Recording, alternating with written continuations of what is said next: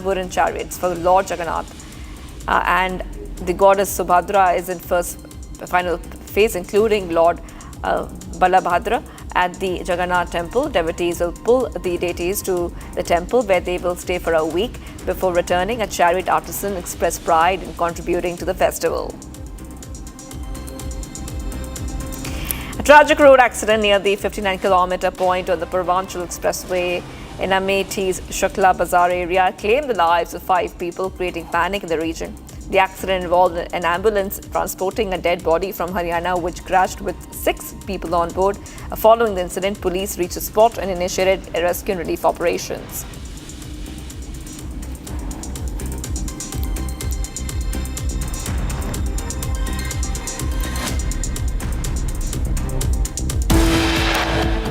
And viewers, much more coming right up. We are live and breaking. We'll put a focus on the other stories. The Directorate General of Civil Aviation officials reached plane crash site to investigate further. DNA samples, including Vijay Rupani's, has been matched so far. And Prime Minister Modi embarks on 3-nation visit to Cyprus, Canada and Croatia ahead of the G7 summit. Stay tuned. We are live and breaking.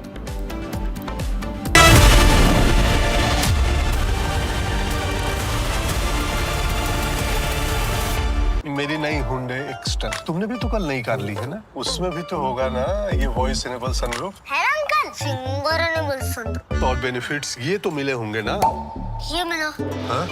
Hyundai cars पर मिल रही है amazing deals. वैसे लोगे तो आप Hyundai ही, चाहे दिल की सुनो या डील्स की। MDH की देगी मिर्च, देगी मिर्च का तड़का, अंग अंग फड़का। MDH की देगी मिर्च।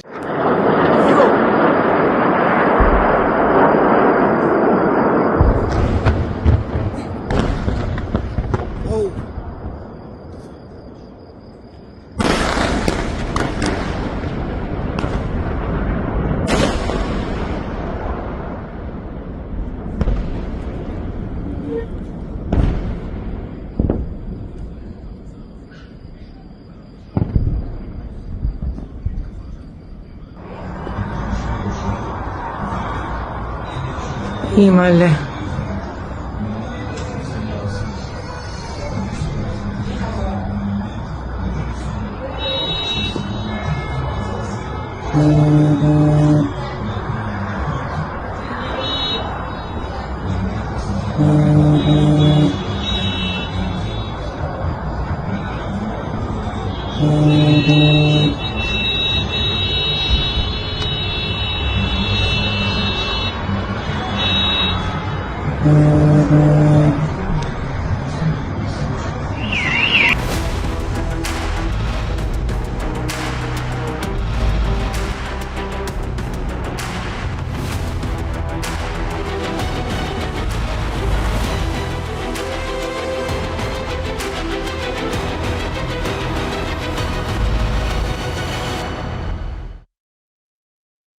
$13,000 placements last year. At Amity, we are committed to nurturing passionate, hardworking and proactive professionals. MDH की देगी मिर्च, देगी मिर्च का तड़का, अंग अंग फड़का। MDH की देगी मिर्च।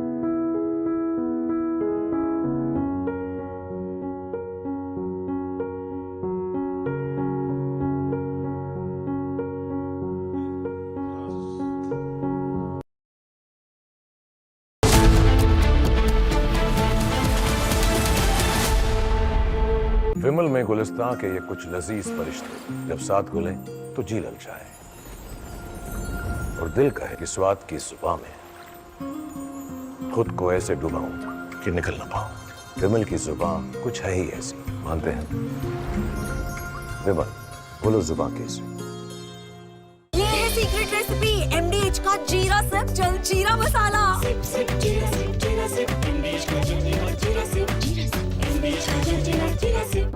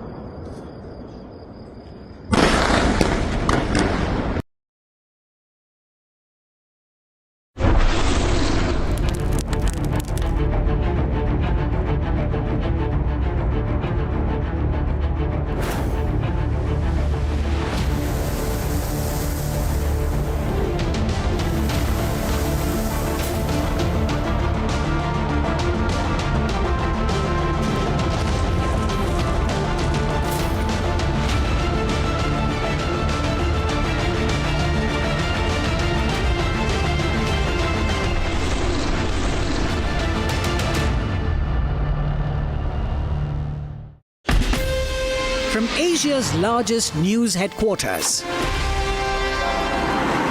setting the agenda for Bharat.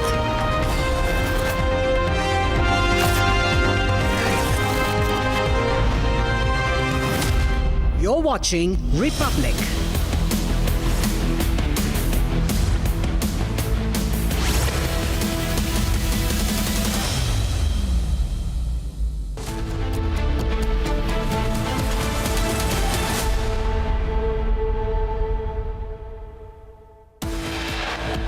कल खराब मौसम के कारण एक हेलीकॉप्टर दुर्घटनाग्रस्त हो गया। इनको गंभीरता से लेते हुए हमने तत्काल एक आपातकालीन बैठक बुलाई है और उस बैठक में निर्देश दिए हैं कि एक सख्त SOP बनाई जाए। Chopper crashes near Kedarnath, 7 people including an infant killed. Rescue and relief operations underway.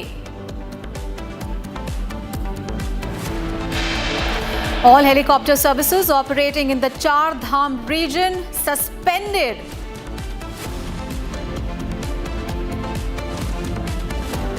Directorate General of Civil Aviation officials reached the plane crash site to investigate. 32 DNA samples, including Vijay Rupani's, matched so far.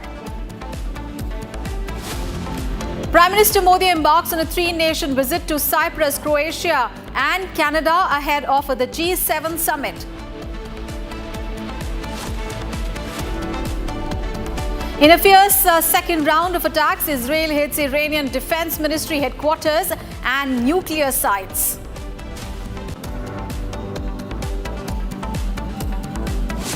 Iran retaliates with drones and missiles, hits at least 2 Israeli cities with 200 missiles.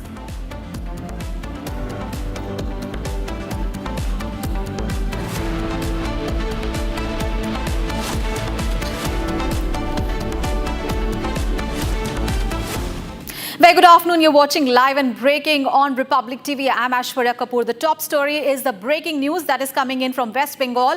The BJP has alleged that Bengal police raided the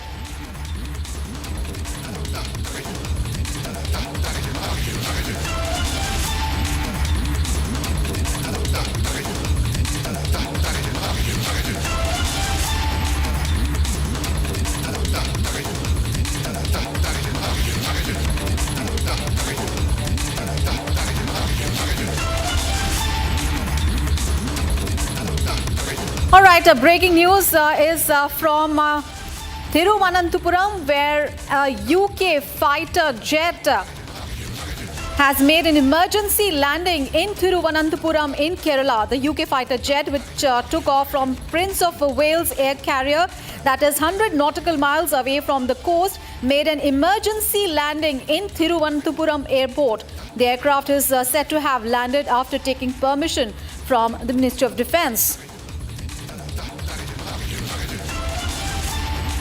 All right, so the British fighter jet making an emergency landing at the Thiruvananthapuram International Airport in Kerala. Now, the cause of why that happened is not known right now.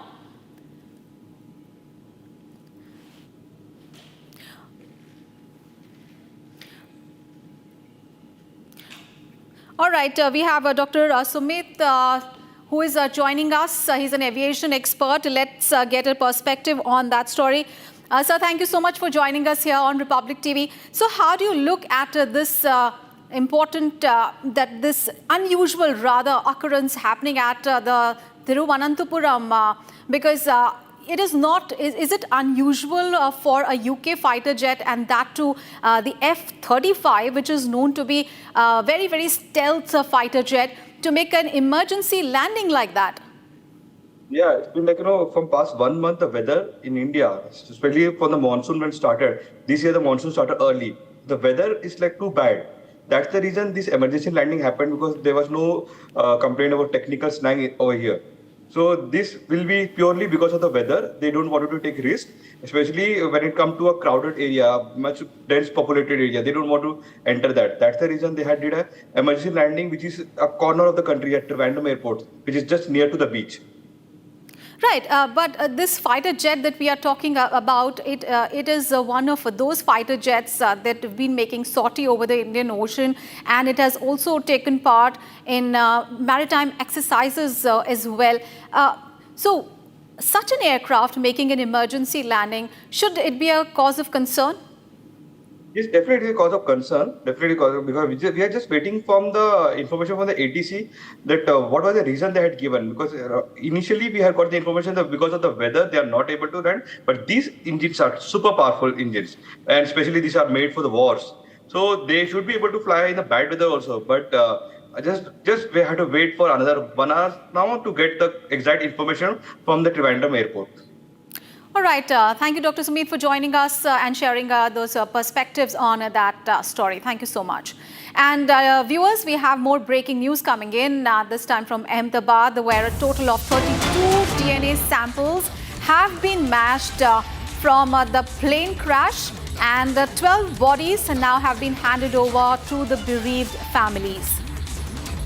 So the process of DNA sampling and matching with the bodies is continuing after the plane crash that happened on Thursday.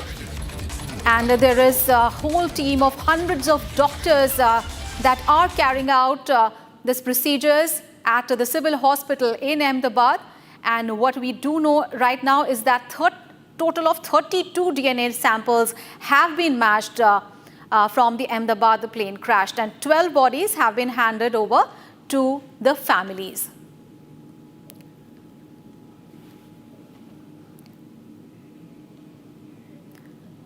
Ahmedabad में हुआ air India के होनारत के अधीन जितने भी हमारे पास bodies आए थे, उनमें से 31 बॉडीज का डीएनए मैचिंग हो गया है, और वो 31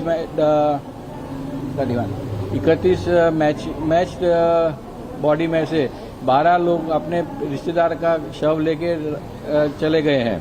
ये जो थे वो विविध एरिया में से आए थे, जैसे कि उदयपुर, बड़ौदा, खेड़ा, विसनगर, अहमदाबाद और बोटाद, इन शहरों में से आए थे और वो लेके निकल गए हैं। हमारी जो व्यवस्था है, we are waiting for other people to come and collect the remains of their relatives.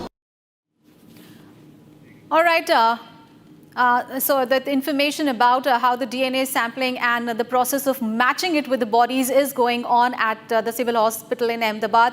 And a key development that happened this morning was that the former Chief Minister of Gujarat, Vijay Rupani's DNA samples were also matched.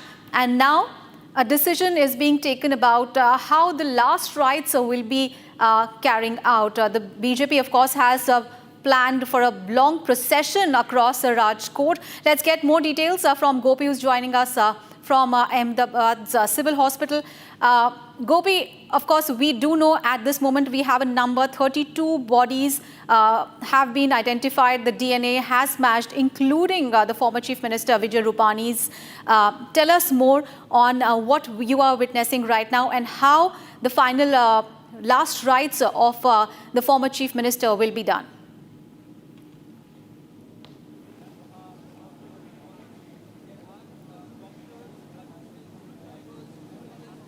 Well, yes, Aishwarya, as you are correctly mentioning, see, it is going to be a long procession from his Vijay Rupani's house in Rajkot to the crematorium based in Rajkot. While what we are learning from our sources is his son, in fact, is going to reach here after a short while, and he will be accompanied by the Health Minister Rishikesh Patel. They are first going to move towards his home, which is based in Gandhinagar, after which they will be leaving for Rajkot.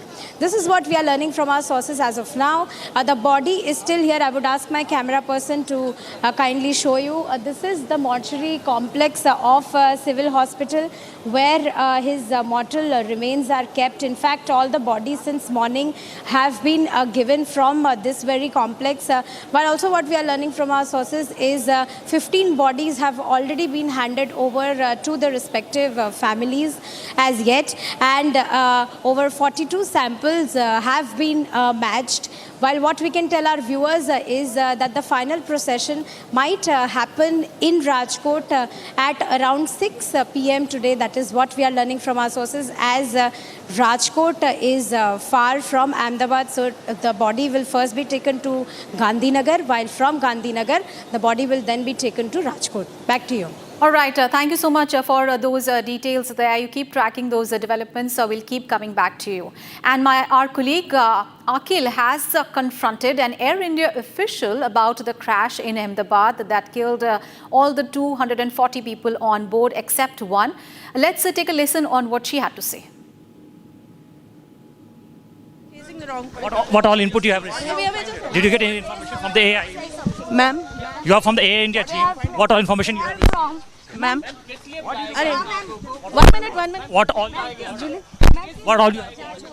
you have got? You have been called by the AI. Information by the AIB, which is doing the investigation. What all information did you get? And we have breaking news coming in on the Israel-Iran conflict. In the latest update we are getting is Iran and Israel tensions are escalating, and Israel has attacked Iran's second largest city of Shiraz. And visuals on your screen are from Shiraz. You can see that destruction, plumes of smoke can be seen emanating in the skies of Shiraz. Meanwhile, Iran has been launching UAVs in retaliation as well.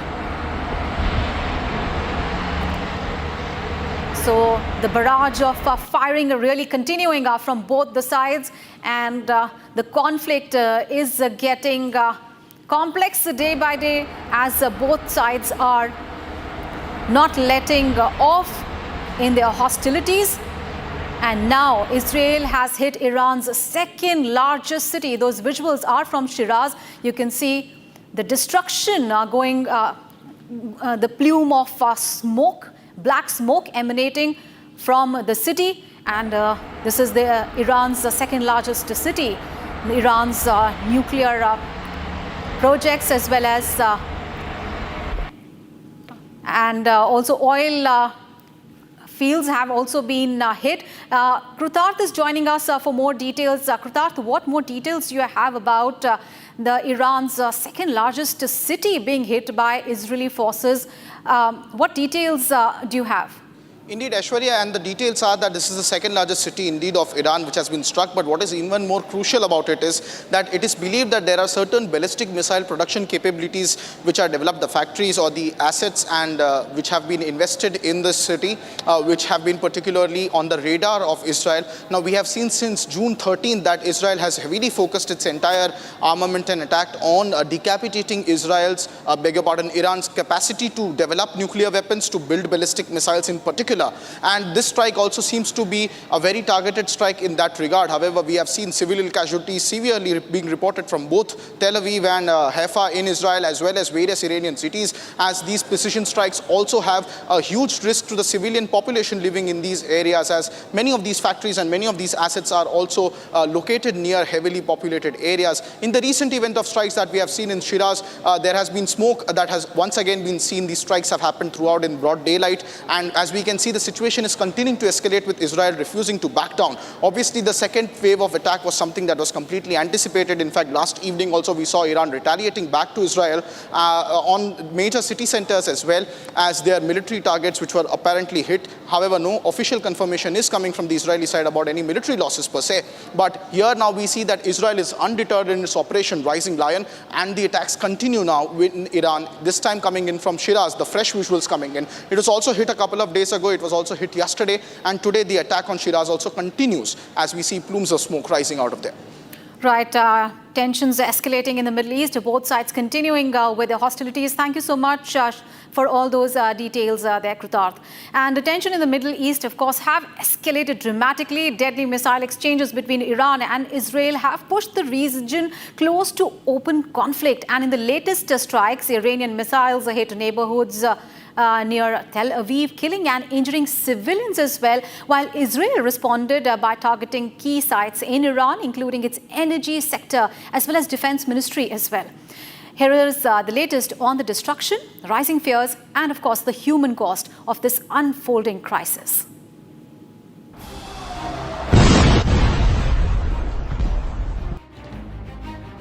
In the early hours of Sunday, neighborhoods outside Tel Aviv were plunged into chaos. Iranian missiles tore through apartment blocks and cars, leaving behind a path of destruction and fear. The damage was widespread. Debris littered the streets. Emergency responders raced to the scene, using drones to locate survivors in places too dangerous to reach on foot. First responders moved quickly, their eyes scanning for movement, their hearts burdened with the urgency of saving lives. Amid the chaos, residents fled with whatever little they could carry. Further north, in Tamara, tragedy struck again. A direct hit reduced an entire structure to rubble. One person was confirmed dead as teams continued to search for others.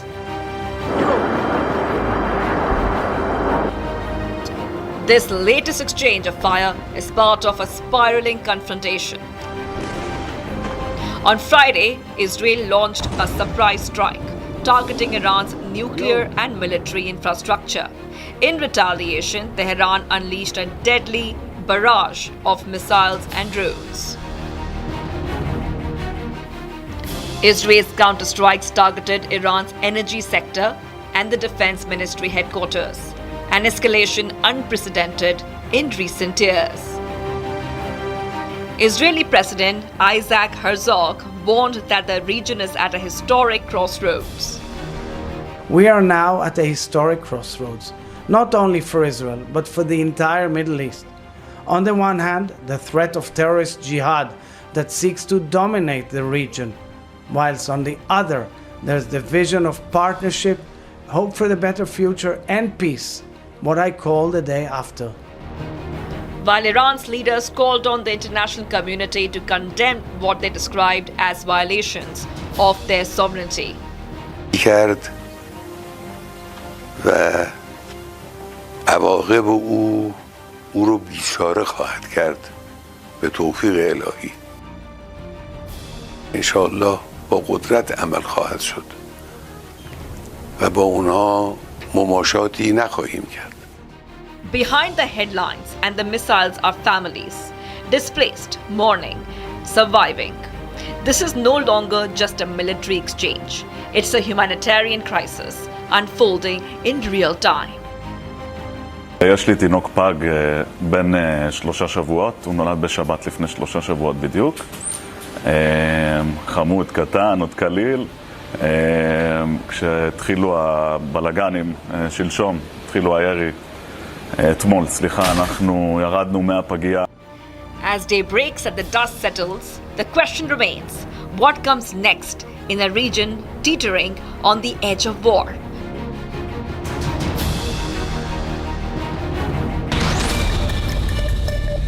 Let's take a look at the other stories from across the world. A neighborhood just outside Tel Aviv suffered massive destruction after missiles were fired from Iran struck the area following Israel's attacks on Iranian nuclear and military sites. First responders reported fatalities and dozens of injuries, with several buildings partially destroyed and residents seen evacuating with their belongings. Emergency teams deployed drones to search inaccessible zones for survivors amid the rubble. 5 responders searched for survivors amid the rubble of the destroyed apartment blocks after an Iranian missile hit a neighborhood outside Tel Aviv early on Sunday, killing at least 4 people. Streets were strewn with the debris, shattered glass and damaged vehicles, while drones were used to access hard-to-reach areas. Residents were seen fleeing with suitcases as Tehran launched a fresh barrage of missiles. In retaliation, Israel also expanded its offensive with direct strikes on Iran's energy sector and the Defense Ministry headquarters. A fresh missile barrage from Tehran killed 4 people in Israel, causing severe damage to buildings and cars in Tel Aviv area. In response, Israel expanded its assault on Iran, targeting the country's energy industry and Defense Ministry headquarters. These simultaneous strikes mark the latest escalation following Israel's surprise attack 2 days earlier, aimed at crippling Tehran's advancing nuclear program. Israeli President Isaac Herzog has declared that the Middle East stands at a historic crossroads amid escalating conflict between Israel and Iran following waves of Iranian missile and drone attacks that killed 3 people and injured dozens in Israel. The Israeli government has warned of further strikes on Iran. We must recognize the grave reality that nuclear weapons in the hands of a murderous ideology pose a clear and immediate threat to the very existence of the State of Israel and regional peace. The international community, understanding this peril, has made it clear time and again through a series of resolutions that Iran must not be allowed to obtain nuclear weapons. Chinese Foreign Minister Wang Yi held a telephonic call with his Iranian counterpart Saeed Abbas, during which Saeed Abbas briefed him of the escalating regional situation and called for united international pressure on Israel to stop its military operations. He also thanked China for its consistent support and voiced confidence in China's role in promoting regional peace. Wang Yi strongly condemned Israel's attacks, denouncing them as violations of Iran's sovereignty and territorial integrity.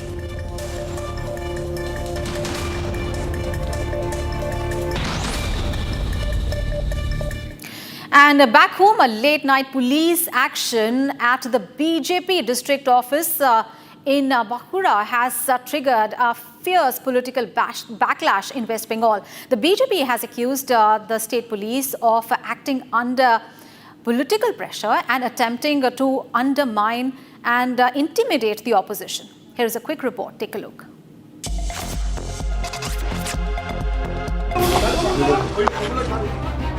A major political storm is brewing in West Bengal after a late-night incident at the BJP office in Bankura. The BJP alleged that police officials led by the officer in charge of Bankura Sadar police station tried to break open the lock of the party office in the dead of night. The BJP has called this act a blatant display of fascism and accused Chief Minister Mamata Banerjee of using the state police as her personal enforcers. heinous crime, I feel, and that has been conducted by a police officer. We are going to the court and we are lodging a FIR against that police officer at a midnight without any that is what is it said warrant, without any warrant.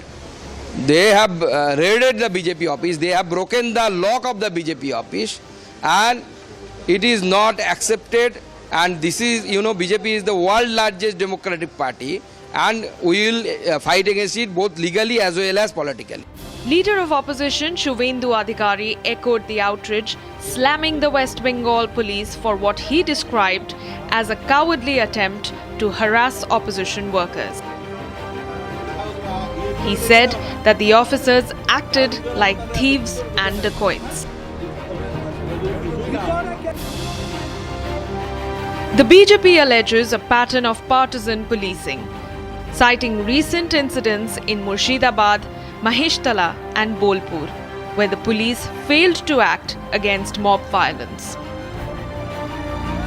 The party has demanded accountability and promised legal and political retaliation against what it calls state-sponsored political vendetta in West Bengal.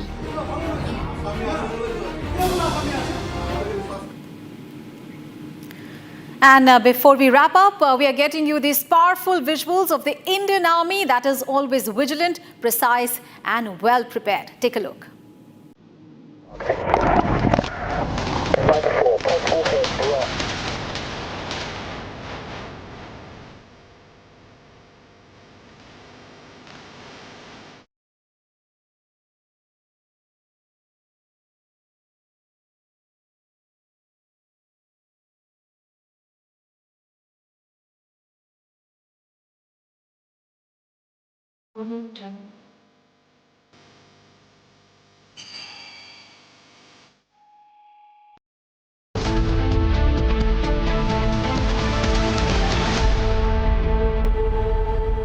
13,000 placements last year. At Amity, we are committed to nurturing passionate, hardworking and proactive professionals. MDH की हल्दी मिर्ची धनिया करे कमाल, ये रंग दे, ये खुशबू दे, ये तीखा, ये कम पड़े, क्या निराला MDH masala.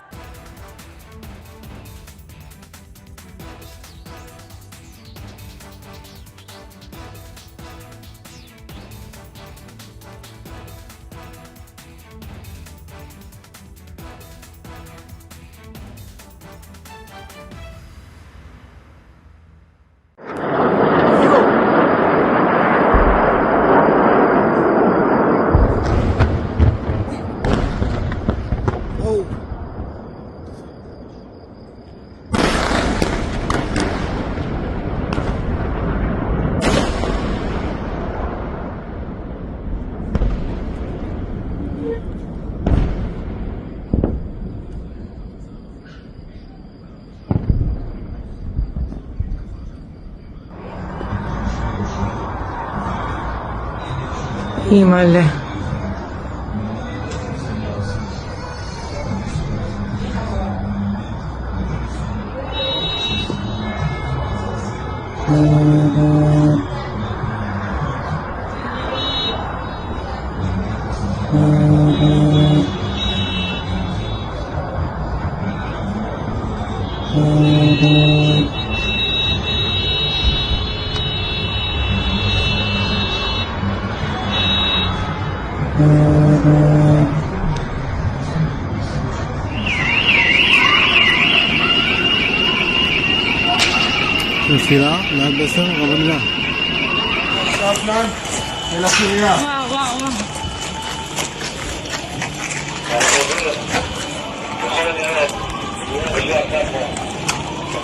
Military operations in history. Operation Rising Lion. The Islamic regime, which has oppressed you for nearly 50 years, threatens to destroy my country.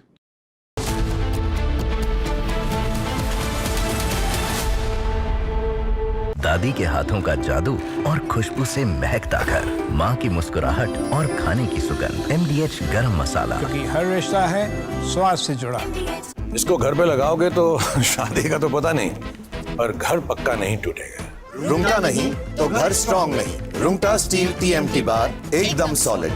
पहाड़ों में एक हाइकिंग शिप भी बन सकती है।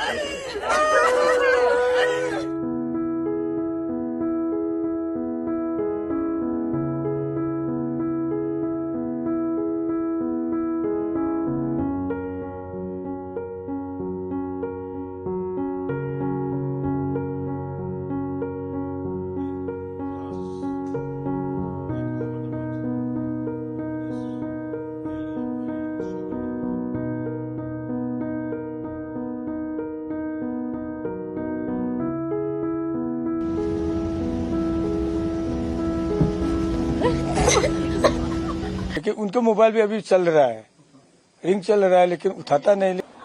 मेरे तो सिर्फ 3 बेटियां हैं। पहली काम मिला है वो मेरी बेटी। इसके बाद क्या बोलूं, कुछ बोलने की कोई।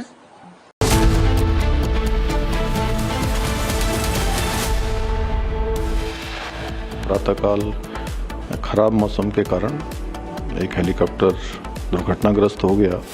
इनको गंभीरता से लेते हुए हमने तत्काल एक आपातकालीन बैठक बुलाई है और उस बैठक में निर्देश दिए हैं कि एक सख्त SOP बनाई जाए। Chopper crashes near Kedarnath. 7 people, including an infant, killed. Rescue and relief operations underway.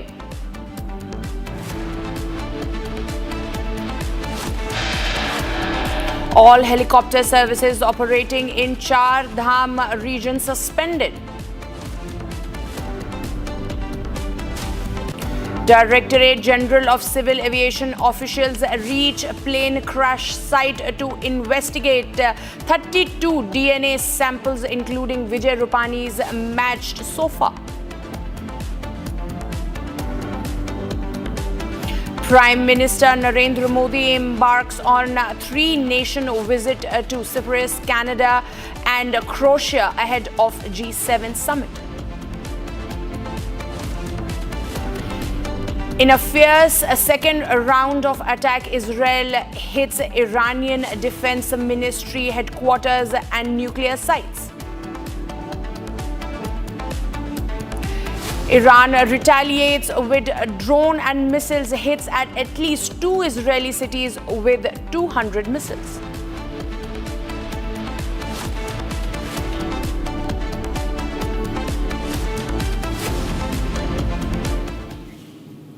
Breaking news coming in, viewers. The Indian Army has foiled an infiltration bid along the LOC in the Rajouri area. Search operations have been launched in the Poonch sector. In a major alert response, the Indian Army troops spotted an infiltration bid attempt along the line of control in Jammu and Kashmir's Bartgala area of Keri sector in Rajouri district. So our Indian forces over there have foiled an infiltration bid of the terrorist over there in Rajouri district of Jammu and Kashmir. Joining me live on this broadcast is my colleague Arawat. Arawat, a major success for the Indian Army. An infiltration bid has been foiled. What more can you share on this? Absolutely, we have seen that it was the intelligence-based input that the joint security forces received in the Jammu's Rajouri district that there is an attempt of the infiltration from the various launching pads in the Pakistan-occupied Kashmir, and we have seen that there were attempts in the Rajouri district. The heavy armed terrorists were trying to cross the fence in the Rajouri district, but we have seen that the Indian Army troopers has given them the befitting reply there at the line of control in the Rajouri sector, and we have also seen the entire area is under cordon and search operation. We have been told from the sources that there are two locations along the line of control area. The first location in the Rajouri and another location is the Puch district where the search operations are being carried out. We have seen that this operation was carried out after the forces received the intelligence-based inputs that there are attempts from the heavily armored terrorists to infiltrate to this side, but we have seen that the other troopers has foiled the terror attempt in the Rajouri.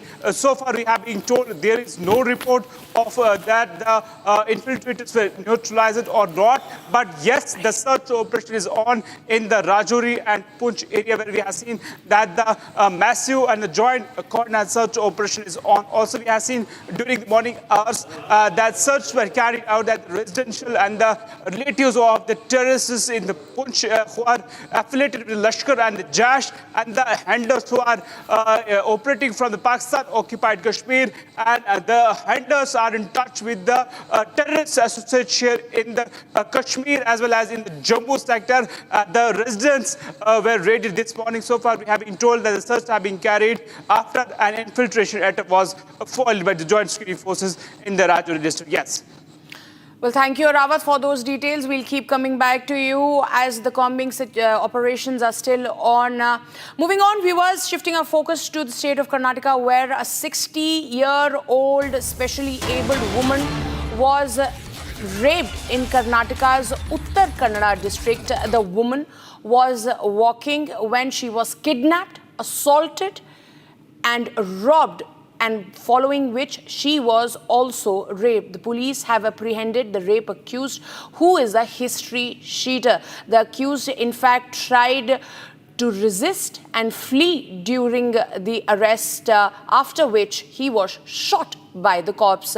So a very gory case coming in from the state of Karnataka, viewers, where a 60-year-old elderly woman was robbed and then thereon raped by this accused, who was later on shot by the police while he was trying to escape the arrest. Joining me live on this broadcast is my colleague Smita. She's live from the our Kannada newsroom. Smita, a very gory case coming in from the state of Karnataka, where a 60-year-old woman was allegedly raped. What more can you tell us? Exactly. When the police officers come to know about the case, they visited the hospital where the 60-year-old lady was, admitted and was under treatment. She was in such a horrifying condition that she was not able to react. She was under complete shock as she was raped, robbed, and also attacked by the accused. So on the basis of this statement, and few photos were also displayed in front of the old woman where she recognized one particular person named Fairuz, who is also a localite. On the basis of that statement of the lady, the police and the team which was formed in this case went in a hunt to trace out that Fairuz. But while when he was traced out within 2-3 hours of the investigation, he tried to attack on the police personnel, especially Dandeli City Police Crime PSI Kiran Patil and Imran and Krishnappa were attacked while they were trying to capture him. So, in action towards the protection, the police shot his leg, Fairuz's leg, and he is also now hospitalized, and the investigation is on the way. And according to the primary information by the police department to our local reporter, that Fairuz attacked the old lady while she was traveling from her house to a relative, how she was walking, in fact. And Dandeli, as we know, is most of the forest area. So she was walking alone in that forest area where she was, attacked, robbed. The lady has also told us she was having 5,000 rupees in cash, which was robbed, and a keypad mobile phone with her, which was also robbed. And she was raped by the same person. Now the police have, arrested Fairuz, and the investigation is absolutely underway. Smita, what is the medical condition of this elderly woman? As you said that she is in the hospital, she was not in this state to even give the police statement at first. What is the medical situation right now? As of now, her physical health is, not to be worried too much, but she is under a great shock, as we are getting to know. She was under stress and she was under shock, and now there are, small wounds around her body, as the allegation is that she was raped in a forest area. The doctors are giving her treatment, and also the police are not pressurizing her. Only the preliminary statement have been accessed from her. As we are getting the information, she is still in the Dandeli Government Hospital and is getting the treatment. Well, thank you, Smita, for those details. We'll keep coming back to you as this particular case is going to snowball into a major political controversy as well. Now, moving on, viewers, we're getting more breaking news. In a tragic accident, a 2-year-old child died after falling into an open drain. The child, who was playing near that drain filled with flowing water, accidentally fell in. The incident was captured on the CCTV camera. Despite being rushed to the hospital, the child could not survive and succumbed. These are the visuals that you are getting on your screen, viewers. This also happened in Karnataka, where we have seen in the past as such cases of civic apathy has rattled the entire state, and yet again we have one more horrific case right there in front of you. Smita continues to stay with us. She's live from the R Kannada newsroom. Smita, multiple cases of civic apathy being reported from the state of Karnataka, from brittle roads to open drains, yet another life lost. What more can you tell us? The story is also from the same place, same district, that is Uttara Kannada. The same story, the previous story of an elderly woman being raped was also unfortunately from the same district. Now, about this story, we are witnessing a heavy downpour from a week in the coastal areas, including the Uttara Kannada.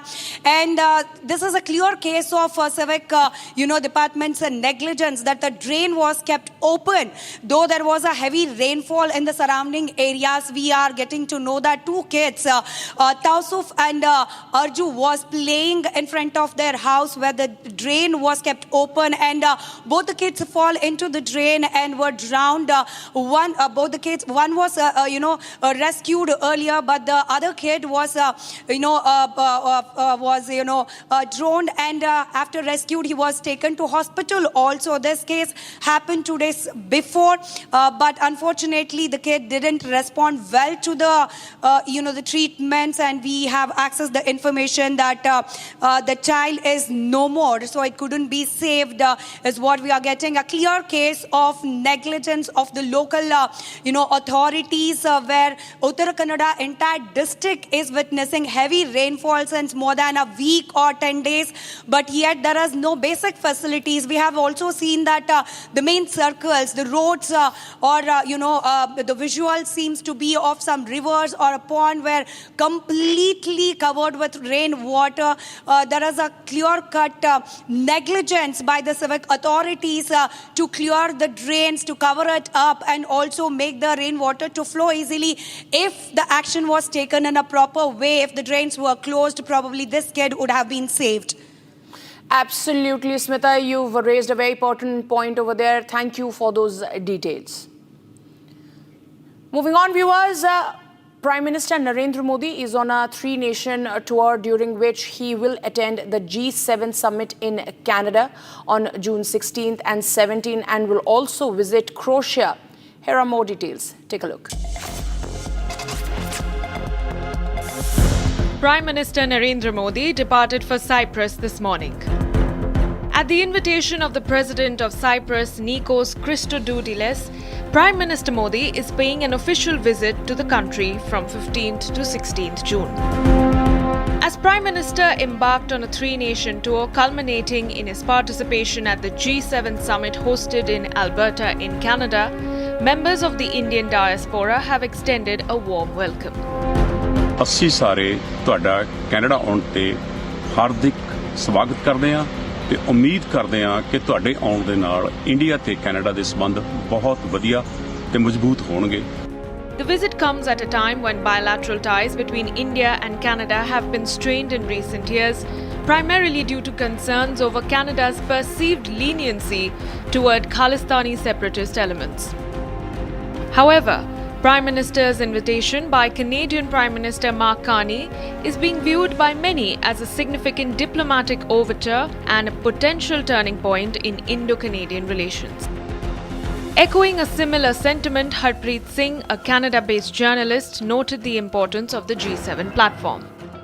The world is passing through a critical phase, and the G7 meeting that is taking place in Alberta will be a great opportunity for the world leaders to brainstorm and come up with solutions to find peace. There have been issues between India and Canada in the past few years, and I hope during this meeting things are sorted out and a new path is chosen whereby both the countries develop and prosper.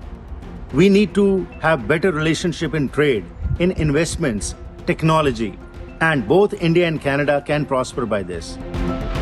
Prime Minister Modi's participation in the G7 summit is being widely viewed by the Indian diaspora and global observers as a crucial opportunity to address and improve the recent strain in bilateral ties.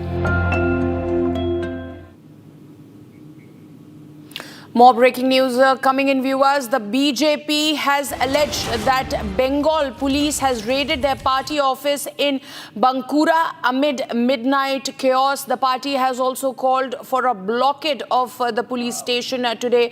According to a BJP statement, a police team broke the lock of the party office and ransacked the documents in the dead of the night. The incident has sparked widespread tension, and the BJP workers have reached the scene, forcing the police to retreat. The BJP district president accused the police of being subservient to the ruling party and claimed that the raid was a vendetta over a false case. So yet again, as the state of West Bengal is inching closer towards the poll in just less than a year, the state of West Bengal will be going for polls at somewhere around May 2026. We are seeing multiple cases of violence that are being reported there in state of West Bengal, and as you can see, these are the visuals of the BJP, local BJP leaders over there marching towards their office in Bankura area, which was ransacked at the dead of night, like the BJP has alleged, and they are saying that it is high time that they should take control of it. And as you can see, massive violence, aggressive visuals over there. BJP workers have reached the West Bengal office where the police had ransacked. They have taken the matter into their hand. They are alleging that the police is subservient to the West Bengal government. Remember, viewers, this is not the first time where the Bharatiya Janata Party has alleged partiality and bias on the part of West Bengal police, and they have multiple times in the past also accused the West Bengal police to have been working on the behest of the ruling Trinamool Congress.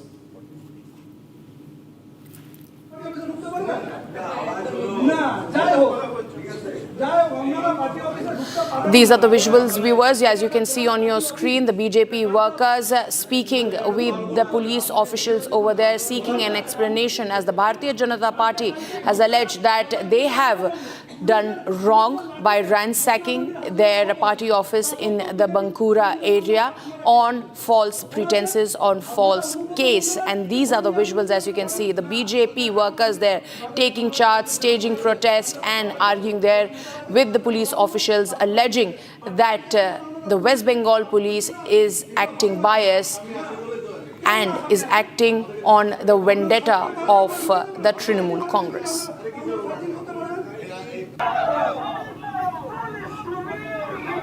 The visuals continue to come in, viewers. As you can see, these are the BJP workers, angry, aggravated BJP workers walking towards the police station over there to raise their concern over what really transpired last night. In the dead of the night, the BJP alleges that their party office was ransacked.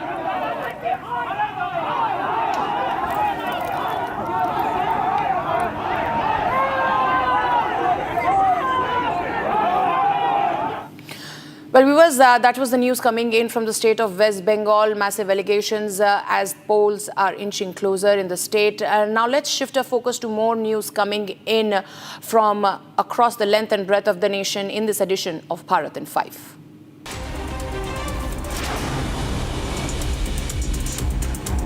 The Jammu and Kashmir police launched a major crackdown early this morning in the Sojan area of Poonch district, targeting trusted associates and relatives of Pakistan-based terror commanders hailing from Jammu and Kashmir. The marks of the third round of the raids in the past month, which searches underway at over 8 locations across the district as security forces intensify efforts to dismantle local support networks of cross-border terrorists. A massive compound wall collapsed in Mangaluru following heavy rain was caught on CCTV camera showing the structure crashing onto the road and damaging the opposite compound. Thankfully, no casualties have been reported as the road at the time the impact tore off a gate, brought down an electric pole that snapped in two and caused a short circuit with visuals resembling a powerful water explosion, underscoring the severity of the incident.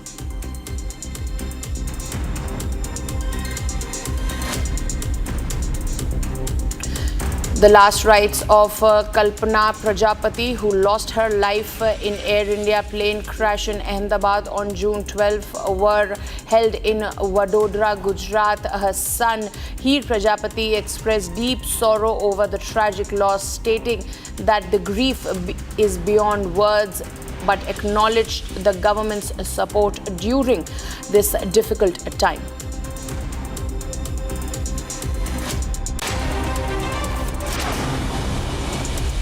कोई tension लेना की ज़रूरत नहीं है। जितने हम हमारी family को लेकर टेंशन में हैं, उतने ही गवर्नमेंट हमारे लिए उतने सहकार देने के लिए तैयार है। शब्दों में मैं कह नहीं सकता उतना सो। एक आप हट जाए ना, उससे भी ज़्यादा।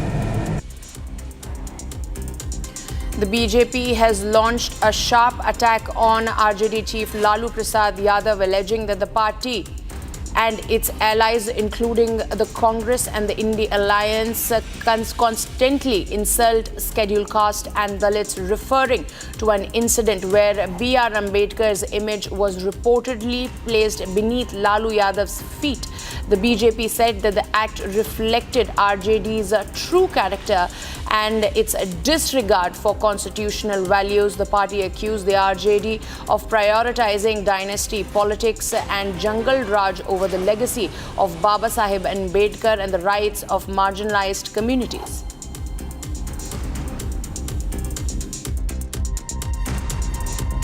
देखिए, बाबा साहब आम्बेडकर जी और अनुसूचित जाति जनजाति दलितों का अपमान, यही तो आरजेडी और उनके साथी कांग्रेस और इंडिया अलायंस की पहचान।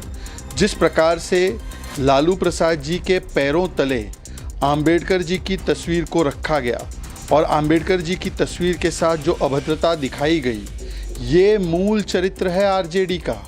आरजेडी सामंतवादी सोच रखती है, संविधानवादी नहीं। आरजेडी के लिए बेटा साहब ज़्यादा ज़रूरी है, बाबा साहब नहीं। आरजेडी के लिए जंगल राज और परिवार राज ज़रूरी है, संविधान का राज नहीं। The Karnataka BJP has criticized the state government's decision to conduct a fresh socio-education survey, calling it a move to create confusion and divert public attention. The cabinet on Thursday opted to scrap the 2015 Kantha Raju Committee caste census, which cost 165 crore and faced opposition from several dominant communities. Although CM Siddaramaiah had previously promised to implement 2015 report, citing its importance despite criticism of it being unscientific, the new survey indicates a shift in approach by the Congress-led government.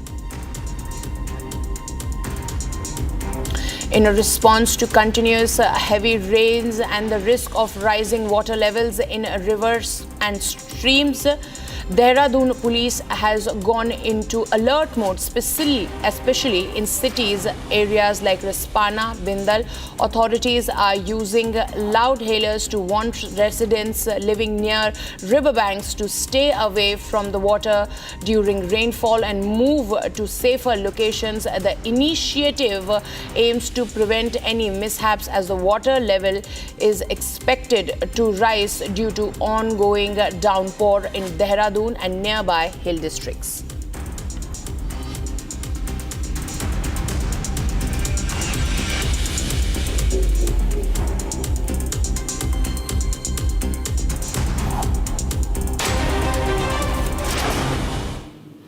We was getting you these powerful visuals of Indian Army, who is always vigilant, precise and prepared. Take a look.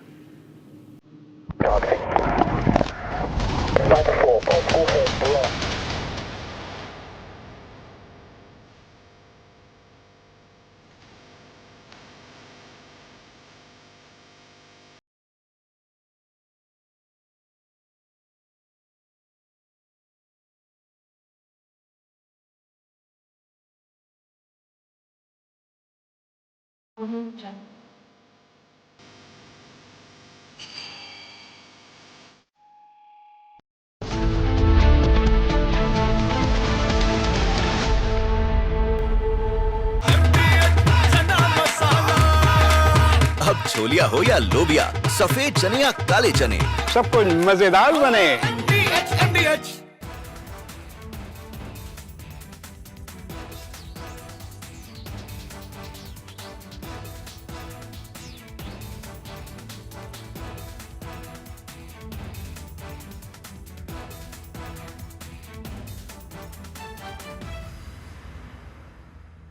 आधे bowl दही में 4 चम्मच MDH चटनी पुदीना मसाला डाला, stir करो, पुदीना चटनी तैयार। MDH चटनी पुदीना मसाला। MDH।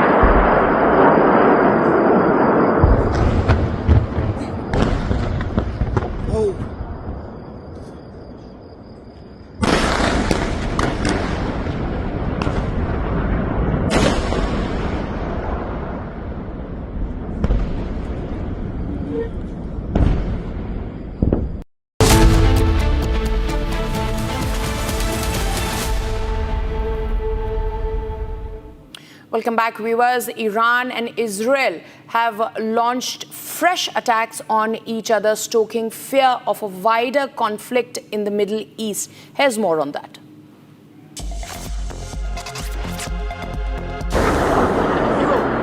The night sky of Jerusalem and Tel Aviv were lit up as Iran's barrage towards Israel were intercepted by Israel's Iron Dome.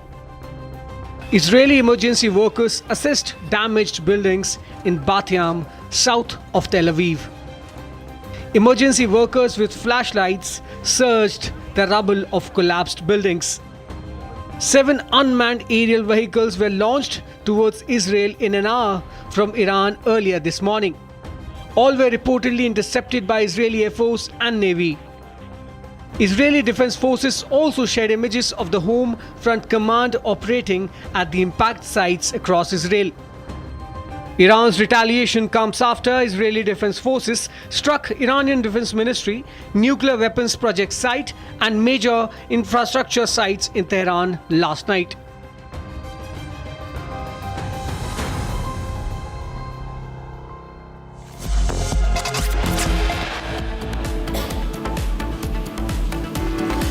Prime Minister Narendra Modi embarks on a 3-nation visit to Cyprus, Canada and Croatia ahead of the crucial G7 summit.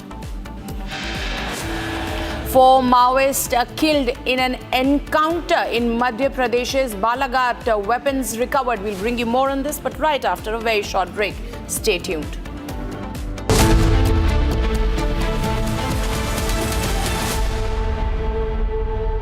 दादी के हाथों का जादू और खुशबू से महकता घर, माँ की मुस्कुराहट और खाने की सुगंध। MDH गरम मसाला, क्योंकि हर रिश्ता है स्वाद से जुड़ा। विमल में गुलिस्तां की ये कुछ लजीज फरिश्ते, जब साथ घुले तो जी ललचाए और दिल कहे कि स्वाद की इस जुबां में खुद को ऐसा डुबाऊं कि निकल ना पाऊं। विमल की जुबान कुछ है ही ऐसी, मानते हैं ना? विमल, बोलो जुबां केसरी। MDH की हल्दी मिर्ची धनिया करे कमाल, ये रंग दे, ये खुशबू दे, ये तीखा, ये कम पड़े, क्या निराला MDH masala.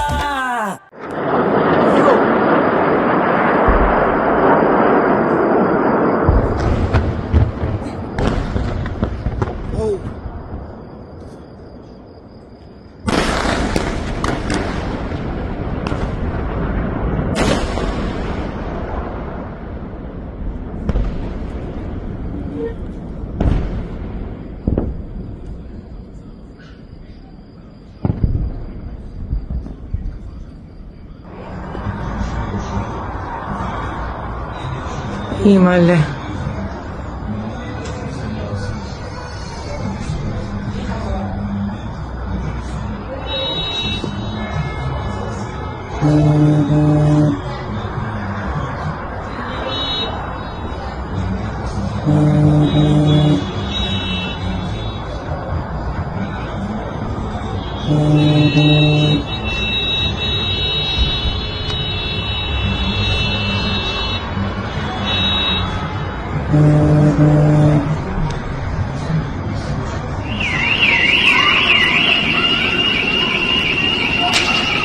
Sila, lahat basta kabila. Stop lang. Wala siya.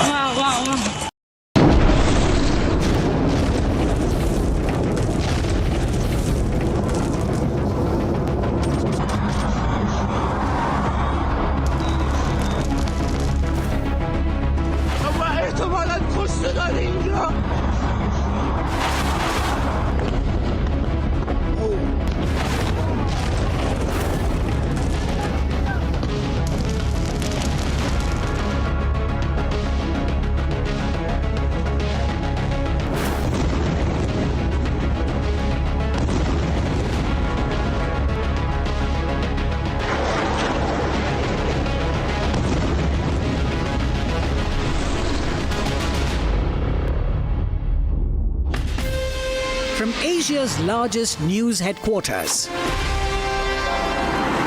setting the agenda for Bharat.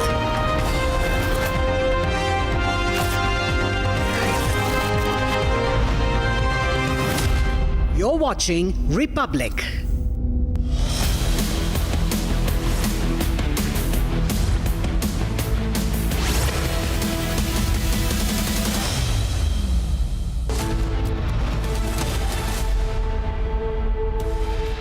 आज प्रातःकाल खराब मौसम के कारण एक हेलीकॉप्टर दुर्घटनाग्रस्त हो गया। इनको गंभीरता से लेते हुए हमने तत्काल एक आपातकालीन बैठक बुलाई है और उस बैठक में निर्देश दिए हैं कि एक सख्त SOP बनाई जाए। Chopper crashes near Kedarnath, 7 people including an infant killed, rescue and relief operations underway. All helicopter services operating in the Char Dham region suspended.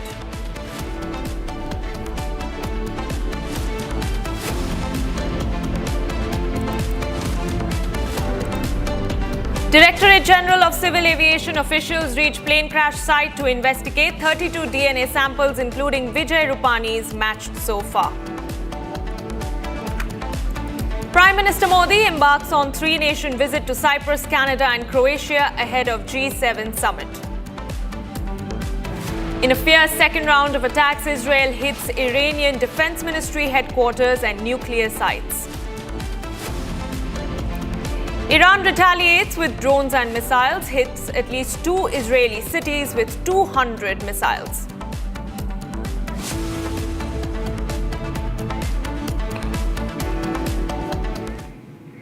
All right, viewers, thank you for staying with Republic TV. You're watching Live and Breaking with me, Oyana Mitra, starting up with the fresh visuals that we are getting in from Israel. And these are the visuals of the destruction in the Batiyam region in Israel after a barrage of Iranian missiles hit the city. Now we're learning that 35 people have still been considered missing by the authorities after a missile strike on a residential building in Batiyam. Rescuers are racing against time to extract the missing amid fears that a building could collapse. Now, the barrage was Iran's second overnight attack, triggering sirens and sending residents of Tel Aviv into panic.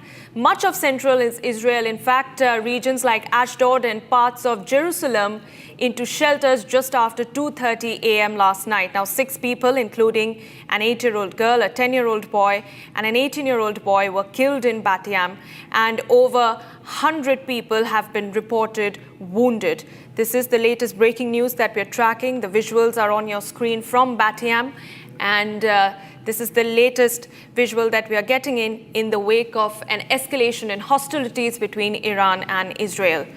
And for more information, I'd like to go across to my colleague Krutarth, who's joining me live from the newsroom. Krutarth, devastating situation in central Israel and across the country. In fact, how do you assess this situation to move forward, and do you believe that a de-escalation is possible at all?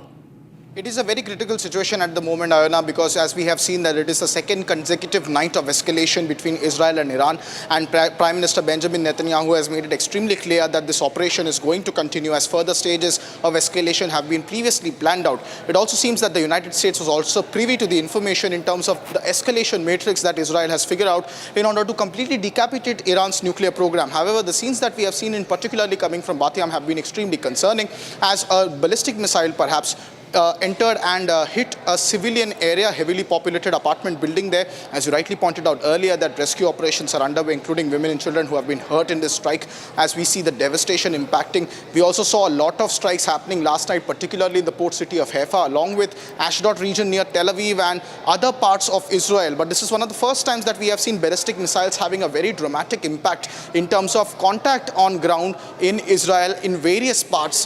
This is the biggest barrage of ballistic missiles in particular that have been fired by Iran. We also saw that the initial concerns that Israel at the time of launching of Operation Rising Lion was to decapitate the ballistic missile program in particular, along with nuclear enrichment, as Israel believed that Iran was very, very close at a point of no return, in fact, to manufacture a warhead of nuclear capacity. So the situation continues to escalate. All eyes will be on the night sky tonight over Jerusalem, Tel Aviv and Haifa and all Israeli cities. At the same time, concerns will also be very high in Iran, as a third consecutive night of escalation is anticipated. However, we hope that the situation comes to peace and closure as soon as possible. However, at the moment, the scenes on the screen, ladies and gentlemen, the rescue operations continue in Israel's Batiyam. Back to the studio. Yes.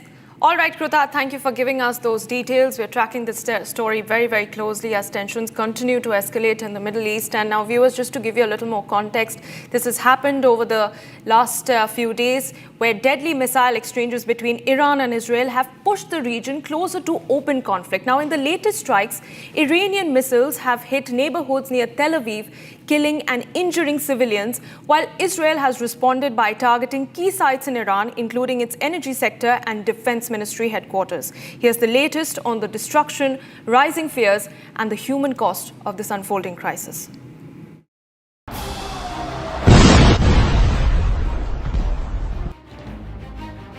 In the early hours of Sunday, neighborhoods outside Tel Aviv were plunged into chaos. Iranian missiles tore through apartment blocks and cars, leaving behind a path of destruction and fear. The damage was widespread. Debris littered the streets. Emergency responders raced to the scene, using drones to locate survivors in places too dangerous to reach on foot. First responders moved quickly, their eyes scanning for movement, their hearts burdened with the urgency of saving lives. Amid the chaos, residents fled with whatever little they could carry. Further north, in Tamara, tragedy struck again. A direct hit reduced an entire structure to rubble. One person was confirmed dead as teams continued to search for others.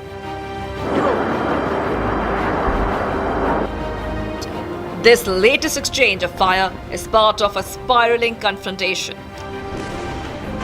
On Friday, Israel launched a surprise strike, targeting Iran's nuclear and military infrastructure. In retaliation, Tehran unleashed a deadly barrage of missiles and drones. Israel's counterstrikes targeted Iran's energy sector and the defense ministry headquarters, an escalation unprecedented in recent years. Israeli President Isaac Herzog warned that the region is at a historic crossroads. We are now at a historic crossroads, not only for Israel, but for the entire Middle East. On the one hand, the threat of terrorist jihad that seeks to dominate the region, whilst on the other, there's the vision of partnership, hope for the better future, and peace, what I call the day after. While Iran's leaders called on the international community to condemn what they described as violations of their sovereignty. کرد و عواقب او رو بیچاره خواهد کرد به توفیق الهی انشاءالله با قدرت عمل خواهد شد و با اونها مماشاتی نخواهیم کرد. Behind the headlines and the missiles are families, displaced, mourning, surviving. This is no longer just a military exchange. It's a humanitarian crisis unfolding in real time. יש לי תינוק פג בן 3 שבועות, הוא נולד בשבת לפני 3 שבועות בדיוק. חמוד קטן, עוד קליל. כשהתחילו הבלגנים שלשום, התחילו הירי. אתמול, סליחה, אנחנו ירדנו מהפגייה. As day breaks and the dust settles, the question remains, what comes next in a region teetering on the edge of war?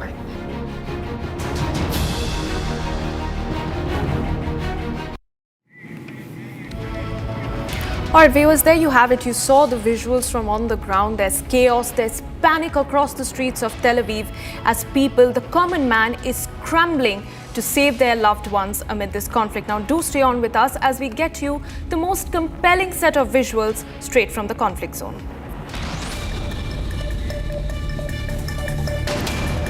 A neighborhood just outside Tel Aviv suffered massive destruction after missiles fired from Iran struck the area following Israel's attacks on Iranian nuclear and military sites. First responders reported fatalities and dozens of injuries, with several buildings partially destroyed and residents seen evacuating with their belongings. Emergency teams deployed drones to search inaccessible zones for survivors amid the rubble. First responders searched for survivors amid the rubble of destroyed apartment blocks after an Iranian missile strike hit a neighborhood outside Tel Aviv early Sunday, killing at least 4 people. Streets were strewn with debris, shattered glass and damaged vehicles, while drones were used to access hard-to-reach areas. Residents were seen fleeing with suitcases as Tehran launched a fresh barrage of missiles. In retaliation, Israel expanded its offensive with direct strikes on Iran's energy sector and the defense ministry headquarters. A fresh missile barrage from Tehran killed 4 people in Israel, causing severe damage to buildings and cars in the Tel Aviv area. In response, Israel expanded its assault on Iran, targeting the country's energy industry and defense ministry headquarters. These simultaneous strikes mark the latest escalation following Israel's surprise attack 2 days earlier aimed at crippling Tehran's advancing nuclear program. Israeli President Isaac Herzog has declared that the Middle East stands at a historic crossroads amid escalating conflict between Israel and Iran. Following waves of Iranian missile and drone attacks that killed 3 people and injured dozens in the country, the Israeli government has warned of further strikes on Tehran. We must recognize the grave reality that nuclear weapons in the hands of a murderous ideology pose a clear and immediate threat to the very existence of the State of Israel and regional peace.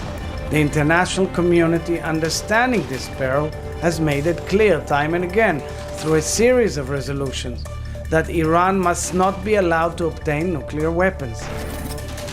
Chinese Foreign Minister Wang Yi held a phone call with his Iranian counterpart Saeed Abbas Araghchi, during which Araghchi briefed him on the escalating regional situation and called for unified international pressure on Israel to stop its military operations. Arakchi thanked China for its consistent support and voiced confidence in China's role in promoting regional peace. Wang Yi strongly condemned Israel's attacks, denouncing them as violations of Iran's sovereignty and territorial integrity.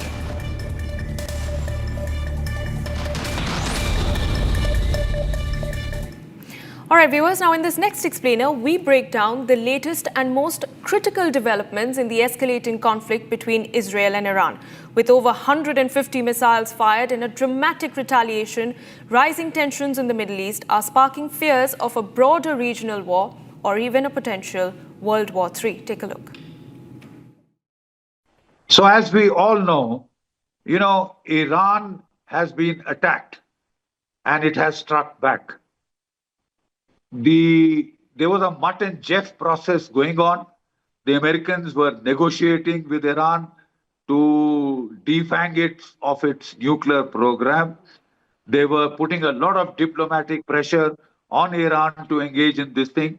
And as part of that Mutt and Jeff routine, while the Americans were putting the diplomatic pressure, the Israelis were giving the threats of military attack on its,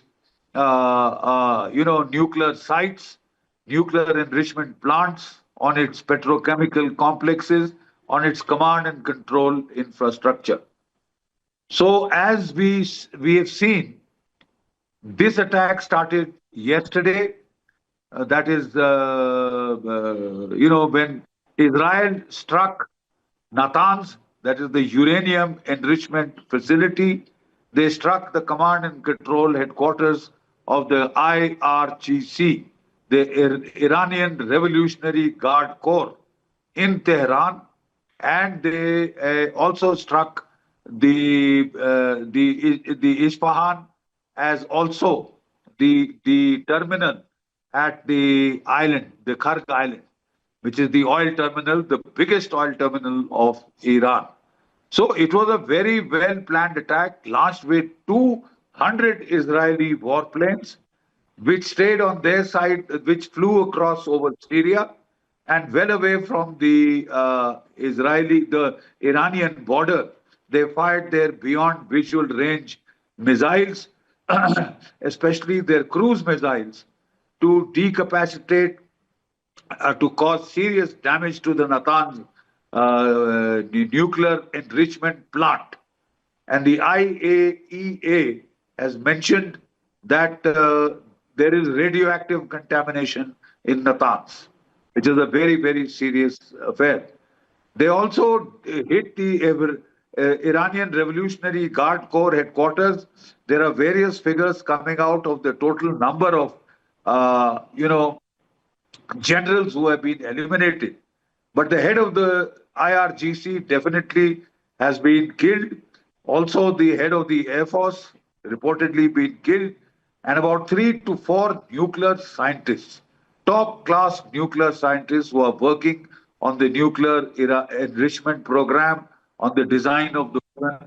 So now Iran has hit back. Last night, Iran hit back with a barrage of about 150 ballistic missiles and drones. 150 ballistic missiles. And as was clearly evident on the television screens, though most of these missiles and drones were shot down, a fair percentage does seem to have gotten through, which could be as high as 7 to 8% or more, because we could see massive explosions in Tel Aviv, close to their headquarters of the Ministry of Defense. So Iran has stuck back with determination, and it looks like that Iran has girded up its loins for a long fight.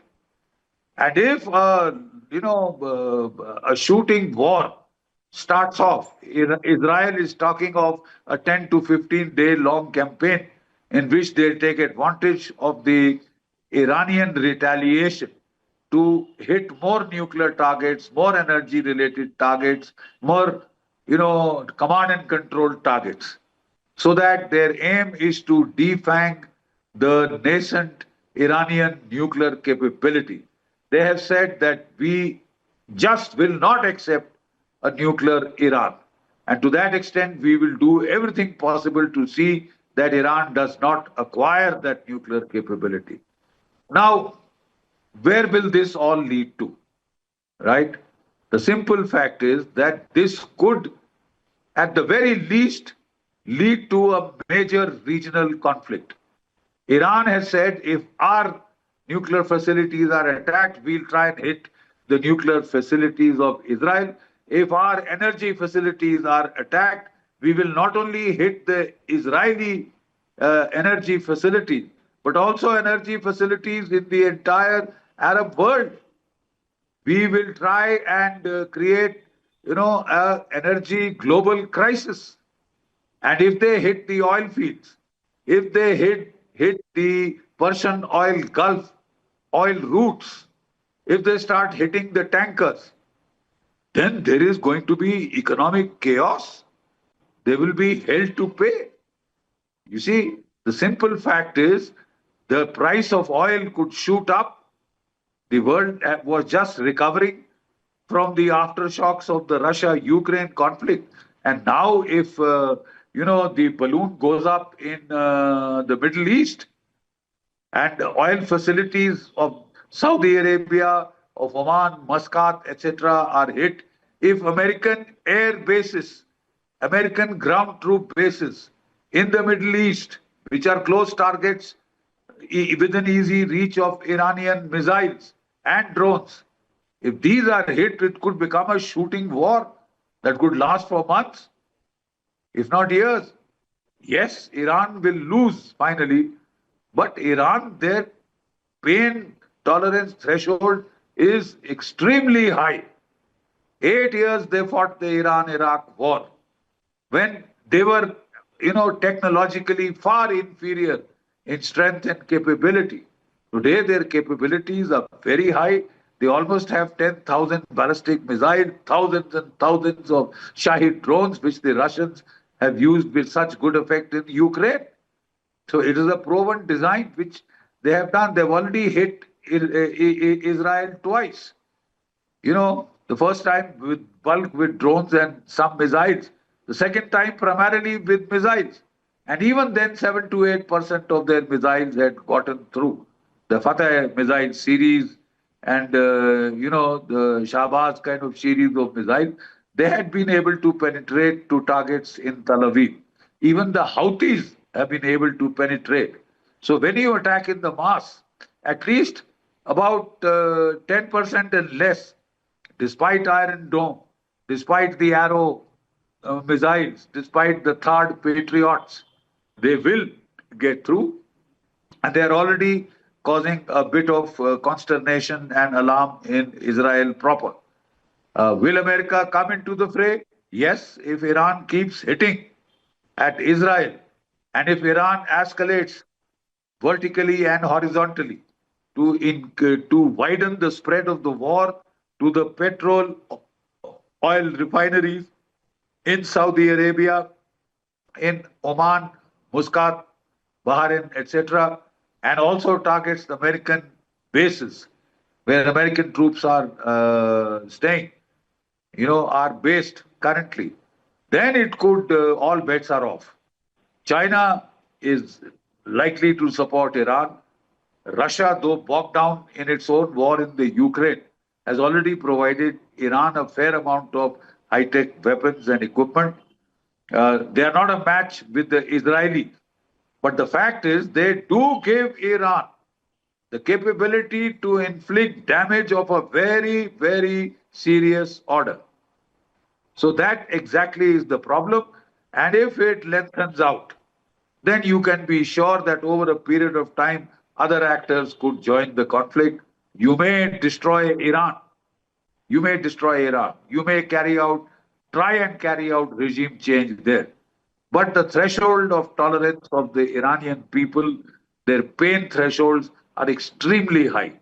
Even in the past, like I said, in the Iran-Iraq war, 8 years of mayhem and massacres they withstood, but they almost defeated Iraq, and Iran took the war back to inside Iraq. That was the level of the tenacity of their defense. So this is a very, very grim and foreboding scenario. Donald Trump was very keen to have, an era of peace and quiet in which he could consolidate, his economy, build up his military strength, and then get on to biscuits. And then get on to, any major or with China or with both. He didn't want to get involved, bogged down straight away. He has to deal with his own deep state, which does not seem to be obeying his orders. And it looks like the operation, perhaps carried out to hit the Russian bombers, was a rogue operation. If that is so, it is an extremely serious matter. And he will take some time to assert control. So he was keen, as a grand strategic design, to have an era of peace and quiet in which he would consolidate the American economy. The turmoil that has been created by the induction of the tariffs and trade barriers, etc., all that would have settled down. But looks like he's not going to get that era of peace and quiet. And that has very grim prognostications for the rest of the world. We are headed towards a period of major wars and conflicts. Unfortunately, however much we may not like it, however much we may not want it, nobody can escape the grim conclusion the Russia-Ukraine war is 3.5 years and counting. No end in sight. It is only escalating. The war in the Middle East, is continuing and escalating. The Houthis, the Hezbollah, the Hamas will now try and come to the help of Iran. And therefore, there will be all-round fighting in the Middle East. And if China decides this is the precise time it wants to invade Taiwan, well, then you have a world war on your hands, whether you want to or you don't. That is the grim, very grim prognostication and forecast. We are headed for war and violence on a scale which has been unprecedented. Was last seen only in World War I and World War II. A lot of people say that it can't be World War III because World War II, World War I, the Western powers were colonizing powers. They had their colonies in Asia and Africa, which were forced to join the war, whether they liked it or not. I fully understand that things have changed. But if the thing escalates to nuclear levels, that will affect the whole globe. Please understand this. A lot of people try and teach me history, current history. I'm well aware of current history. I'm saying that World War I was a multipolar conflict. World War II was a multipolar conflict.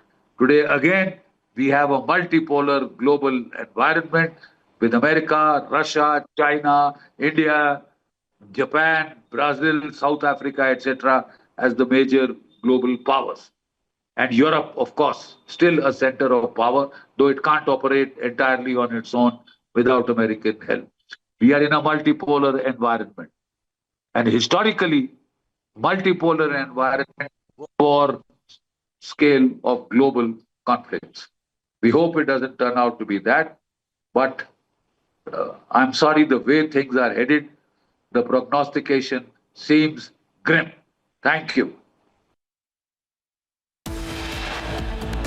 All right, after a very quick break, all helicopter services operating in the Char Dham region suspended after a chopper crash earlier this morning. And Prime Minister Modi has embarked on a three-nation visit to Cyprus, Canada and Croatia ahead of the G7 summit. Tracking those stories and a lot more for you after a short commercial break.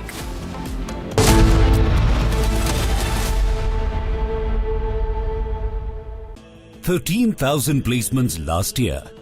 At Amity, we are committed to nurturing passionate, hardworking and proactive professionals.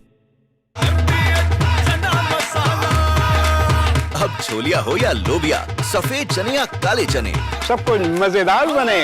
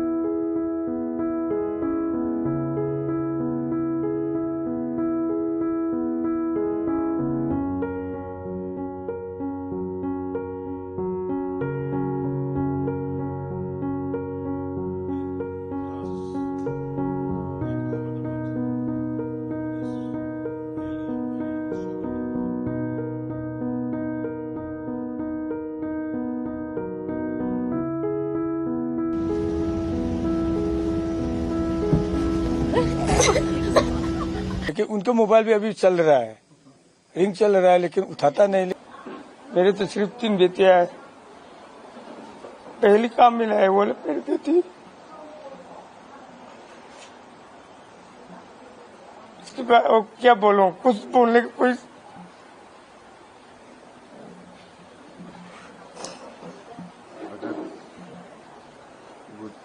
चलेगा तो घर में ही करेगा, कुछ न कुछ तो उसका शरीर से मिल जाएंगे ना, वो घर में ही करेगा। अब उसी को उम्मीद में है।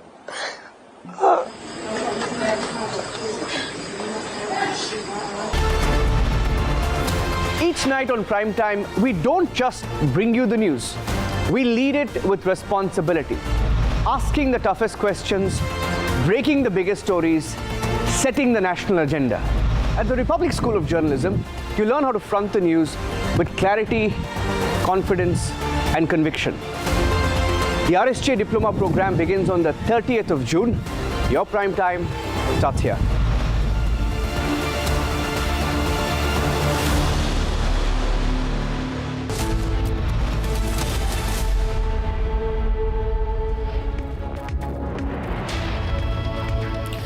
Good afternoon, viewers. This is Republic and you're watching Live and Breaking with me, Madhurima Mishra. Let's get started with the headlines. आज प्रातःकाल खराब मौसम के कारण एक हेलीकॉप्टर दुर्घटनाग्रस्त हो गया। इनको गंभीरता से लेते हुए हमने तत्काल एक आपातकालीन बैठक बुलाई है और उस बैठक में निर्देश दिए हैं कि एक सख्त SOP बनाई जाए। Chopper crashes near Kedarnath. 7 people, including an infant, killed. Rescue and relief operations underway. Char Dham Yatra stalled as all helicopter services operating in Char Dham region suspended. Directorate General of Civil Aviation officials reach a plane crash site to investigate. 32 DNA samples, including Vijay Rupani, is matched so far. Prime Minister Narendra Modi embarks on 3-nation visit to Cyprus, Canada and Croatia ahead of the crucial G7 summit. In a fierce second round of attacks, Israel hits Iranian Defense Ministry headquarters and nuclear sites. Iran retaliates with drones and missiles, hits at least 2 Israeli cities with 200 missiles.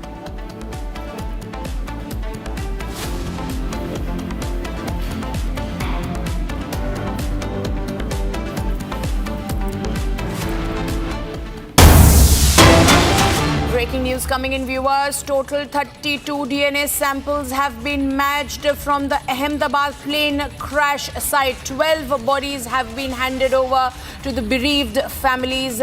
Meanwhile, DNA sample of former Chief Minister of Gujarat, Vijay Rupani, has also been matched. His last rites will be performed in Rajkot tomorrow.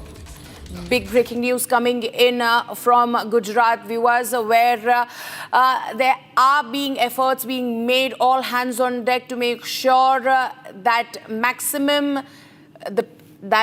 the DNA of maximum number of people is matched. We have seen how, including officials from the Tata Group and forensics, are all working on it. And the breaking news is that 32 DNA samples, including that of former CM Vijay Rupani, has been matched.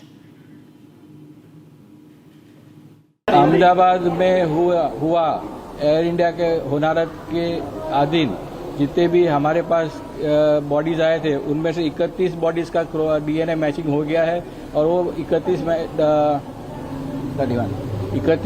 Matched body में से 12 लोग अपने रिश्तेदार का शव लेके चले गए हैं। ये जो थे वो विविध एरिया में से आए थे, जैसे कि उदयपुर, बड़ौदा, खेड़ा, विसनगर, अहमदाबाद और बोटाद, इन शहरों में से आए थे और वो लेके निकल गए। हमारी जो व्यवस्था है, we are waiting for other people to come and collect the remains of their relatives. Joining me live on this broadcast is my colleague Gopi, who's reporting from the civil hospital over there. Now, Gopi, 32 DNA samples have been matched. How long will it take to match the DNA samples? As we know, 242 who died on that plane, plus 4 of those who died in that hostel. How long is it going to take? Have the authorities updated you? Well, in fact, Madhurima, what we are learning from our sources is that the DNA testing sampling is underway because there are a few relatives who are yet to submit their samples, while also speaking of how much time this tedious and meticulous process is taking. It is taking almost 72 hours because the body are in badly charred condition. So just a mere one test is not enough. Hence, when we spoke to a few doctors around, they said that, it is taking a bit of more time than the normal DNA testing, which usually happens and gets completed within 48 hours of the sample when it is collected. But what we are learning from our sources is by today evening, there is a possibility that the DNA reports of all the samples which have been collected would be out, and now the updated number of bodies being handed over to the families has risen to 17. While also, let's tell our viewers that over 32 samples have been collected. 2 more sampling is being done at the Kasauti Bhavan, which is based in civil hospital. But currently, I'm standing outside the mortuary complex where we are expecting Vijay Rupani's family to be here just after a short while from now, after which his mortal remains will be taken at his Gandhinagar's residence. Back to you.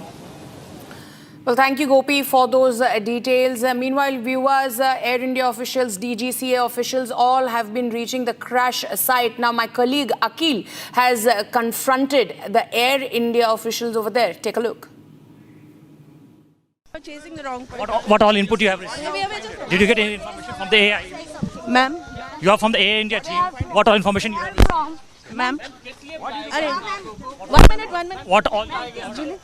What all you have got? You have been called by the AI. Called by the AIB, which is doing the investigation. What all information did you get? Chasing the wrong person. What all input you have received? Did you get any information from the AI? Ma'am? You are from the Air India team. What all information you have? Ma'am? 1 minute. What all you have got? You have been called by the AI. Called by the AIB, which is doing the investigation. What all information did you get?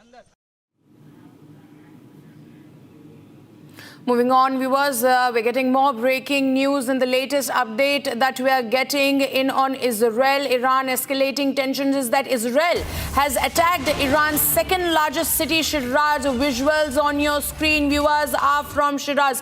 Fumes of smoke can be seen emanating in the skies of Shiraz. Meanwhile, Iran has been launching UAVs in retaliation. My colleague Krutarth joins us from the newsroom for details. But before that, viewers, look at these visuals only on Republic Media Networks. As you can see, smoke emanating in the skies of Shiraz over there in a massive strike. Remember, this is the second biggest city that has faced under attack amidst the escalating tensions between Israel and Iran. These are the visuals we are getting from Israel, viewers. I believe I have Krutarth from the newsroom. Krutarth, a major strike there in Israel. Yesterday, we got those visuals from Tel Aviv where the residential areas were hit and had caused massive damage.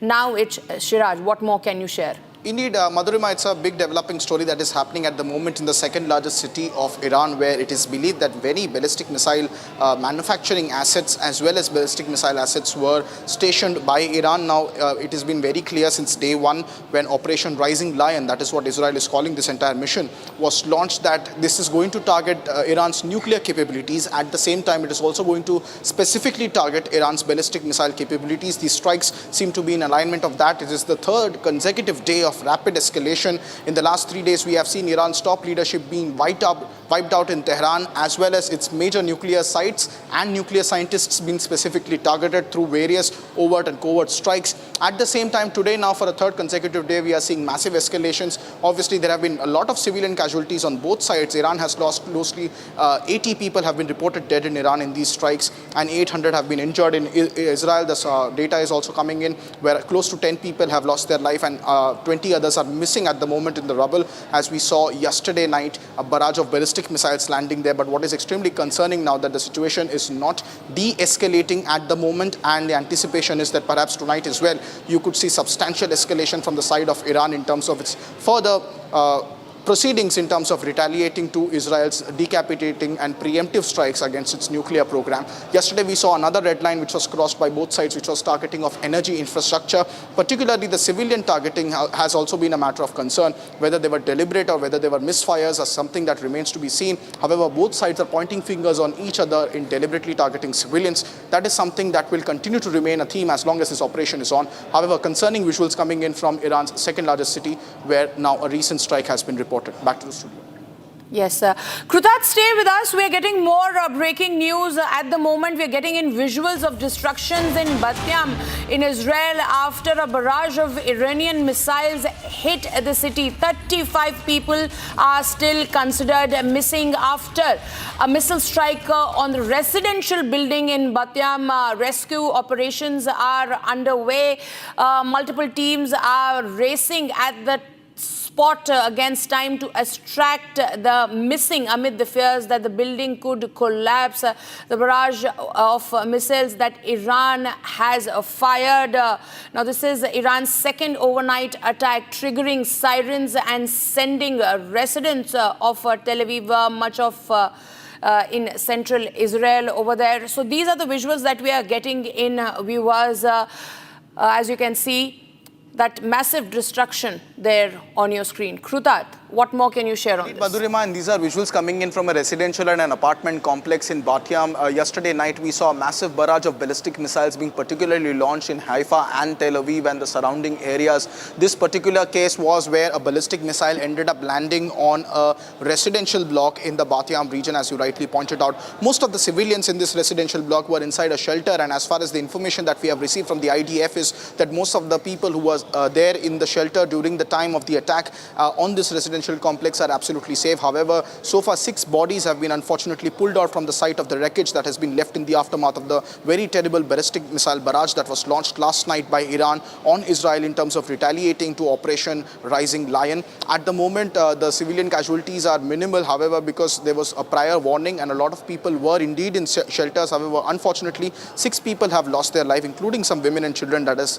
what the reports from Israel are telling us at the moment. However, very concerning visuals coming in where Israel is now pointing fingers at Iran, particularly for civilian targeting, something that Iran is also accusing Israel for. So the escalation continues on both sides. Yesterday we saw them targeting energy infrastructure. Civilian casualties have been heavily reported from both Iran and Israel. Israel's strike initially on the first day was strictly on military targets. Subsequently, there was a massive barrage of ballistic missiles that hit Tel Aviv the night before. And subsequently, we have seen rapid escalation of tensions which continue to remain. We also saw just moments ago how Iranian cities are also burning, but this in particular in Israel, these are extremely concerning visuals that we have not seen in previous escalations where successful interception of ballistic missiles was done by Israel and their allies. But concerning visuals coming in as rescue operations continue in Israel. Back to the studio. Well, thank you, Krutat, for those details. Moving on, viewers, Prime Minister Narendra Modi is on a 3-nation tour, which he will attend the G7 summit in Canada on June 16th and 17th, and also visit Croatia. Has more on this. Prime Minister Narendra Modi departed for Cyprus this morning. At the invitation of the President of Cyprus, Nikos Christodoulides, Prime Minister Modi is paying an official visit to the country from 15th to 16th June.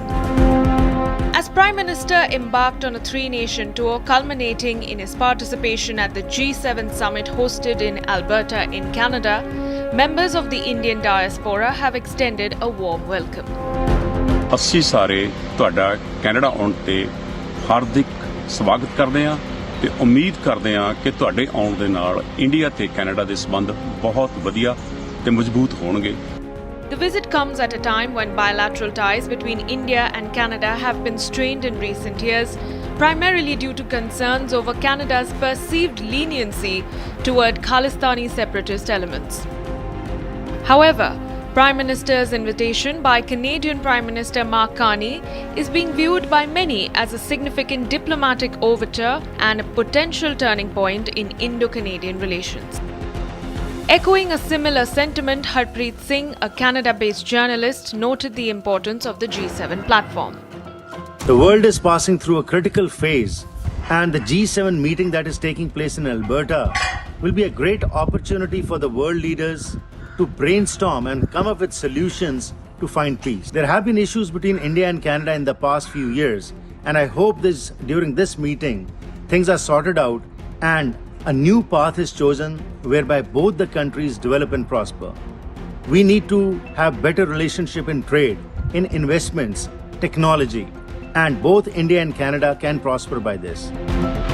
Prime Minister Modi's participation in the G7 summit is being widely viewed by the Indian diaspora and global observers as a crucial opportunity to address and improve the recent strain in bilateral ties.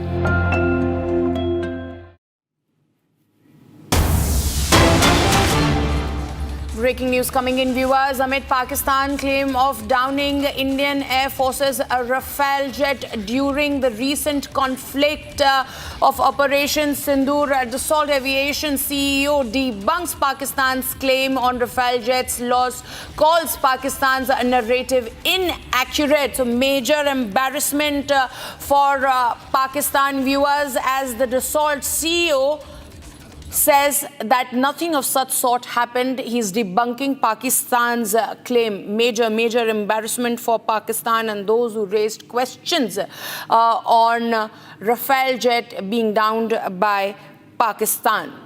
Big breaking news coming in, viewers, that Eric Tapier, the CEO of French aircraft manufacturer Dassault, said that the Indians haven't communicated. He has said this in an interview. He said that they haven't communicated, so they are making this clear. What they already know is what the Pakistanis are saying is inaccurate. So he goes on to say that the claims of Pakistan are completely inaccurate. So major embarrassment for Pakistan over there, viewers, as the Dassault CEO says that Pakistan did not down any other Indian Air Force's Rafale jets as it was claiming so far so long.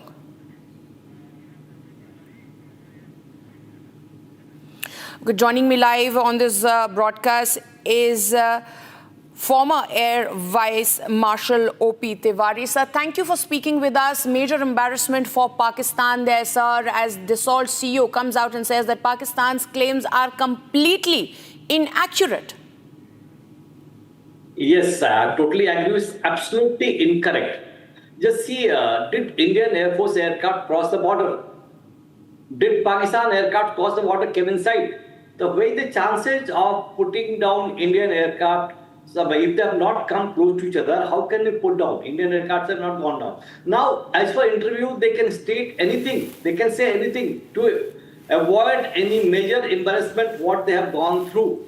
They have lost out. On the first day itself, 9 places were stuck with the precision, without much of collateral damage, and with time and without any reaction. Secondly, their entire air effort or air ammunitions, aircrafts, airfields were totally paralyzed. Even the cross runways were bombed at the center of the airfield so that no aircrafts can get airborne. So this made their entire air effort useless. They could not get airborne. They cannot get any more, cannot attack. Even certain aircrafts on the ground were hit. That numbers to Pakistan itself. Pakistan himself, they can say how many they have lost. But this just taking a huge and trying to cover up and showing in the interview that we have put down so many jets. It is something like what Iran is saying. If they have put down F-35, Israel F-35s, and they have not given a proof. It is just making any statement of the records just for saying that I have done a great job to satisfy oneself. yourself, I am very happy with it. But even the Pakistan public, it is very hard for them to consume to accept a certain faults, certain lies, and certain absolutely untruth, which is not possible. Otherwise, Pakistan would not have gone to the America for asking for the ceasefire and stop the operations. They saw what happened in the 3 days. Absolute precision, absolute on time, and without any loss.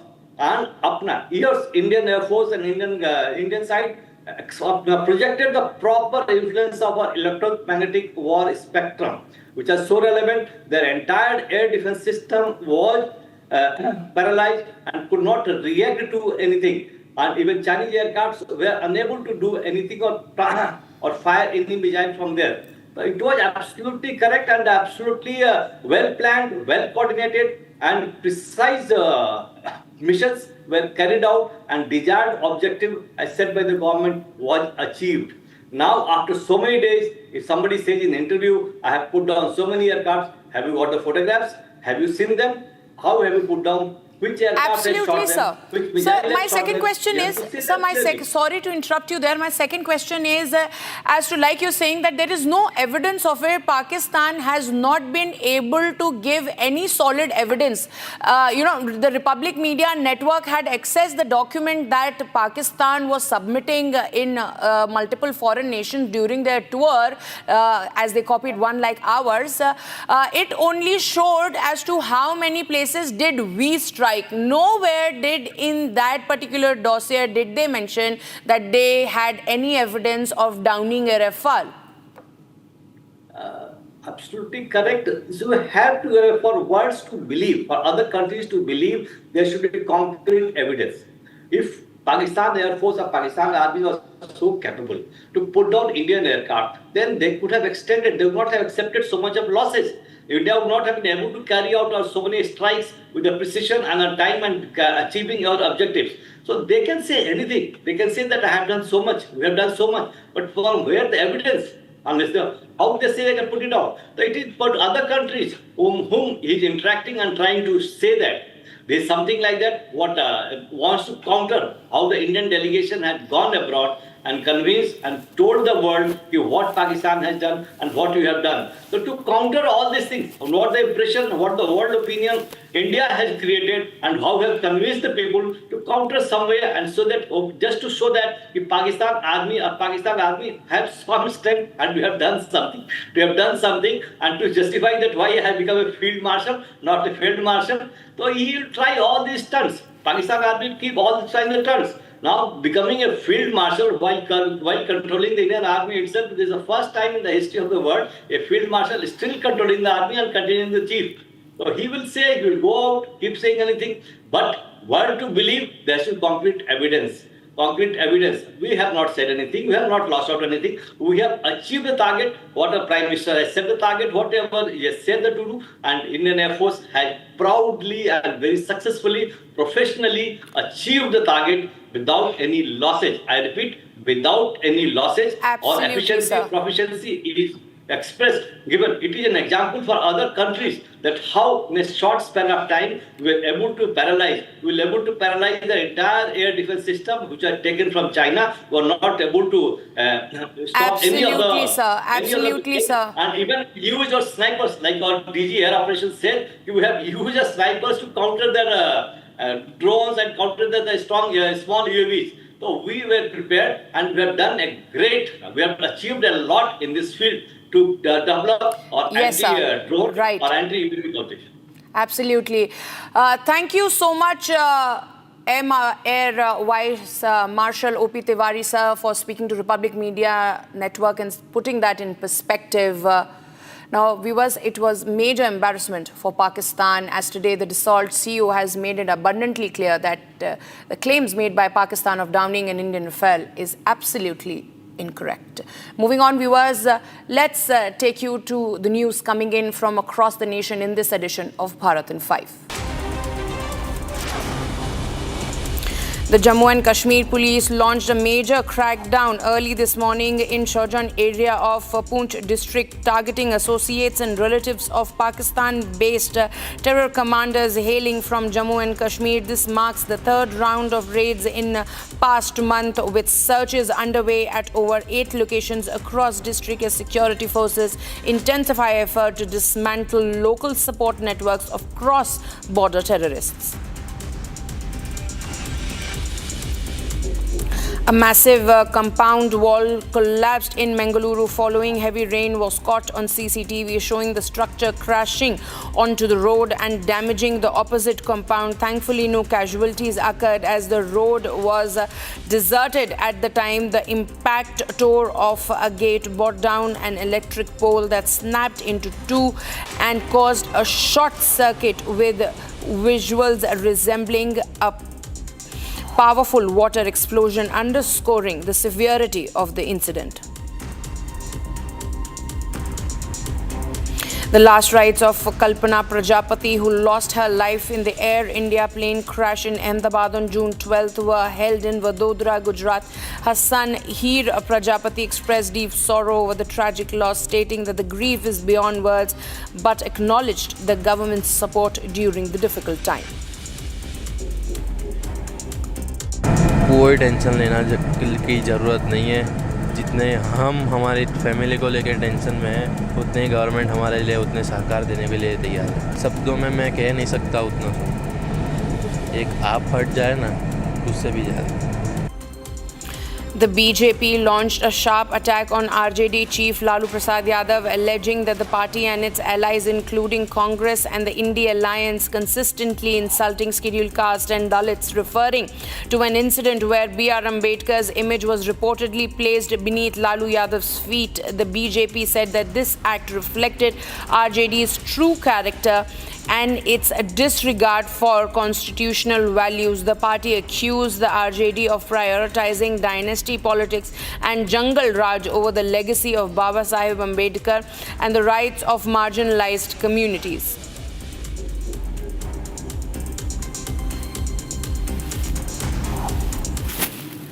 Viewers, getting you these powerful visuals of the Indian Army, who are always vigilant and precise, also prepared. Take a look.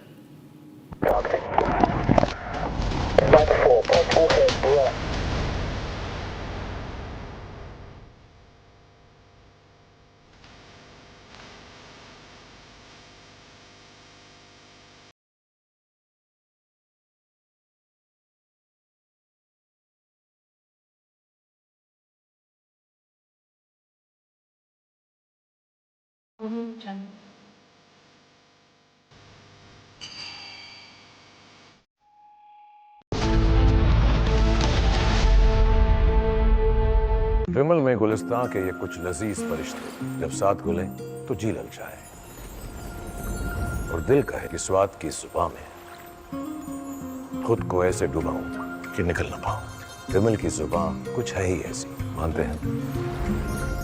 विमल, बोलो जुबान कैसी? आधे bowl दही में 4 चम्मच MDH चटनी पुदीना मसाला डाला, stir करो, पुदीना चटनी तैयार। MDH चटनी पुदीना मसाला। MDH।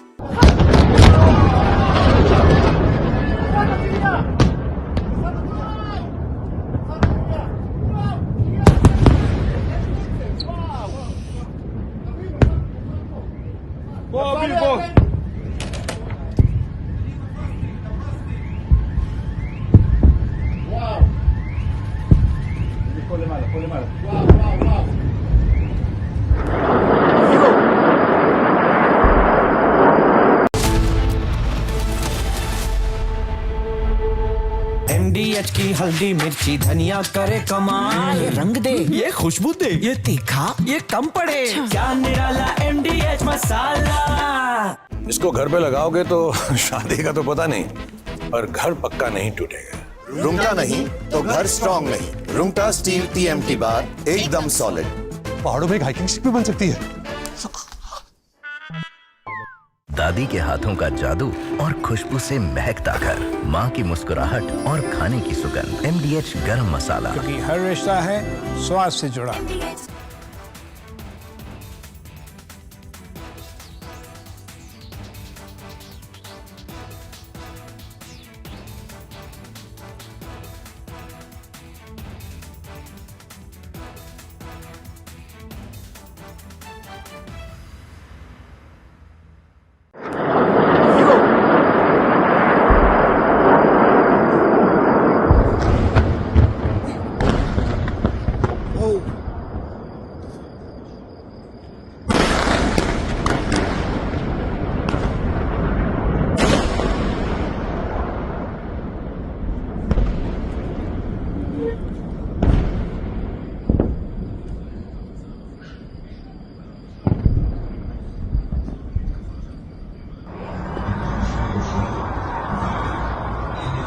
Himalaya.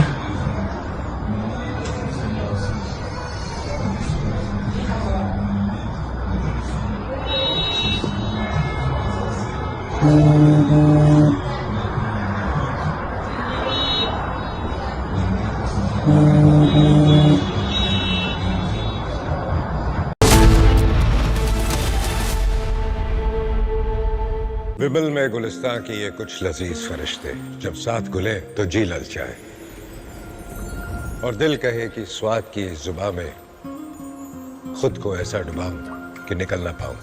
विमल की जुबान कुछ है ही ऐसी, मानते हैं ना? विमल, बोलो जुबान Kesari.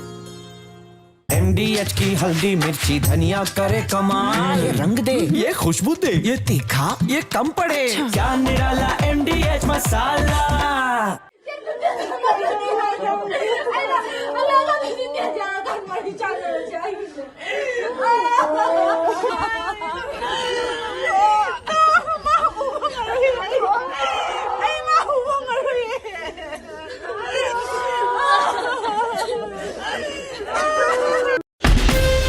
From Asia's largest news headquarters,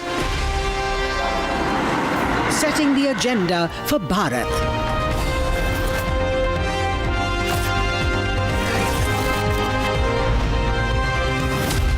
You're watching Republic.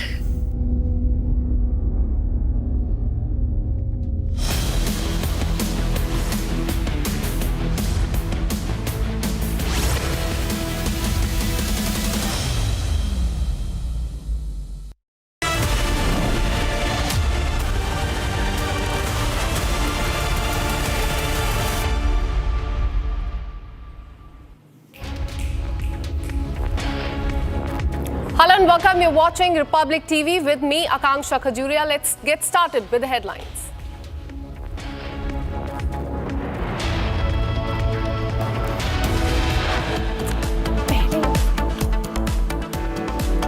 Pakistan claims of Rafale debunked by default. Dassault chief Rafale maker calls Pakistan narrative inaccurate. आज प्रातःकाल खराब मौसम के कारण एक हेलीकॉप्टर दुर्घटनाग्रस्त हो गया। इनको गंभीरता से लेते हुए हमने तत्काल एक आपातकालीन बैठक बुलाई है और उस बैठक में निर्देश दिए हैं कि एक सख्त SOP बनाई जाए। Chopper crashes near Kedarnath. 7 people, including infant, killed. Rescue and relief operations are underway. All helicopter services operating in the Char Dham region has been suspended. DGCA officials reached plane crash site to investigate 32 DNA samples, including Vijay Rupani's matched so far. Prime Minister Modi embarks on a 3-nation visit to Cyprus, Canada and Croatia ahead of the G7 summit. In a fierce second round of attacks, Israel hits Iranian Defense Ministry headquarters and nuclear sites.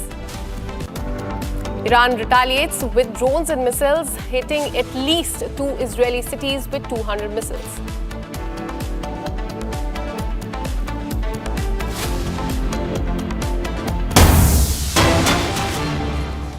We have a breaking news coming in, and this is from Air India. Air India has issued a statement on its flight from Calcutta to Hindon. The statement reads, and I quote, "Our Calcutta-Hindon flight operated with a delay, and due to snag on the originally assigned aircraft, guests were offered complimentary rescheduling or cancellation or a full refund. We regret the inconvenience caused." So this is a statement that has come from Air India Express. What we're learning is that a technical snag was reported by pilot, after which this delay occurred. It's Air India Express flight which took off 4 hours after the delay from the original timing. All right, now shifting our focus, Indian Embassy in Iran has issued an advisory to all the persons of Indian origin living in the country, and this comes in the wake of the rising tensions between Iran and Israel. The advisory says that in the view of the current situation in Iran, all Indian nationals are required to remain in touch with the embassy, avoid all unnecessary movement and follow the embassy regulation. This is in fact as far as the directions that have come from the Indian embassy in Iran, which has in fact asked people amid the rising tensions to remain in touch with the embassy and avoid all the unnecessary movement or travel and follow the regulations. This is happening at a time when there is escalation between Israel and Iran. In fact, we've been witnessing attack and counter-attack between these two countries.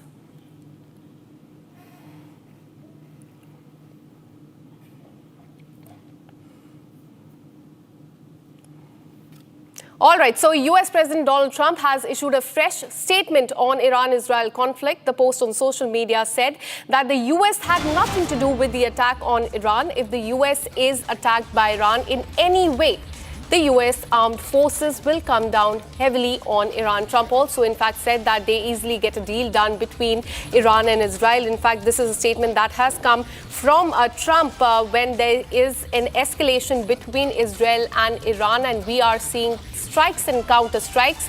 US President Donald Trump has, in fact, said that US has nothing to do with these attacks on Iran, and if US and its armed forces are attacked, then the armed forces will come down heavily on attack. A strong warning, in fact, given by the United States to Iran.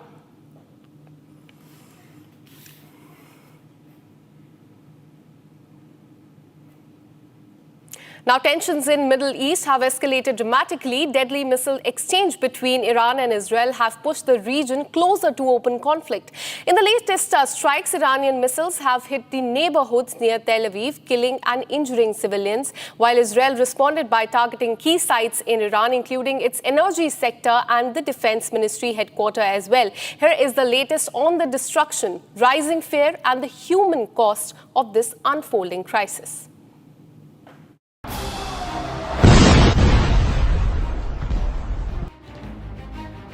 In the early hours of Sunday, neighborhoods outside Tel Aviv were plunged into chaos. Iranian missiles tore through apartment blocks and cars, leaving behind a path of destruction and fear. The damage was widespread. Debris littered the streets. Emergency responders raced to the scene, using drones to locate survivors in places too dangerous to reach on foot. First responders moved quickly, their eyes scanning for movement, their hearts burdened with the urgency of saving lives. Amid the chaos, residents fled with whatever little they could carry. Further north, in Tamara, tragedy struck again. A direct hit reduced an entire structure to rubble. One person was confirmed dead as teams continued to search for others.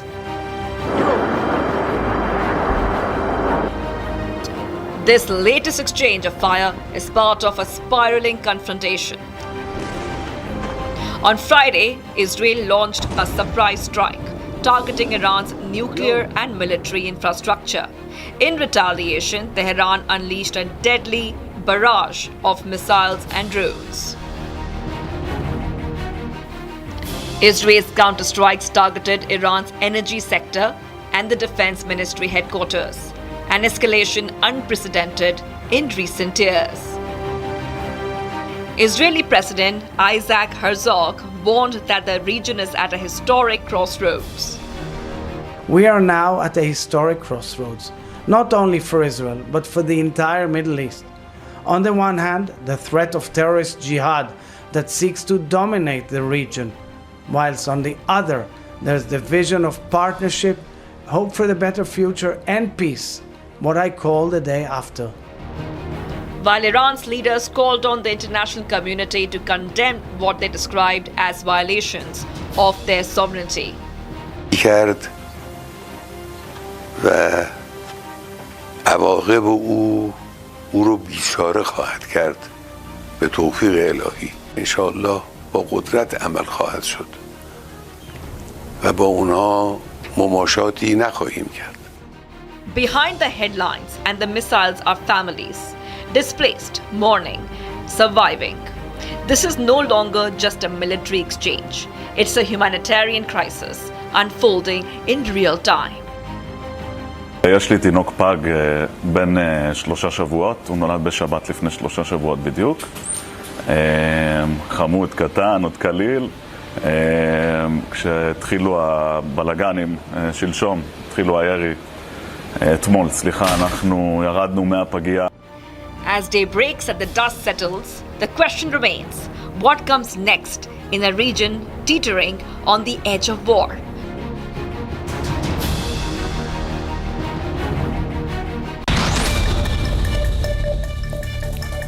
A neighborhood just outside Tel Aviv suffered massive destruction after missiles fired from Iran struck the area following Israel's attack on Iranian nuclear and military sites. First responders reported fatalities and dozens of injuries, with several buildings partially destroyed and residents seen evacuating with their belongings.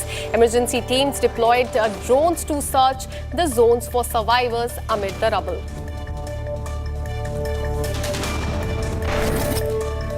First responders searched for survivors amid the rubble of destroyed apartment blocks after an Iranian missile strike hit a neighborhood outside Tel Aviv early Sunday, killing at least 4 people. Streets were strewn with the debris, shattered glasses and damaged vehicles, while drones were used to access hard-to-reach areas. Residents were seen fleeing with suitcases as Iran launched a massive barrage of missiles. In retaliation, Israel expands its offensive with direct strikes on Iran's energy sector and the defense ministry headquarters. A fresh missile barrage from Tehran killed 4 people in Israel, causing severe damage to buildings and cars in Tel Aviv area. In response, Israel expanded its assault on Iran, targeting the country's energy industry and defense ministry headquarters. These attacks mark the latest escalation following Israel's surprise attack 2 days earlier aimed at crippling Tehran's advancing nuclear program. Israeli president declared that Middle East stands at a historic crossroad amid escalating conflict between Israel and Iran, following waves of Iranian missiles and drone attacks that killed 3 people and injured dozens of Israelis. The government has warned of further strikes on Iran. We must recognize the great reality that nuclear weapons in the hands of a murderous ideology pose a clear and immediate threat to the very existence of the State of Israel and regional peace. The international community, understanding this peril, has made it clear time and again through a series of resolutions that Iran must not be allowed to obtain nuclear weapons. Meanwhile, China has condemned Israeli strikes. Chinese foreign minister has held a phone call with the Iranian counterpart, during which he briefed him on the escalating regional situation and called for unified international pressure on Israel to stop its military operations. He thanked China for its consistent support and voiced confidence in China's role in promoting the regional peace. He strongly condemned Israel's attack, denouncing them as violation of Iran's sovereignty and territorial integrity.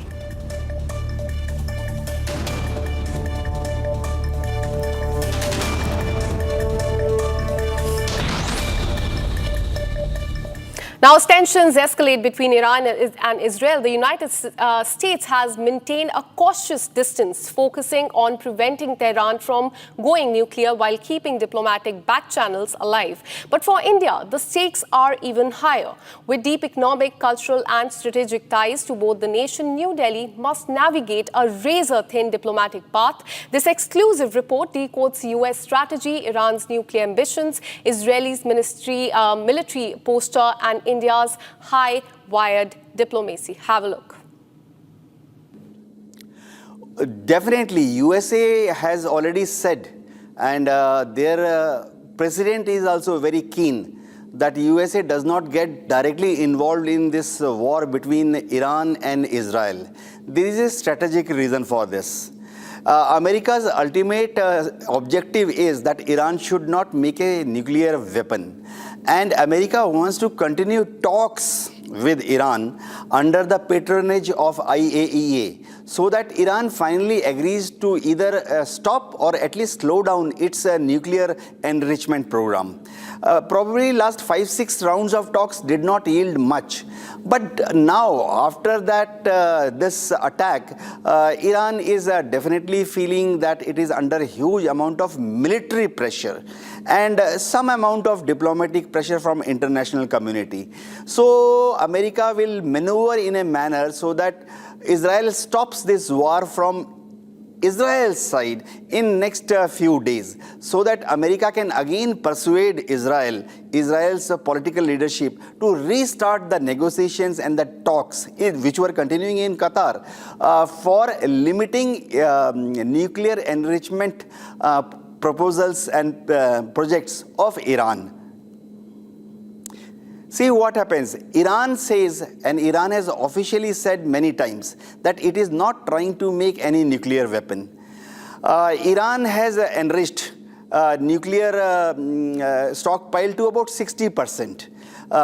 This means that they will have to enrich it a little bit more. About 90% enriched uranium-235 is required for making a weapon-grade nuclear material. Now, that may take some more time. USA wishes to stop Iran before that. Iran is agreeing to this proposal provided it gets some kind of an assurance that Israel will never attack Iran in future, especially with undeclared nuclear weapons which Israel has.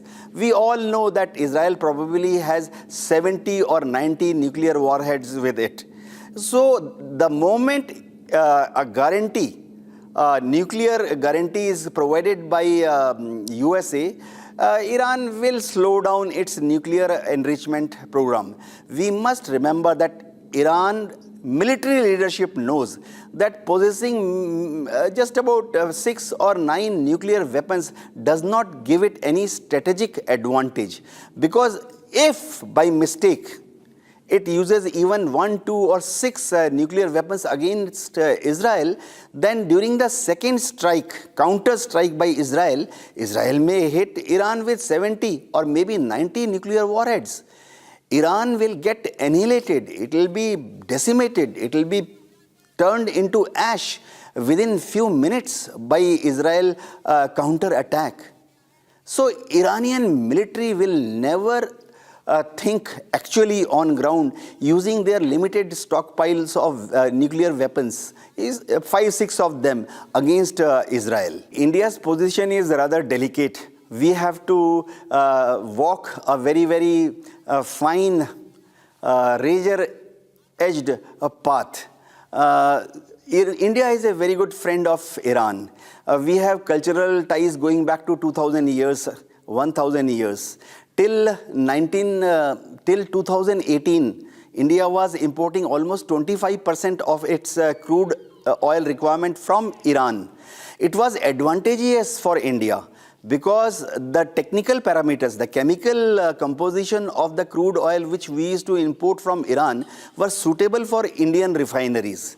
Moreover, the Iranian crude oil was made available to India about $1 to $2 less than international benchmark, like we say the Brent crude basket. Now, when America started putting sanctions on Iran, America also put pressure on India not to import any crude oil from Iran. This has definitely caused some amount of economic trouble to government of India and people of India.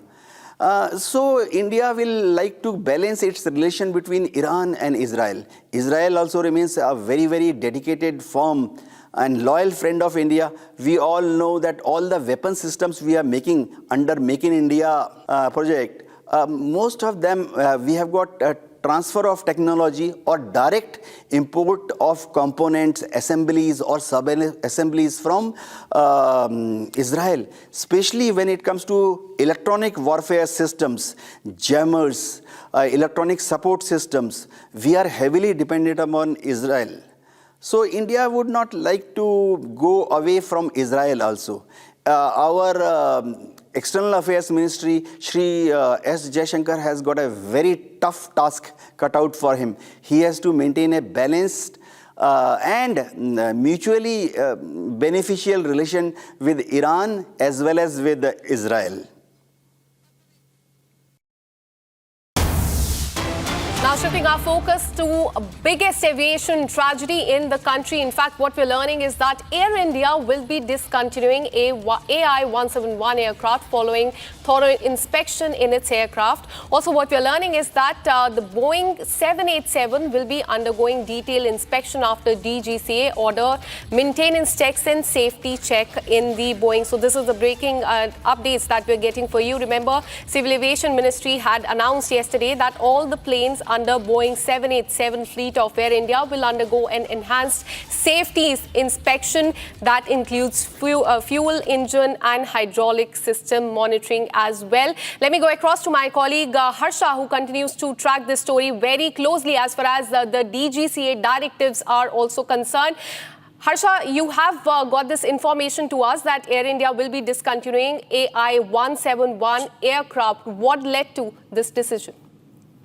So let me tell you, this is normal procedure and protocol. Whenever a plane and aircraft goes into hijack or an accident or a crash-like conditions happen, a tragedy happens, the airline, the aviation discontinues particular aircraft. That means the AI-171 will not anymore operate. It will be discontinued. But yes, the aircraft will be same. The aircraft, after going through several inspections and checks and the internal after internal damages to be recovered, after that the aircraft will be same. But only the number of the aircraft will be changed. That means the same aircraft AI-171 could operate with AI-176 or it could be AI-172, but AI-171 will not be anymore operating. It will be discontinued. Also, we have gotten that the Boeing 787 will go under the inspection and it will be kept at the isolation bay and also will go for the MRO and the maintenance and the checks until the thorough investigation and the internal checks of the Boeing 787 will not be done till the time this Boeing 787 will not operate. The decision has been taken by Tata's after the internal committee chairman.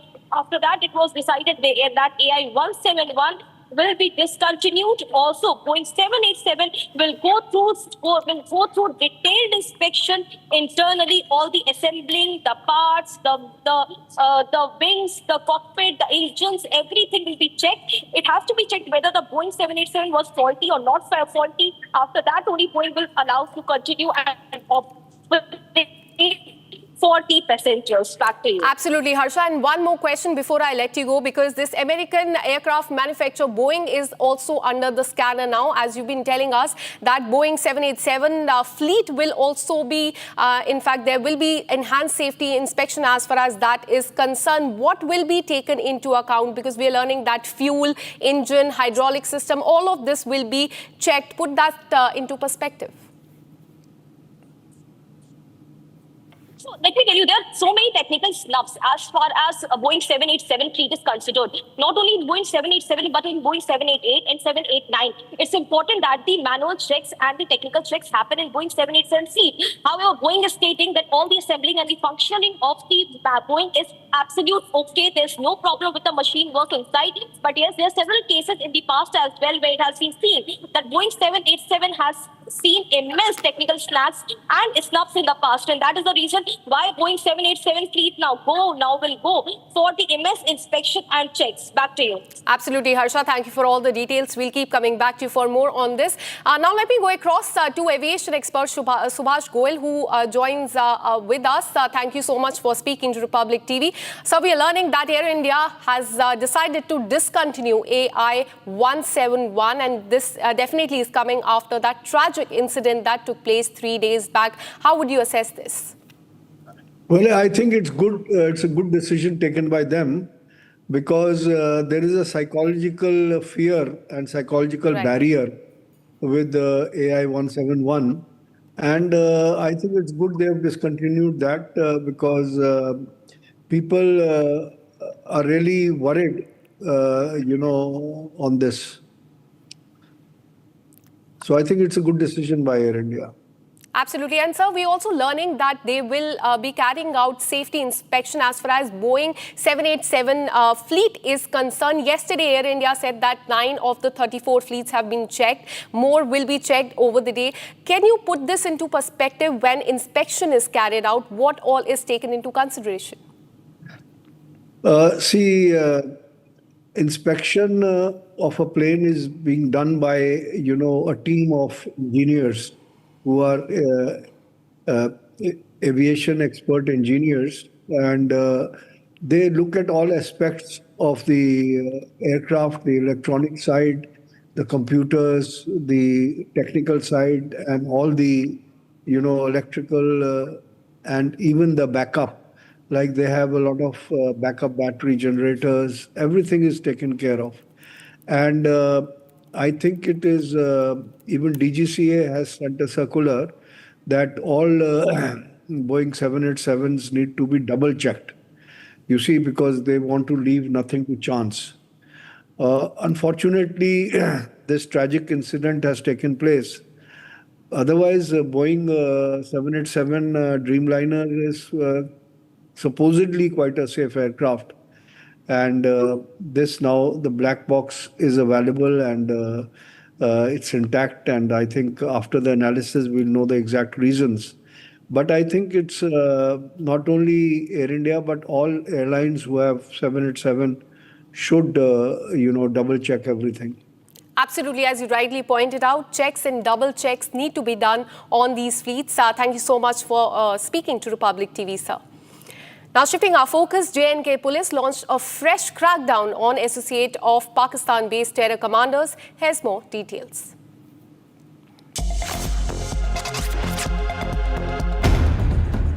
Forces continue crackdown on terror in Jammu and Kashmir. Security forces have launched yet another massive search operation in the Poonch region.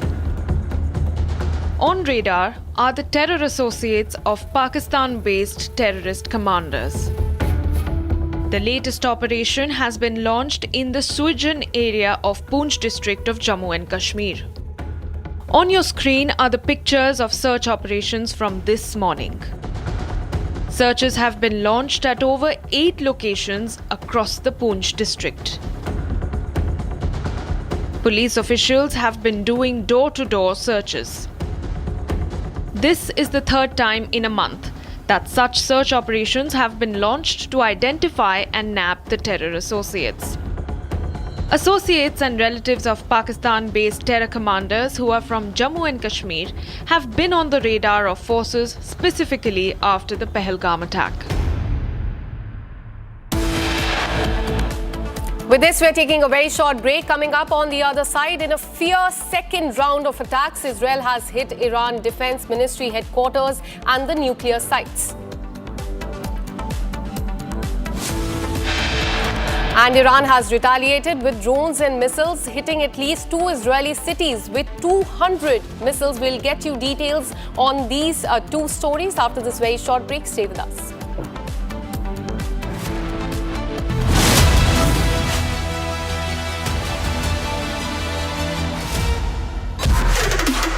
This week on Get Me Right, the proof of the adage that while nations keep armies, in the case of Pakistan, it's the army that keeps the nation. The Pak budget this year squeezes itself to make more space for Munir's army. And then we take a look at a major geopolitical shift that skipped headlines. China sent 2 of its aircraft carriers into the Pacific Ocean for the first time, inching closer to the United States coast. And finally, did the Congress call the bluff of Rahul Gandhi's caste politics by backtracking on the caste survey it did in Karnataka? Join me this Saturday and Sunday, only on Republic TV.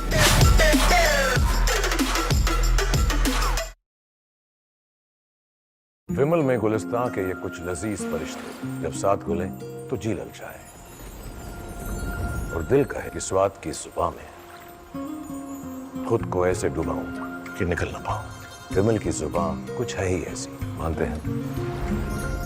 विमल, बोलो जुबान कैसी? ये है secret recipe MDH का जीरा SIP जल जीरा मसाला। SIP SIP जीरा सिप MDH का जल जीरा सिप जीरा SIP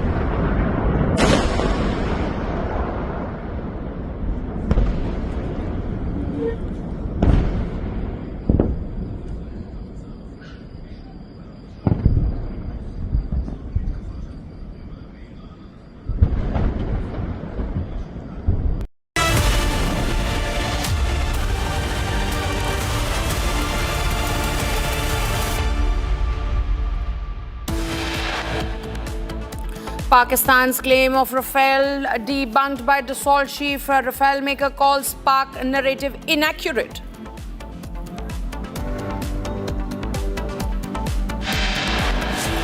Air India to discontinue a flight number 171. Air India's Boeing 787 to undergo detailed inspection.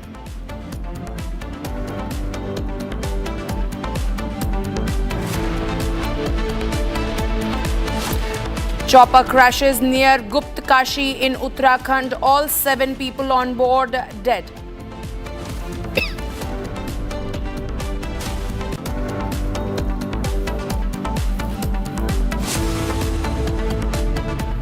Israel strikes Iran's defense military headquarters and nuclear facility.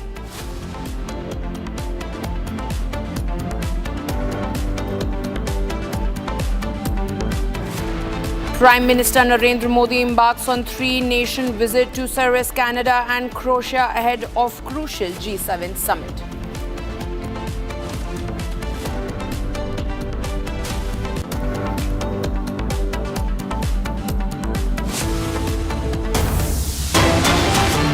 Breaking news coming in, viewer. Half of the bridge built on Indrayani River in Pune district collapsed. When the bridge collapsed, many people were present on the bridge. Rescue operations are underway. 15 to 20 people have fallen from the bridge. Major breaking news coming in, viewers, from Pune, where half of the bridge built on Indrayani River in Pune district collapsed, and there were around 15 to 20 people on the bridge, and they have fallen from the bridge. These are the visuals that we are bringing you on your screen, viewers. Major big breaking news coming in. Around 15 to 20 people were on that bridge and have fell down. Half of this bridge on Indrayani River in Pune district has collapsed. Those are the visuals where you can see how the bridge has collapsed into two.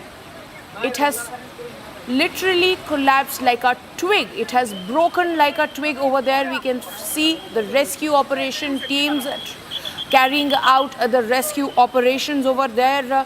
What we are learning is that there were 15 to 20 people on the bridge at that particular time. 20 to 25 people are fear trapped, and this is just an estimated number at the moment, viewers. This could rise.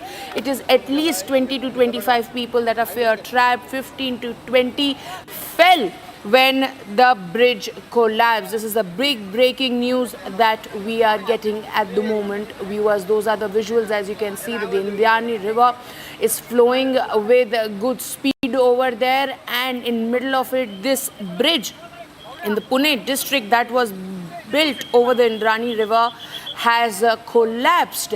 And as you can see, that the rescue operations are underway at the moment.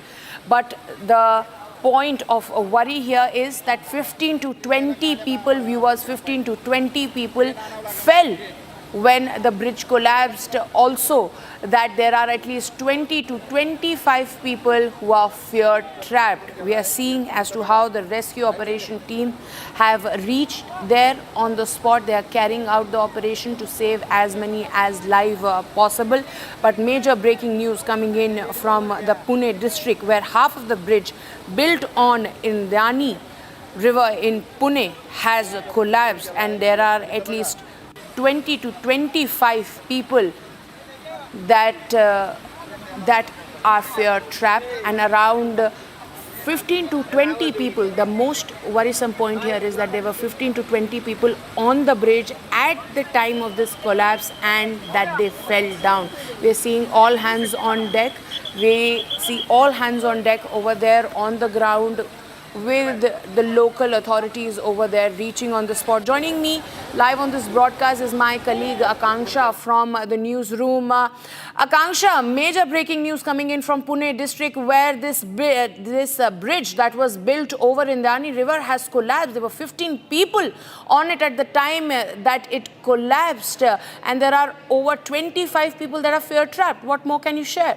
Absolutely, Madhurima. Very concerning, in fact, story coming in from Pune in Maharashtra. What we're learning is that a section of a bridge built over the Indrani River in Pune district has collapsed. At the time of the collapse, several people were on the bridge. Now, as we can also see, rescue operation is currently underway, and the teams of SDRF, we believe, are at the spot trying to rescue people from there. As per the information, around 50 to 20 people are believed to have fallen into the river. 5 to 6 people have been rescued by the authorities so far. Very, very concerning news that is coming from Pune, Maharashtra. Part of a bridge has collapsed. What we're learning, and this is very concerning, Madhurima, that several people are believed to be have been swept away in the river. Well, absolutely. Well, absolutely, Akanksha. As you can see on the screens, that all hands on deck at the moment, we see as to how the rescue operations are underway. What are we learning from the authorities as to what efforts are being put in at this point, and how far has the rescue operation gone as far as saving lives are concerned? Has anyone been saved so far? Well, Madhurima, as far as the rescue operation is concerned, what we're learning is that it in fact continues. 5 to 6 people have been rescued so far, and search operation for the remaining victim, in fact, is undergoing. Now, as we can also see in the visuals right there, it appears that the teams are trying to rescue people from the fallen part of the bridge. We'll try and get more details on this, but very concerning story coming in from Pune in Maharashtra. Well, absolutely. What we are also learning, Akanksha, at the moment is that this incident took place around 2 o'clock, that is somewhere around 2.5 hours back, when this bridge collapsed. What the point which is concerning here is, as we know that it's a Sunday today, which is why there were more tourists there on the spot, and this has raised a major alarm over there. Now, what needs to be seen here is that will the number rise or not? But as far as what we know at this particular moment, that there are around 15 to 20 people on that bridge the time of its collapse. Also, the fact that there are over 25 people that are feared trapped. Akanksha. Absolutely. There is an update. In fact, Madhurima, what we are learning is that 2 women were reportedly trapped under the collapsed bridge, and efforts are underway to rescue them using a crane, and that is something we can see in the visuals as well. As per the local police, 6 to 7 people have been rescued so far, and all of them are in a stable condition. They were sent to the hospital by ambulance, and authorities, in fact, are still trying to ascertain the exact number of the missing person, and investigation in this case is underway. But let me give you the details about this location, Madhurima. This was in fact a bridge built over the Indrani River in Kundmala area of rural Pune in Maharashtra, which has collapsed, and reports are saying that some tourists have also been swept away in the river. All of them were standing on the old bridge at the point when this incident took place, and this incident happened at 2 p.m. On Sundays. What we're learning, at least 2.5 hours back, this incident took place in Mawal Taluka near the town of Talegaon, a popular tourist spot. So what we're learning is that tourists were standing on that bridge when it collapsed. Many are feared to have been swept away, and as we can see, there's one man who's been taken away by the authorities right there. And upon receiving information, what we're learning, Madhurima, is that local police, villagers of that area and disaster response teams rushed to the spot and began the rescue operation. On, in fact, the right side of the screen, we can see one man being rescued and taken away, and several, in fact, what we're learning is that 6 to 7 people have been rescued so far. They are in stable condition, but what is more concerning here is that there are few people who are still missing, and the hunt is underway to find them. SDRF is at the spot. Local people, villagers are also there, and they are helping the authorities. Akanksha, hold on. We are also joined by Sandeep. Sandeep, what's happening at the moment? We're learning there are over 25 people who are trapped. Also, that there were around 15 to 20 people on that bridge at the time of collapse. As Akanksha was pointing out, a couple of them were also swept away in the flow of Indrani River. What are you learning? What are the authorities saying at the moment? See, as far as this incident is concerned, we've been told that Indrayani, the bridge on the Indrayani river, that is in fact a tourist spot, and being it a Sunday, there were many tourists who were there on the bridge. At that very point in time, the bridge had collapsed, and around 20 to 25 people got trapped into that very incident. And in fact, 5 to 6 people have been rescued by the locals as well as the local authorities out there. Definitely a very disturbing incident at this point in time. But yes, remember there is monsoon out here in the state of Maharashtra. In fact, there have been also incessant rains as well across several districts. But at this point in time, being it a Sunday, as there were many people on the bridge had in fact collapsed, and we've been told that the rescue operation is still underway. It will be crucial to see whether the NDRF will be deployed there and will they be joining the local authorities in the rescue operations or not. But ultimately, we've been told that there are 20 more people who are also trapped, and the search and rescue operation is still underway. Well, absolutely, Sandeep. Sandeep, I would also like to question you as to if any death toll that has been confirmed by the authorities over there, because what we're learning is, like I pointed out earlier, that multiple of those tourists who were there enjoying, it's a Sunday, there was, the number of tourists was massive over there. Many have been swept away. What is the death toll at the moment? जी देखिए, अभी ताज़ा जानकारी जो मिल रही है, अभी 5 से 6 लोगों को निकाले जाने की जानकारी है। निश्चित रूप से संभावित है कि इसमें मृत भी लोग होंगे। हालांकि सर्च और रेस्क्यू ऑपरेशन अभी भी जारी है, लेकिन अभी तक मृतकों की जानकारी नहीं मिल पाई है। केवल यही जानकारी है कि 20 से 25 लोग जो हैं वो इस हादसे का शिकार हुए हैं, और जो तस्वीरें दिखाई दे रही हैं उससे साफ जाहिर है कि सर्च और रेस्क्यू ऑपरेशन जो है वहाँ पर जारी है। और 20 के आसपास जो संख्या है वो बताई जा रही है कि 20 के आसपास लोगों को ढूंढा जा रहा है। मौजूदा वक्त में जो 6-7 लोग निकाले गए हैं उन्हें जो है नज़दीकी अस्पताल में शिफ्ट किया गया है, जहाँ पर ये जानकारी प्राप्त होगी कि उनकी कंडीशन क्या है, क्या वो उनकी कंडीशन क्रिटिकल है या गंभीर है या वो स्टेबल है। तो ये सारी जानकारी जो है लोकल अथॉरिटीज़ देगी, लेकिन मौजूदा वक्त में केवल यही जानकारी प्राप्त हो पा रही है कि 25 से 26 लोग थे वहाँ पर जो इस हादसे का शिकार हुए हैं, और जिनमें से 5 से 6 लोगों को निकाल लिया गया है।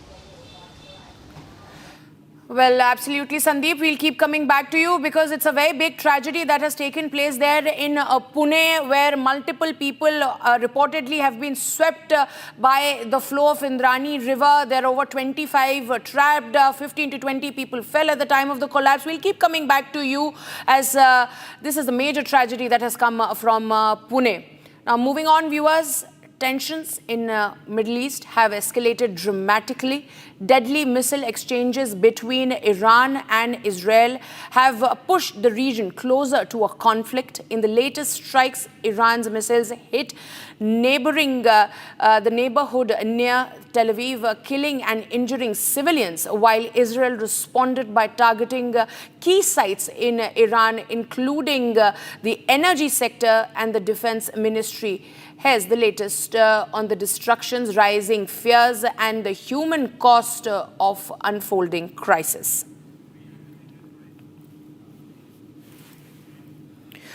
Joining us live on this broadcast, we have a guest at the moment, Pratikit Pai, a political expert. Pratikit Pai, sir, thank you for speaking to us. At the moment, we are seeing as to how the tensions between the two countries are escalating, and with the United States making it abundantly clear that it is siding with the US. And yesterday, remember, Iran said that deal where which they had agreed upon as far as the nuclear aspect is concerned, they have said that they are not going to abide by it, specifically at the time when the US has made it abundantly clear that they are going to support Israel. How do you see this going forward from here, sir? Good afternoon. The tension is definitely there, and there will be, I don't think the war is going to end so soon. There will be severe retribution on the part of, I think, both the sides. The Israelis, meanwhile, are targeting the military, especially the nuclear installations and the installations of ballistic missile development, whereas it appears that the Iranians have generally targeted civilian areas. Though whether those civilian areas have been targeted deliberately or whether the missiles have actually gone off track, that I'm not aware of. Generally, reasonably, the Israeli air defense system has worked, but it's not possible to have 100% interception. So there has been quite a bit of damage that Israel has also incurred. I think this conflict may have an escalation beyond what it is right now, because Israel has undergone quite a bit of casualties. There has been damage in some of the major cities. Their ports have been attacked. And at the same time, the Iranians have suffered severe casualties, severe damage in terms of their nuclear installations being targeted, neutralized, destroyed. Some of their top scientists and top leadership in the military political structure has been, assassinated. So I think this tension is going to go ahead. And the genesis of this is not today. It all started from October 7 when the Hamas attack on Israel happened. I think the Israelis believe what the Hamas did, they could not have done without active support from the Tehran, the Iranian regime in Tehran. And likewise, the Hezbollahs and Houthis, as per them, are entirely supported by Iran. So once they have taken care of the Hezbollahs to a great extent and the Hamas, they have gone for the leadership in Tehran, primarily because Iran is on the cusp of enriching the uranium to a critical stage where they can have nuclear weapons ready. And that is a concern for the Americans as well. It is unlikely that this conflict or this attack, offensive operation by Israel into the nuclear installations would have happened without active support of the Americans in terms of their intelligence reconnaissance technology coming to their aid. But at the same time, they have not been involved directly in the offensive operation per se. So this is where Trump is saying that if he's okay with he's okay to have a deal with Iran in terms of doing away with Iran doing away with their nuclear arsenal, and in turn, sanctions getting off and everything else. But I don't think it is very much likely right now. It is possible because the Iranians now would have stated it openly, that they would target the American bases across in Middle East, in many of the Sunni Arab states. And that is where Trump is threatening that, as per him, that they are not involved in this conflict. So if there is any attack, they will get back on Iran with a lot of huge magnitude of force. So I think the escalation has only started. If the Americans directly get involved, the possibility of the Russians getting involved and directly helping the Iranians cannot be ruled out. Over and above everything else, you had two major conflicts going on. One is in the European theater between Russia and Ukraine. You can call it a Russia versus NATO conflict. And this conflict here in Middle East, the possibility of convergence of these two conflicts into a larger dimension of a bigger conflict cannot be ruled out. And secondly, many of the Sunni Arab states, are also very anxious about what is happening. Many of them do not like the Iranian regime having a nuclear bomb. So they may not be very much against. Absolutely, sir. Sir, hold on. We are also getting a breaking news at the moment in this connection, where US President Donald Trump has issued a fresh statement on Iran-Israel conflict. The post on social media said that the US had nothing to do with the attacks on Iran. If US is attacked by Iran in any way, the US armed forces will come down heavily on Iran. Trump has also said that they easily get a deal done between Iran and Israel. So once again, Donald Trump trying to mediate between the two countries, whereas at the same time issuing a warning where he says that that whatever is happening in Iran, the United States of America has nothing to do with it. And at the same time, he has issued a stern warning, asserting that how US will give a befitting reply if attacked. Pathikrit Pine, the geopolitical expert, continues to be with us. Sir, you see that warning coming in from Trump. He's saying that whatever is happening in Iran, the United States of America has nothing to do with it. But if Iran tries to attack the United States of America, there's going to be hell to pay. Also, at the same time, he's saying that Washington can help broker deal between the two countries. How do you see this statement coming, sir? Well, Trump saying that they can broker a deal is exactly the way he brokered a deal between Ukraine and Russia, and the war continues. So he has this habit of claiming credit for deals that never actually happen. But I don't think, it's an official statement from the United States when the president says that the Americans are not involved in it. But I don't think actually anybody believes it. It is highly unlikely that the Israelis have gone in for this kind of a major offensive operation without the backing of the Americans. Many of the missiles that were targeted towards Israel were also intercepted by the Americans. So this is an open secret. So even if Trump says that there will be serious retribution if the Iranians do any kind of attack on the American bases, because there is a concern in America that Iran will directly target the American bases and will try to draw America directly into the conflict and not play a secondary role. Because once that happens, the entire dynamics of this conflict changes. There is the entire Sunni Arab bloc, which is not very much in favor of Iran, may then consider it an offense against the Islamic world. So then many of the countries who are not too much in favor of Iran may be compelled to support Iran. So it's a fluid situation. We don't know which direction it actually will go. But if Trump says that he can broker a deal, then it is very difficult to believe it, because he hasn't been able to solve any of the issues, be it the Russia-Ukraine conflict or even this one. I think it's a statement of tokenism. I don't think even the American establishment wants this war to get over. They want to at least weaken the Tehran regime, if not completely go for a regime change. Back to you. Well, thank you, sir. Thank you for putting that in a perspective. Thank you, sir. Thank you for speaking to Republic Media Network.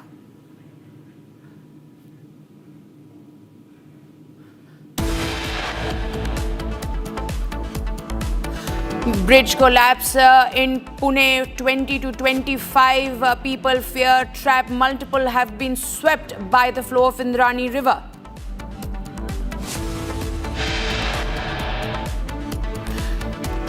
A chopper crashed in Uttarakhand's Kedarnath today. 7 casualties in the crash. We'll bring you more on this. Stay tuned.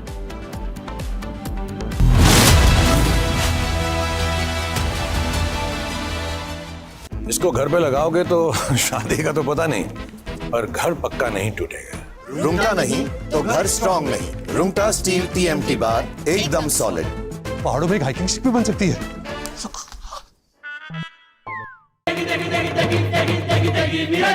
MDH की देगी मिर्च, देगी मिर्च का तड़का, अंग अंग फड़का। MDH की देगी मिर्च।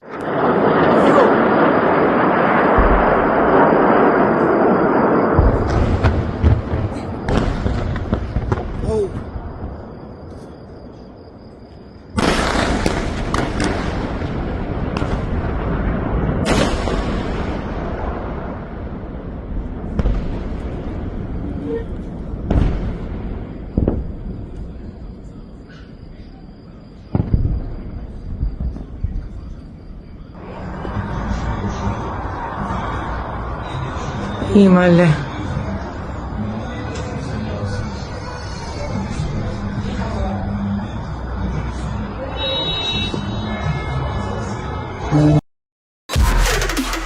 This week on Get Me Right, the proof of the adage that while nations keep armies, in the case of Pakistan, it's the army that keeps the nation.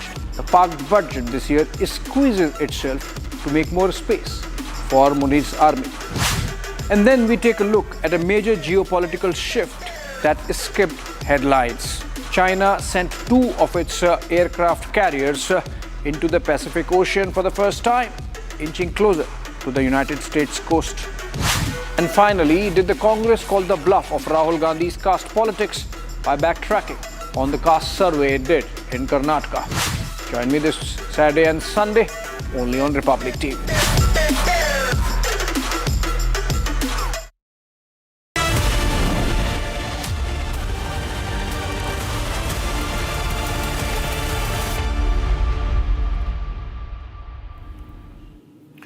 Welcome back, viewers. Prime Minister Narendra Modi is on a 3-nation tour during which he'll attend the crucial G7 summit in Canada on June 16 and 17 and also visit Croatia. Has more on this.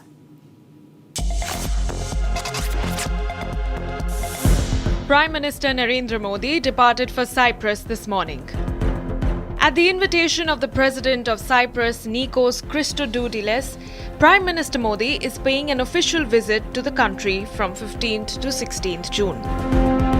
As Prime Minister embarked on a three-nation tour culminating in his participation at the G7 summit hosted in Alberta in Canada, members of the Indian diaspora have extended a warm welcome. ਅਸੀਂ ਸਾਰੇ ਤੁਹਾਡਾ Canada ਆਉਣ ਤੇ ਹਾਰਦਿਕ ਸਵਾਗਤ ਕਰਦੇ ਹਾਂ ਤੇ ਉਮੀਦ ਕਰਦੇ ਹਾਂ ਕਿ ਤੁਹਾਡੇ ਆਉਣ ਦੇ ਨਾਲ ਇੰਡੀਆ ਤੇ ਕੈਨੇਡਾ ਦੇ ਸੰਬੰਧ ਬਹੁਤ ਵਧੀਆ ਤੇ ਮਜ਼ਬੂਤ ਹੋਣਗੇ. The visit comes at a time when bilateral ties between India and Canada have been strained in recent years, primarily due to concerns over Canada's perceived leniency toward Khalistani separatist elements. However, Prime Minister's invitation by Canadian Prime Minister Mark Carney is being viewed by many as a significant diplomatic overture and a potential turning point in Indo-Canadian relations. Echoing a similar sentiment, Harpreet Singh, a Canada-based journalist, noted the importance of the G7 platform. The world is passing through a critical phase, and the G7 meeting that is taking place in Alberta will be a great opportunity for the world leaders to brainstorm and come up with solutions to find peace. There have been issues between India and Canada in the past few years, and I hope during this meeting things are sorted out and a new path is chosen whereby both the countries develop and prosper. We need to have better relationship in trade, in investments, technology, and both India and Canada can prosper by this. Prime Minister Modi's participation in the G7 summit is being widely viewed by the Indian diaspora and global observers as a crucial opportunity to address and improve the recent strain in bilateral ties.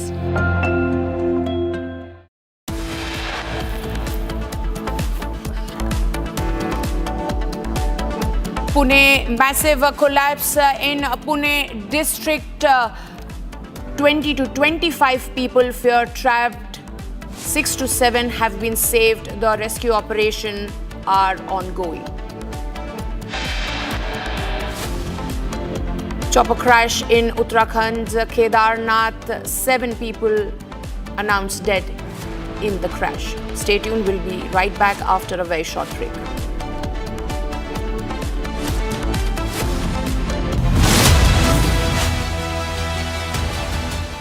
विमल में गुलिस्तां की ये कुछ लजीज फरिश्ते जब साथ घुले तो जी ललचाए और दिल कहे कि स्वाद की इस जुबान में खुद को ऐसा डुबाऊं कि निकल ना पाऊं।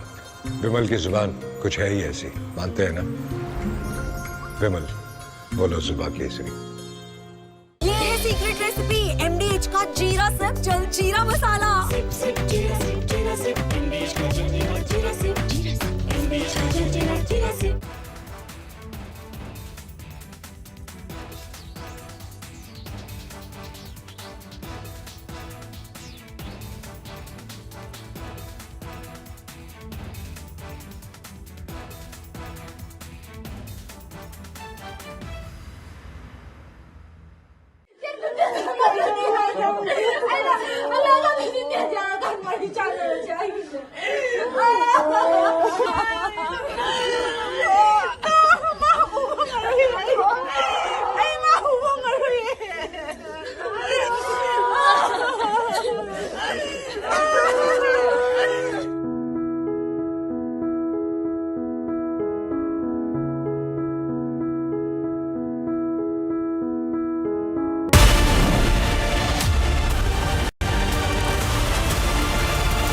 विमल में गुलिस्तां के ये कुछ लजीज फरिश्ते जब साथ घुले तो जी ललचाए और दिल कहे कि स्वाद की जुबान में खुद को ऐसे डुबाऊं कि निकल ना पाऊं।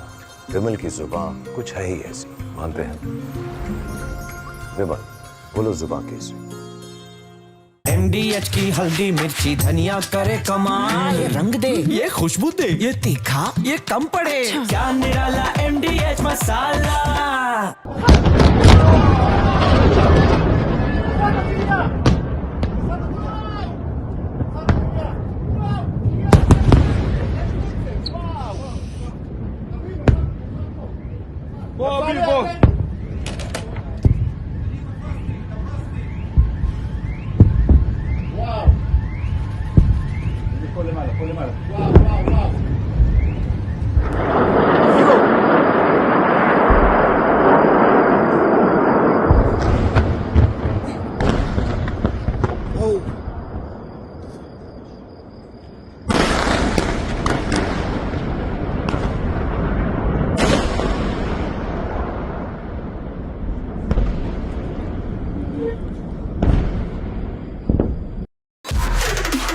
To speak on Get Me Right, the proof of the adage that while nations keep armies, in the case of Pakistan, it's the army that keeps the nation.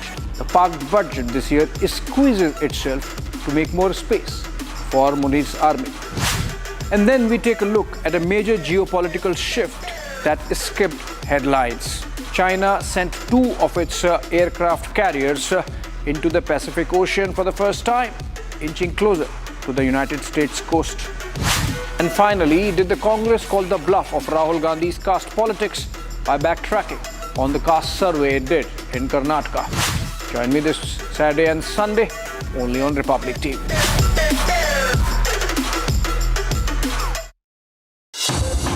Summer is here. Is your home ready for the heat? Keep your roof cool and your home comfortable all summer with Roof Cool and Seal.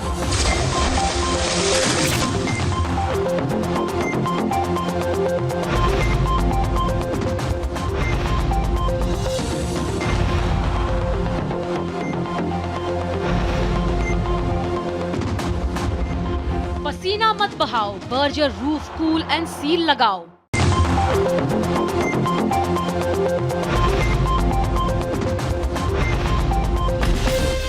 From Asia's largest news headquarters, setting the agenda for Bharat.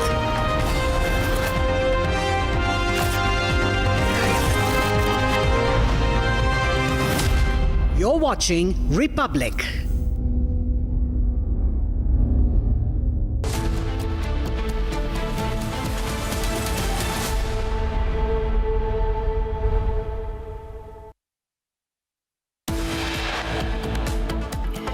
Dilapidated bridge collapse in Pune. At least 15 to 20 tourists fear trapped.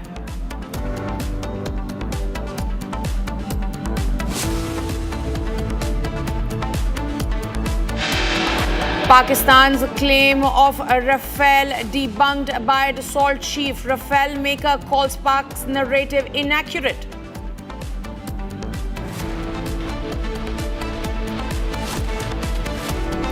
Air India to discontinue flight number 171. Air India's Boeing 787 to undergo detailed inspection.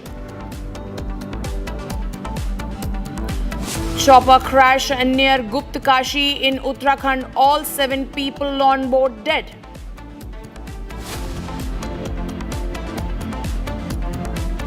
Israel strikes Iran defense military headquarters and nuclear facility. Prime Minister Narendra Modi embarks on 3-nation visit to Cyprus, Canada and Croatia ahead of the crucial G7 summit.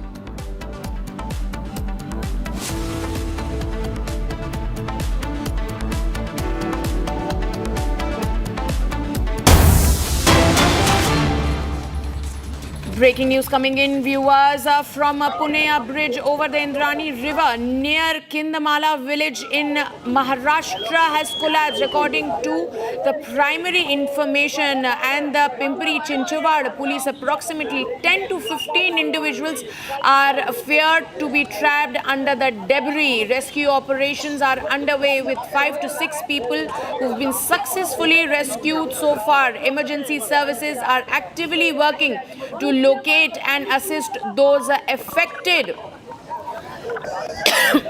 Major breaking news coming in from Pune, viewers. This happened around 2 p.m. today, and as it was Sunday, there were the number of tourists on the spot was more than usual.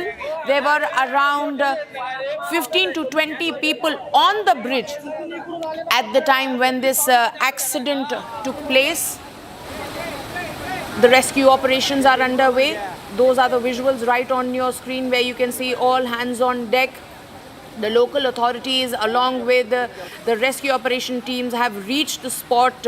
Remember, what we are learning at the moment is that there are around 15 to 20 people that are fear trapped, and at the same time, multiple people have already been swept away.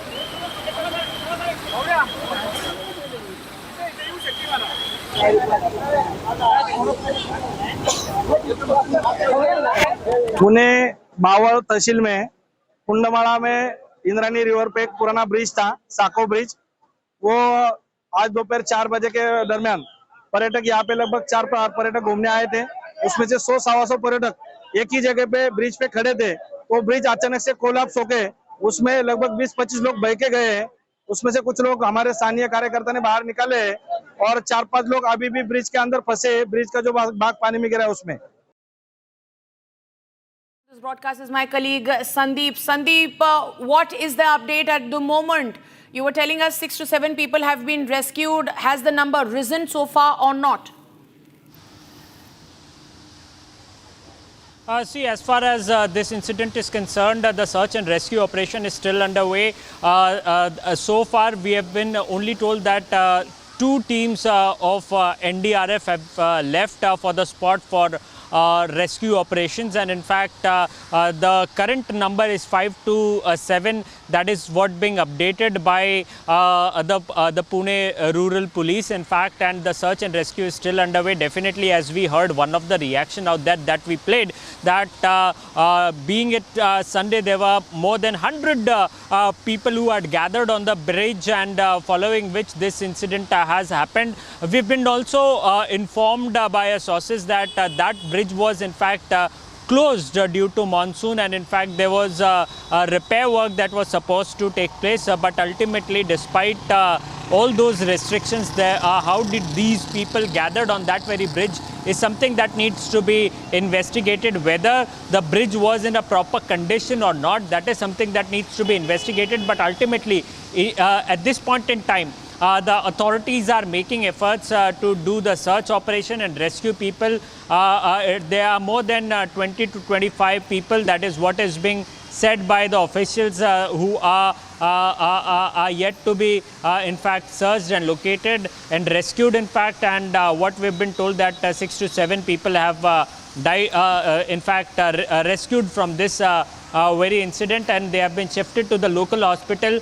Their status of health is yet to be updated by the Pune authorities, Pune rural authorities, in fact, and we are still on the call with them, taking information regarding the current search and rescue operation. As far as this incident is concerned, Chief Minister of Maharashtra Devendra Fadnavis has also issued a statement and has said that this is a very tragic incident. The search and rescue operation is underway, but there is no clarity on the casualties that have taken place. Absolutely. So the search and rescue operation is underway, as we can also see on the screen. In fact, Sandeep, stay on with us. We have a breaking news coming in. Maharashtra Chief Minister has issued a statement on the tragedy, saying that it is too early to draw any conclusion. He has said that relief teams have been rushed to the spot and that the safety of the people will be government's priority. Listen in to what he said.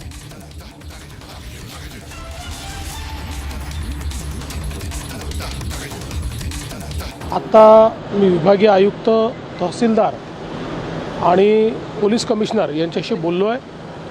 आता the commissioner, tehsildar and police commissioner. काही लोक जखमी झाले, त्या जखमींना हॉस्पिटलमध्ये नेलेलं आहे आणि त्यासोबत the bridge has collapsed. काही लोक अडकले. Many have got injured in this very incident, and few are still trapped, for which rescue operation is underway. There are chances that few have few are not being tracked. It will not be right to comment regarding the deaths.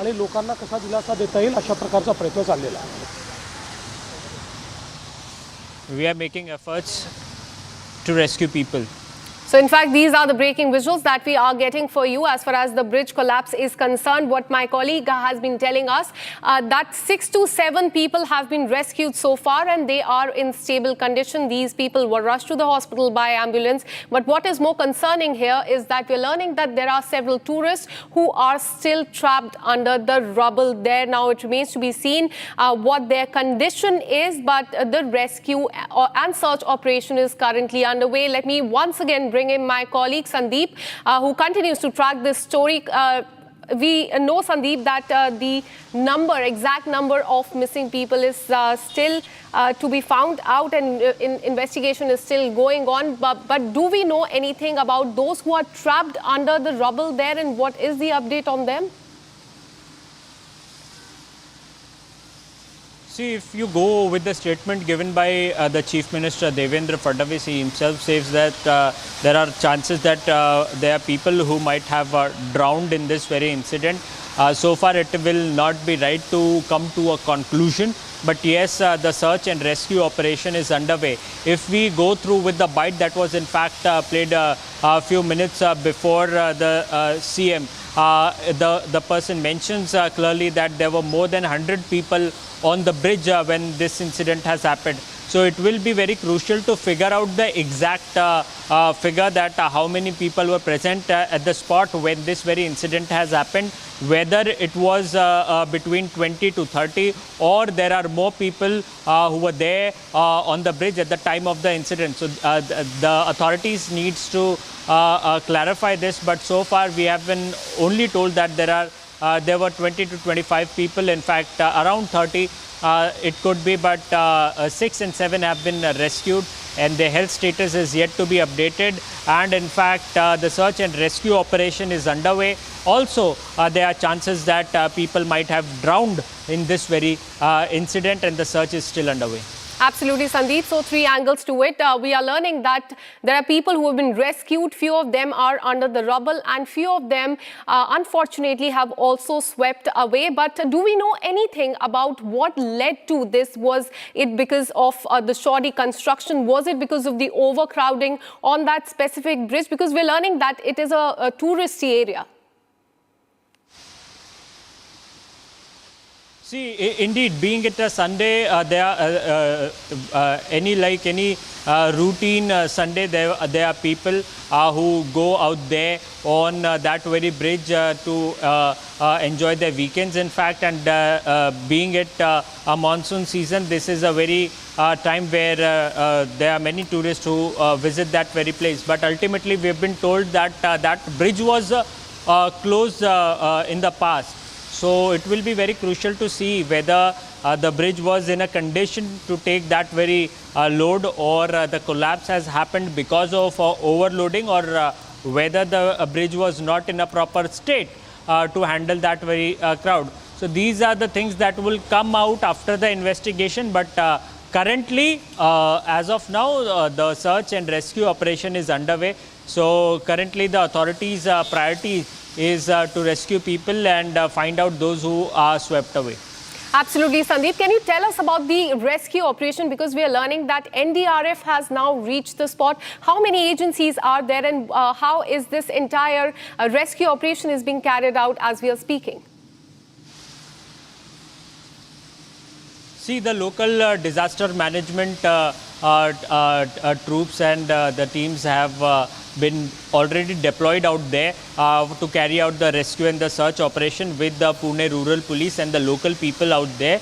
Also, we've been told that 2 teams of NDRF have left for the rescue and the search operation. So very soon they will be reaching at the spot and will join in the local authorities. So ultimately, there are local authorities with the National Disaster Relief team who will take part in the search and the rescue operation. So 4 to 5 teams are already there to carry out the search and rescue operation right now. Absolutely, Sandeep, keep tracking that story, in fact, for us. But do also tell us about this bridge, the location. Was this an old bridge? Because we are learning that there were a lot of tourists standing on that.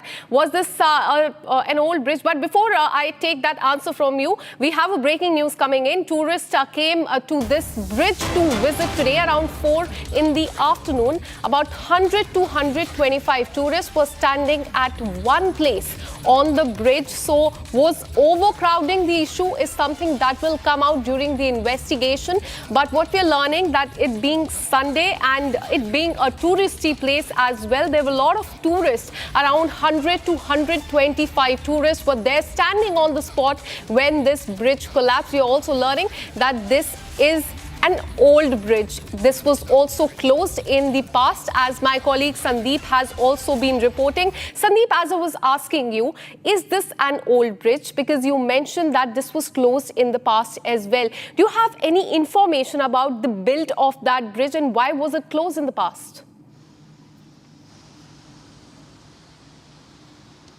See, the exact details regarding the closure of that bridge is not yet clear, but ultimately, being it a rainy season, a monsoon, there are high chances that the river may overflow, and in such kind of a scenario, the authorities also believe with the fact that this could lead to any kind of incident. But ultimately, what could be the reason whether these tourists had in fact crossed the restrictions and had gone to that very bridge is something that needs to be figured out, and that needs to be found out in the investigation. But ultimately, what we have been informed by the authorities is 20 to 25 people had in fact came into this very incident, and in fact 4 to 5 people are still trapped. That is what is being in fact told. So 4 to 5 people have been trapped. That is the latest information that we are getting right now. But ultimately, what is the exact figure of the people who had in fact who drowned at that very point in time when this incident had happened is something that needs to be clarified by the department. Absolutely, Sandeep. 6 to 7 people have been rescued. As far as the relief and rescue operation is concerned, what Sandeep just told us, handful of people are still trapped under that rubble. And in fact, we just a while back, we made you listen to the reaction that has come from Maharashtra Chief Minister. He has assured the help as far as this is concerned. Listening to him. आता मी विभागीय आयुक्त, तहसीलदार आणि police commissioner यांच्याशी बोललो आहे. I have spoken to the Commissioner of Police, Corporation Commissioner, as well as with the Tehsildar. We have been told that there is an unfortunate incident of bridge collapse, wherein there are people who are still trapped into this. The NDRF team is also reaching for search and rescue operations. We don't have any kind of any confirmation regarding any casualties. Once we get the information regarding the casualty, it will be the right time to tell. We have mobilized all the authorities for rescue operations. Absolutely. So this is in fact the reaction that has come in from Maharashtra Chief Minister after this incident took place. Let me once again bring in my colleague Sandeep, who's been tracking this story very closely. Sandeep, do tell us about the rescue operation, because as you've been reporting, 6 to 7 people have been rescued. There are still a few who are trapped under the bridge and the rubble right there. What is the update on those who are trapped? See, the current information that, the latest information that we are getting right now, that there are 4 to 5 people who are still trapped under the bridge. So the rescue operation is still underway.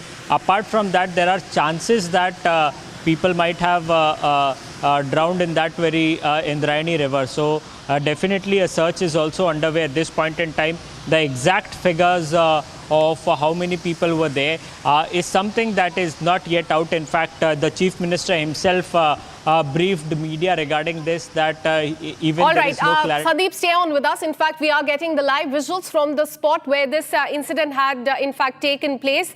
As we can see in the visuals, this is the area where the bridge had collapsed. This bridge built over the Indrani River. As we can see, it appears that this area was also witnessing rainfall.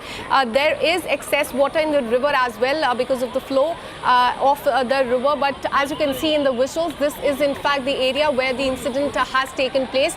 As the information trickled in, what we learned that the villagers of that area were the first responders. They rushed to the spot to rescue the people there. There were images of several people who were rescued from that place. As my colleague Sandeep has been telling us, 6 to 7 people have been rescued from this area. This is the spot where the bridge has collapsed. We can see NDRF, SDRF is what we've been told that these rescue teams are there on the spot. We can also see the crane on the screen, and this is in fact being used to rescue people who are still trapped under the rubble. The exact number of people who are trapped is still unknown, and that is why this crane is being used to rescue those people away. We have another breaking news coming in. Police Commissioner has confirmed death of 2 people in this Pune tragedy. Very concerning news coming in from Maharashtra. 2 people have lost their life, and this confirmation has come from the Police Commissioner. Sandeep, let me bring you in. We are getting the confirmation that 2 people have lost their life. What more do you know? Yes, this is by the Pimpri Chinchwad Police Commissioner, that is Vinay Kumar Chaube. He has confirmed the death of 2 people right now. Whether there is any more to this, that is something that is not clear. But yes, as of now, the CP of Pimpri Chinchwad district has in fact given a clarity and confirmed 2 deaths. There are chances that the death toll may increase. But currently we are getting update regarding 2 people have in fact lost their life, and in fact as we were told that 6 to 7 people were rescued. So their health status is yet to be updated by the officials. But yes, as of now, from the people who were rescued, 2 have lost their lives, and 4 to 5 people are still trapped beside that very bridge where this incident has happened. Absolutely, Sandeep. And what we're also learning that there was an orange alert for this area, and there was in fact quite rainfall. It was experiencing heavy rainfall over the last 2 days, which led to the rise of Indrani River water level as well. Could that be one of the reason the rainfall and also the increasing water level? Are we learning anything about this?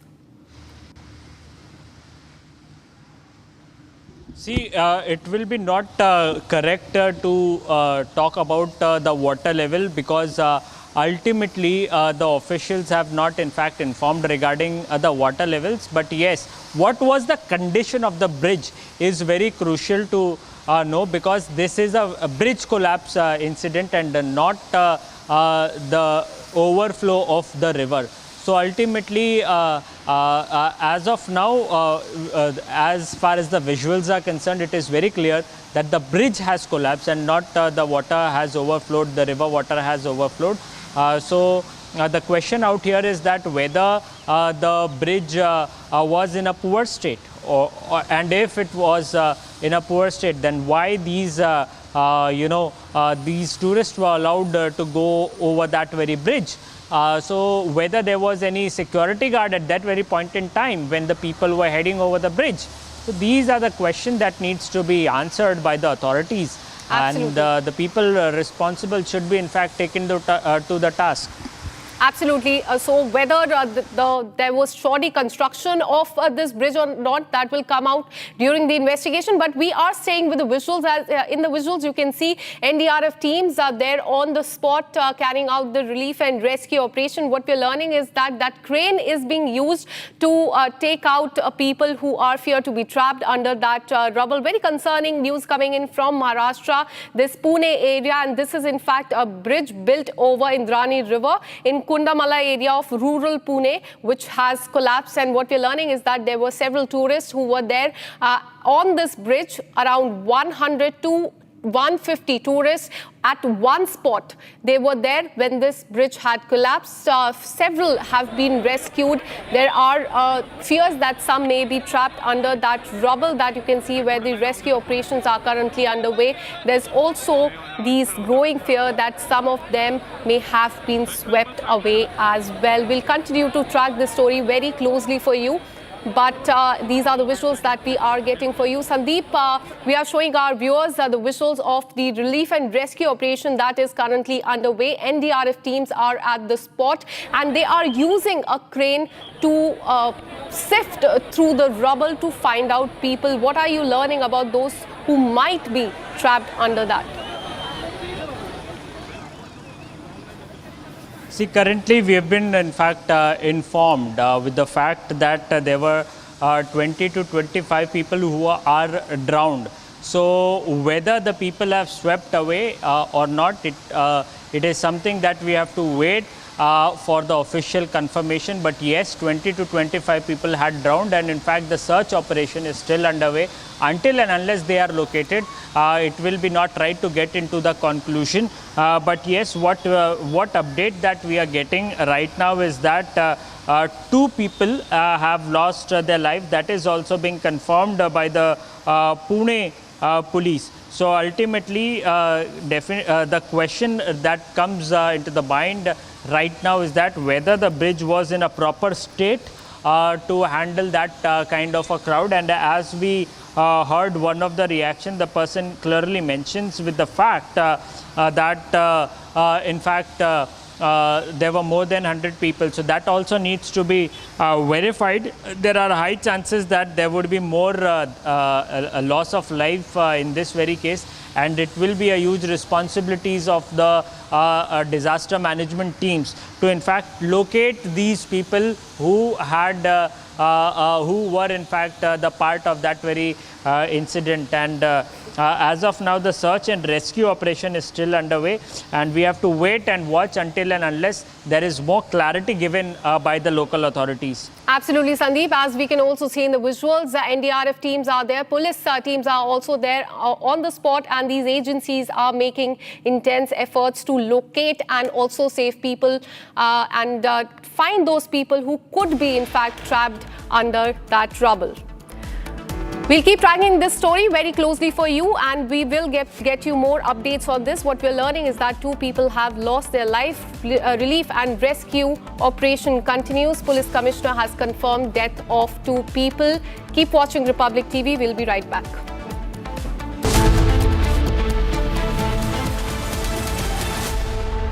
Hi, this is Chef Ranveer Brar. Guarantee you brilliance on behalf of IAHM. विमल में गुलिस्तां की ये कुछ लजीज फरिश्ते जब साथ घुले तो जी ललचाए और दिल कहे कि स्वाद की इस जुबान में खुद को ऐसा डुबाऊं कि निकल ना पाऊं। विमल की जुबान कुछ है ही ऐसी, मानते हैं ना? विमल, बोलो जुबान केसरी। दादी के हाथों का जादू और खुशबू से महकता घर, माँ की मुस्कुराहट और खाने की सुगंध। MDH गरम मसाला, क्योंकि हर रिश्ता है स्वाद से जुड़ा।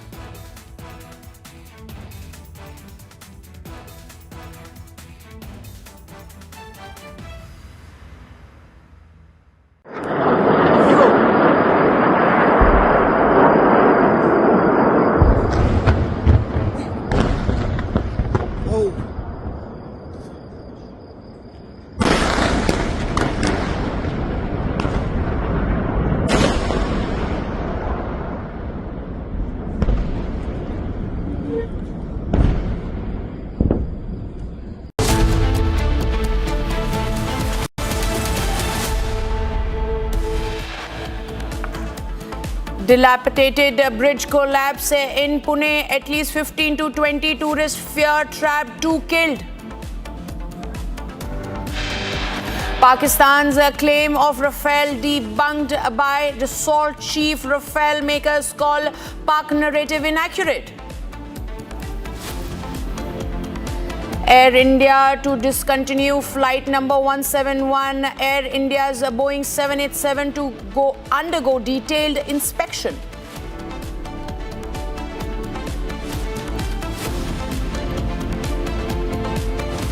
Chopper crashes near Guptkashi in Uttarakhand. All 7 people on board dead. Israel strikes Iran's defense military headquarters and nuclear facility. Prime Minister Narendra Modi embarks on 3-nation visit to Cyprus, Canada, Croatia ahead of G7 summit.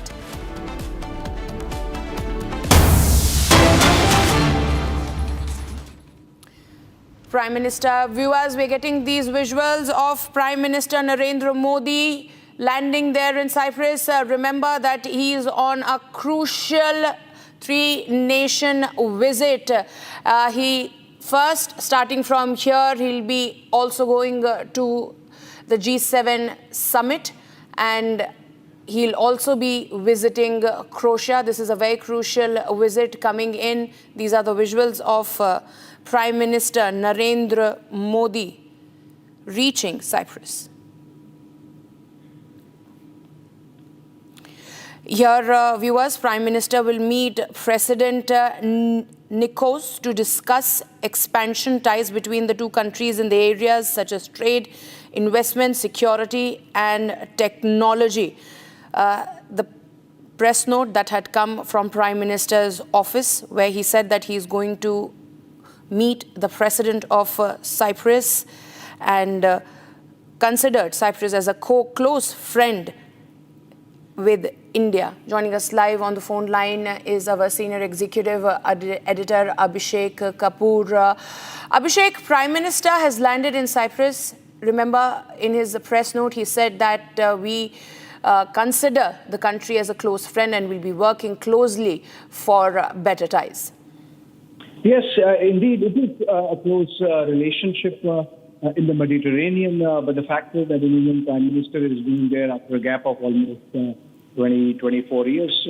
And so I think this visit gains that much more salient. Prime Minister will be there engaging with the President of Cyprus, and there are bilaterals planned. There is a dinner being hosted for the Prime Minister tonight itself. He's been received at the Larnaca International Airport on the outskirts of Nicosia, and then there is, as I mentioned, a dinner, and then there is an engagement with the business community also in the evening itself before the dinner, and then tomorrow ceremonial welcome engagements, delegation level talks, and in the afternoon itself Prime Minister would be departing for Calgary, Canada, where he is going to be participating in the G7 summit.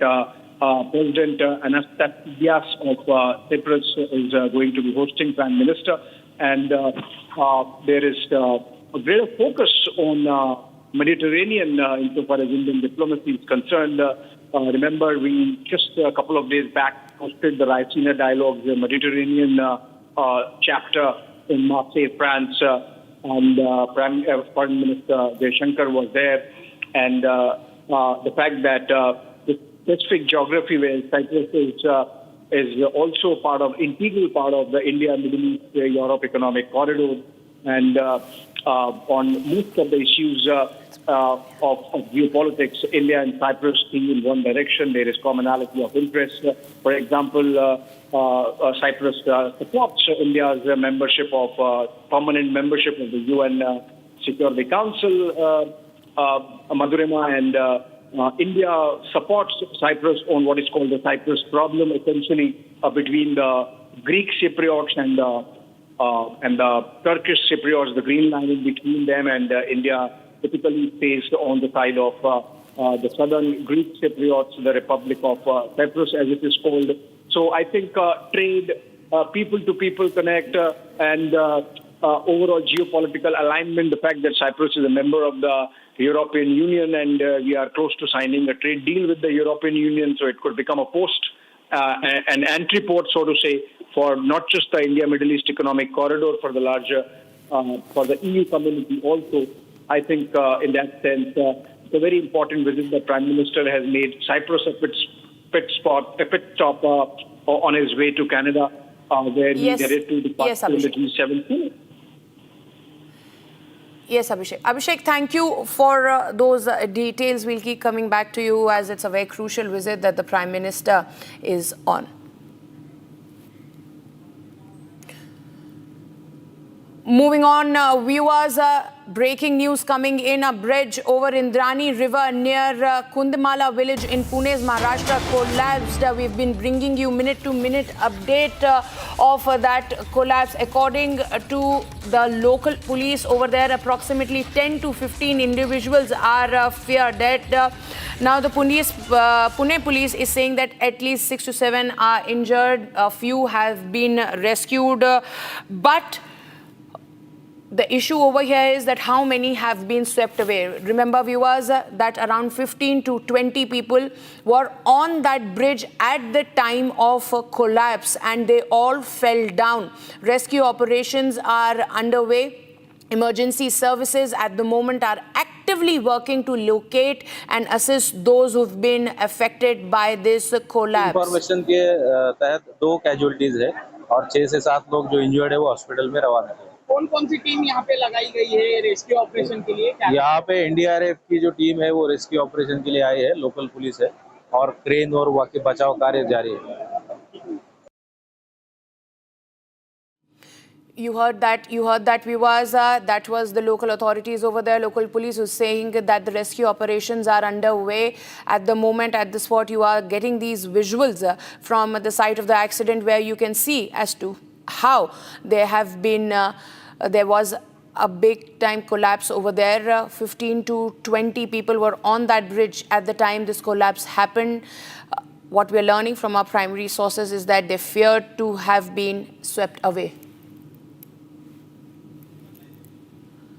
These are the live visuals at the moment. You can see that along with the Pune police over there, we have rescue operation teams. The emergency team have acted quickly on the matter. Joining me live on this broadcast is my colleague Sandeep. Sandeep, we are getting these live visuals on our screens where we can see the Pune police along with the other rescue teams carrying out the operation. What we are learning is multiple people have been swept away. They were on the bridge at the time collapse happened. Any news of those people?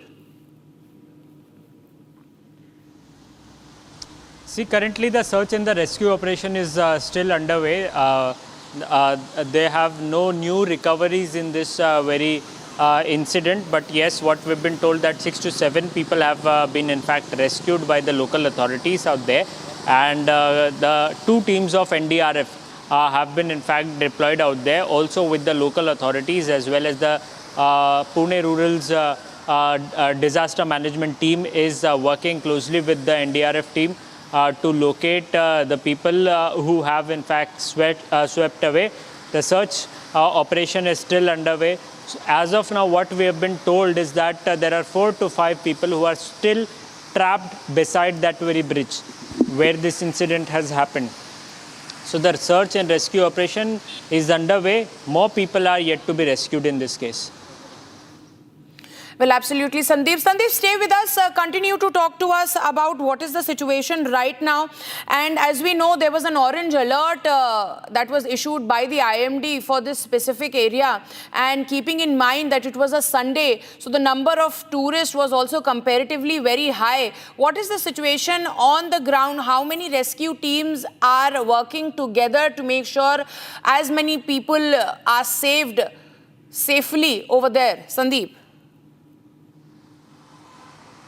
See, as far as the statement given by the Zone 2 DCP of Pimpri-Chinchwad, that is Vishal Gaikwad, he clarifies with the fact that this bridge was in a dilapidated state and this incident happened between 3:30 and 4:30 and as far as his statement, 6 to 7 people have been injured. That is what he says. So ultimately the biggest highlight of his bite and his statement is that the bridge was in a dilapidated state. And we are also being told that earlier this bridge was closed. So the question out here is that if this bridge was in a dilapidated state, why the people were allowed to go on that very bridge. And in fact, there is already orange alert for the Pune district, where there are incessant rain already out there.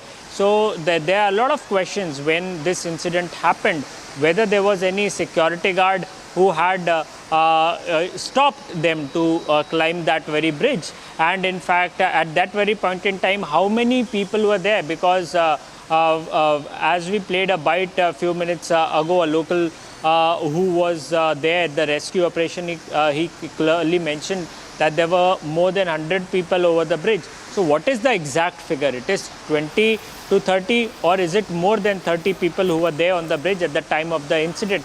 But as of now, the authorities have been saying that it is between 20 to 30, and 6 to 7 have been in fact got injured, and they have been in fact rescued, out of which 2 have lost their life. And what we've been told that there are more 4 to 5 people who are still trapped beside the bridge. So the rescue operation is also being carried with the help of the NDRF team. 2 teams of NDRF is there. Also the local disaster management team is stay also with us. there. We have a statement coming in from the Maharashtra Chief Minister. He's issued a statement on the tragedy, saying that it is too early to draw conclusions. He said that the relief teams have been rushed to the spot and that the safety of people will be prioritized. Let's listen into what Devendra Fadnavis had to say. आता मी विभागीय आयुक्त, तहसीलदार आणि police commissioner यांच्याशी बोललो आहे. आत्ता प्राथमिक माहिती एवढीच आहे की हा पूल तुटलेला आहे, त्याच्यामध्ये काही लोक जखमी झाले, त्या जखमींना हॉस्पिटलमध्ये नेलेलं आहे आणि त्यासोबत काही लोक अडकलेले आहेत. त्यांच्याकरता NDRFची टीम त्या ठिकाणी पोहोचते आहे त्यांना रेस्क्यू करण्याकरता. काही लोक वाहून गेल्याची शक्यता आहे. अजून त्या संदर्भातलं पूर्ण कन्फर्मेशन मिळालेलं नाही किंवा कॅज्युअल्टीजच्या संदर्भातलं पूर्ण कन्फर्मेशन मिळालं नाही. त्यामुळे या क्षणाला त्याबद्दल बोलणं हे योग्य ठरणार नाही. पूर्ण माहिती याची मिळाल्यानंतर याच्यावर आपल्याला माहिती देता येईल. आत्ता प्रशासन तातडीनं सगळी मोबिलायझेशन करून आणि लोकांना कसा दिलासा देता येईल अशा प्रकारचा प्रयत्न चाललेला आहे. We just heard Maharashtra Chief Minister over there. We're also getting some reactions from the locals over there. Let's listen in.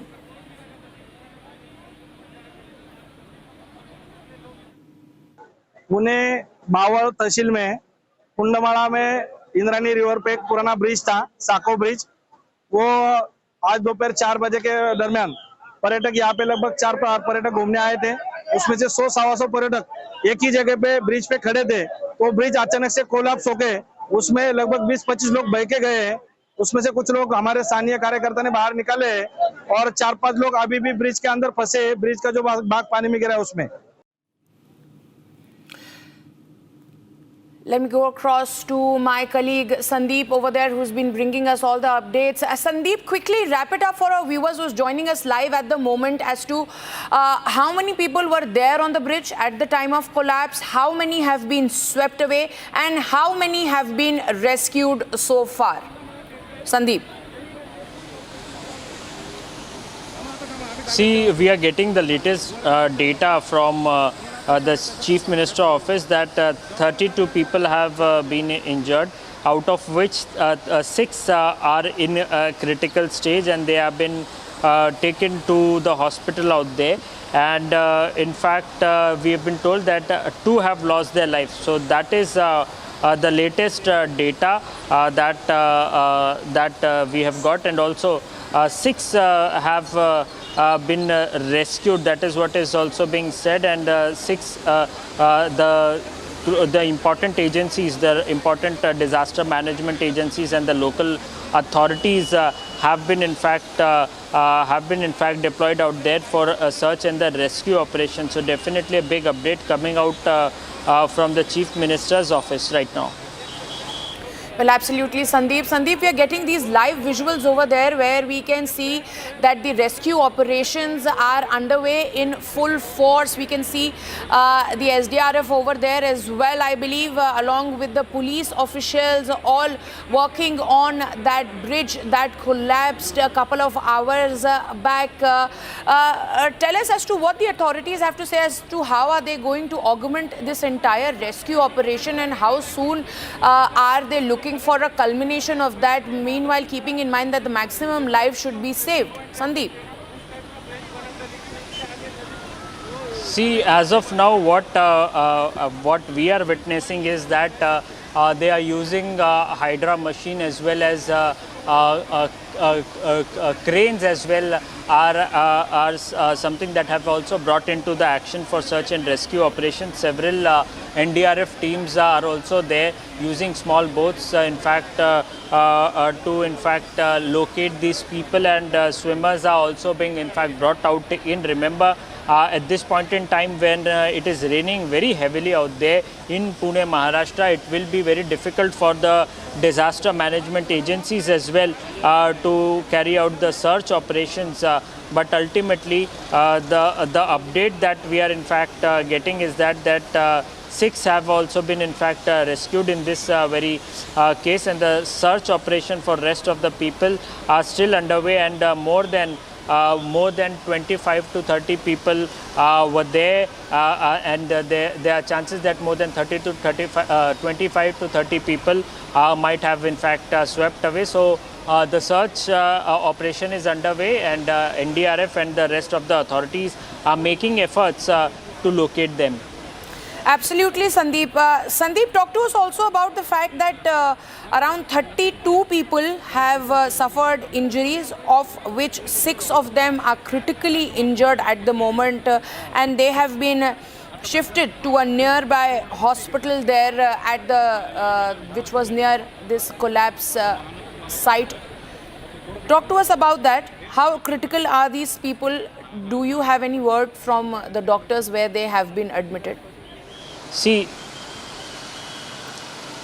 32 have been injured, and out of which 6 are in a critical stage, and we've been told that 2 of them have lost their life. So that is the current data that we have got out from the local authorities, and also with the Chief Minister's office right now. And the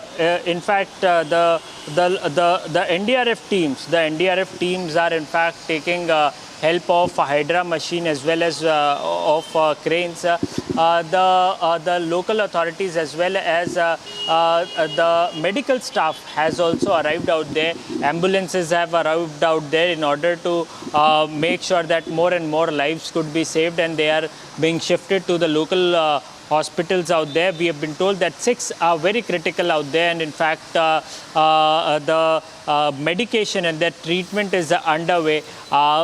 The rescue and search operation is still underway. So what we are expecting right now, that the death toll or the people who are still trapped inside that very river, the number could increase in coming hour or two. But yes, it will be a huge responsibility and a huge task for the disaster management team to locate these people. Absolutely, Sandeep. Sandeep, if we talk about the situation of that bridge, like you were highlighting, that the infrastructure was not proper. There were concerns raised in the past as well that the condition of this bridge is brittle. It's not in its absolute form.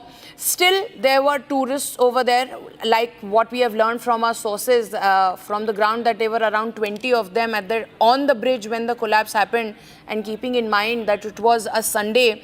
How was this being allowed, Sandeep?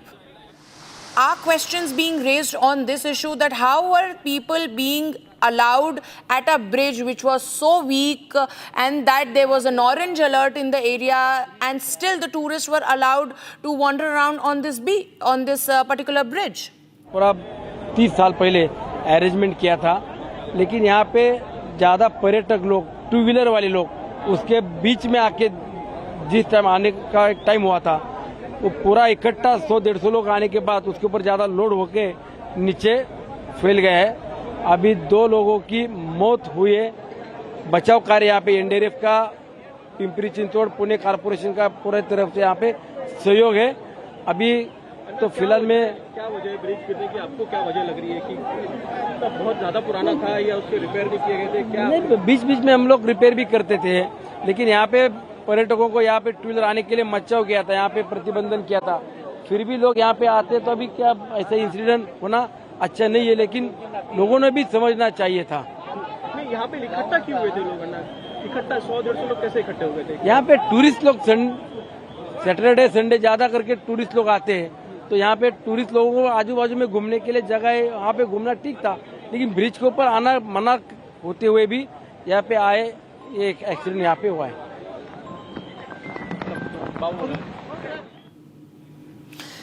So there we heard multiple reactions coming in from the ground. Let me go back to Sandeep. Sandeep, the question that I was asking you before, that the situation of the bridge was not good. It was, like you said, that it was in a very dilapidated condition. There was an orange alert in the area. Still, the tourists were allowed to go on that bridge. Sandeep.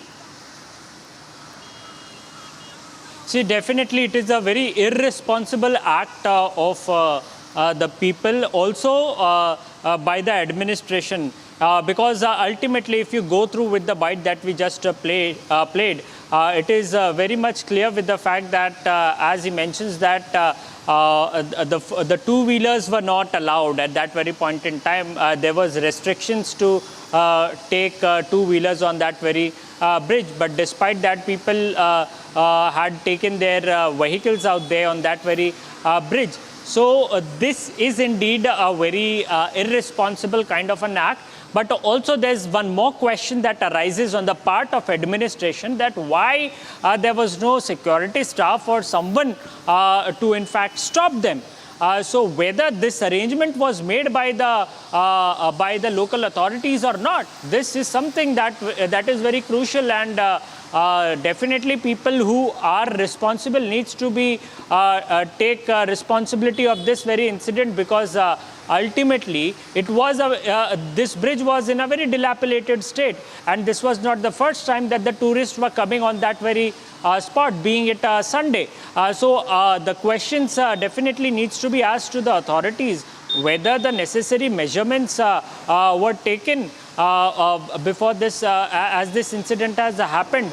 Also, whether there was any kind of a security staff that was placed out there to stop these people who were heading over that very bridge. And also, as the bridge was in a very dilapidated condition, what kind of repair works were done to in fact make sure that this bridge remains in place and no such kind of any tragic incident happened. So these are the questions that administration as well as the government needs to in fact answer, because it is very clear with the fact that it is a tourist place, so definitely tourists will come. So why this bridge was open, and if at all opened, then why the two-wheelers were allowed, whether there was any kind of security staff. Sandeep, tell me, like we are raising a very pertinent question over here. Sandeep, tell me, like we are raising a very pertinent question over here as to how the tourists were allowed over here at a bridge which was not in okay condition. Also, tell us about as to was there any warning or any board put up there that one must not really step on this bridge, the condition of the bridge is brittle. Did anything of that sort happen at the spot? Were there any warnings given? Or were these tourists cautioned that this is a bridge where they should not stand, and the fact that there's an orange alert, they should have, at least today, on the day when there's an orange alert, they should have sent these tourists back? See, currently it will be very difficult for me to answer that, but yes, wherever, when such kind of situation is there, or whether there was any bad weather kind of an alert, So definitely it is being published, and the district administration is put on the task in such kind of areas where there is a threat or to any kind of infrastructure. We see that in Mumbai, we see that in several other districts as well of the state of Maharashtra. So ultimately, despite of this bridge being in a very dilapidated condition, and there was an orange alert. So whether the disaster management teams were placed there, whether the as you mentioned that any notice board was put up there to stop the individuals to step up on the bridge, that is something that we have to look out for. But ultimately, wherever such kind of a dilapidated infrastructure is there, a board of administration is always placed as per the SOPs. So whether those SOPs were followed by the individual who stepped up on that very bridge is very crucial. There is a very grey line at this very point in time when it comes to tourist places. There are several tourist places where there are no security staff, and very lethargic behavior of corporations are witnessed when such kind of incident happened. So that is the reason, these incidents happened, and in fact later on the administration gives clarification that this was a dilapidated bridge, and people were not supposed to go. So ultimately the responsibility is put up on the citizens or the locals out there. But what was the role of the administration? Why there was no security staff, and why didn't the security staff stop the people not only to climb up the bridge but also take two-wheelers on that very bridge? So back-to-back update from Pune on this very tragic incident. Stay tuned to Republic TV for more on this. This week on Get Me Right, the proof of the adage that while nations keep armies, in the case of Pakistan, it's the army that keeps the nation. The Pak budget this year is squeezing itself to make more space for Munir's army. And then we take a look at a major geopolitical shift that escaped headlines. China sent 2 of its aircraft carriers into the Pacific Ocean for the first time, inching closer to the United States coast. And finally, did the Congress call the bluff of Rahul Gandhi's caste politics by backtracking on the caste survey it did in Karnataka? Join me this Saturday and Sunday, only on Republic TV.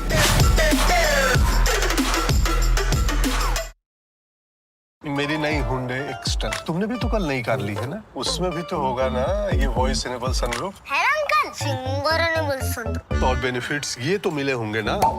ये मिला। हाँ? Hyundai cars पर मिल रही है amazing deals. वैसे लोगे तो आप हुंडई ही, चाहे दिल की सुनो या डील्स की। आधे बाउल दही में 4 चम्मच MDH चटनी पुदीना मसाला डाला, स्टर करो, पुदीना चटनी तैयार। MDH चटनी पुदीना मसाला। MDH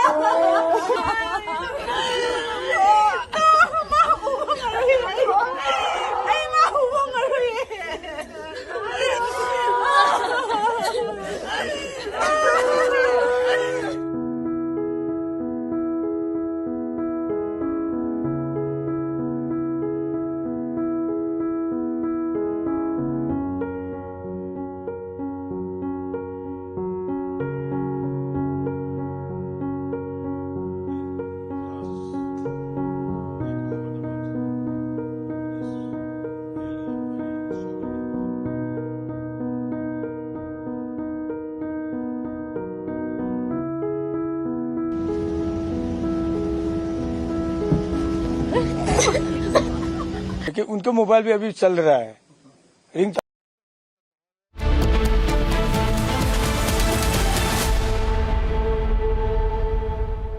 विमल में गुलिस्तां के ये कुछ लजीज फरिश्ते जब साथ घुले तो जी लग जाए और दिल कहे कि स्वाद की जुबां में खुद को ऐसे डुबाऊं कि निकल ना पाऊं। क्रिमिनल की जुबान कुछ है ही ऐसी, मानते हैं?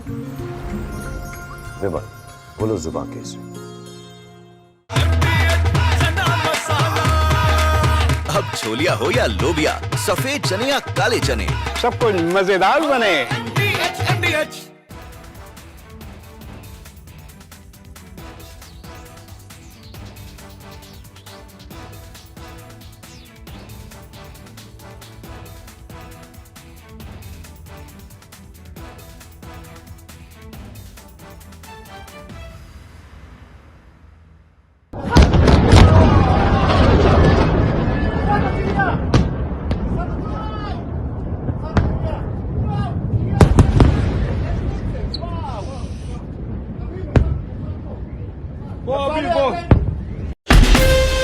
From Asia's largest news headquarters, setting the agenda for Bharat.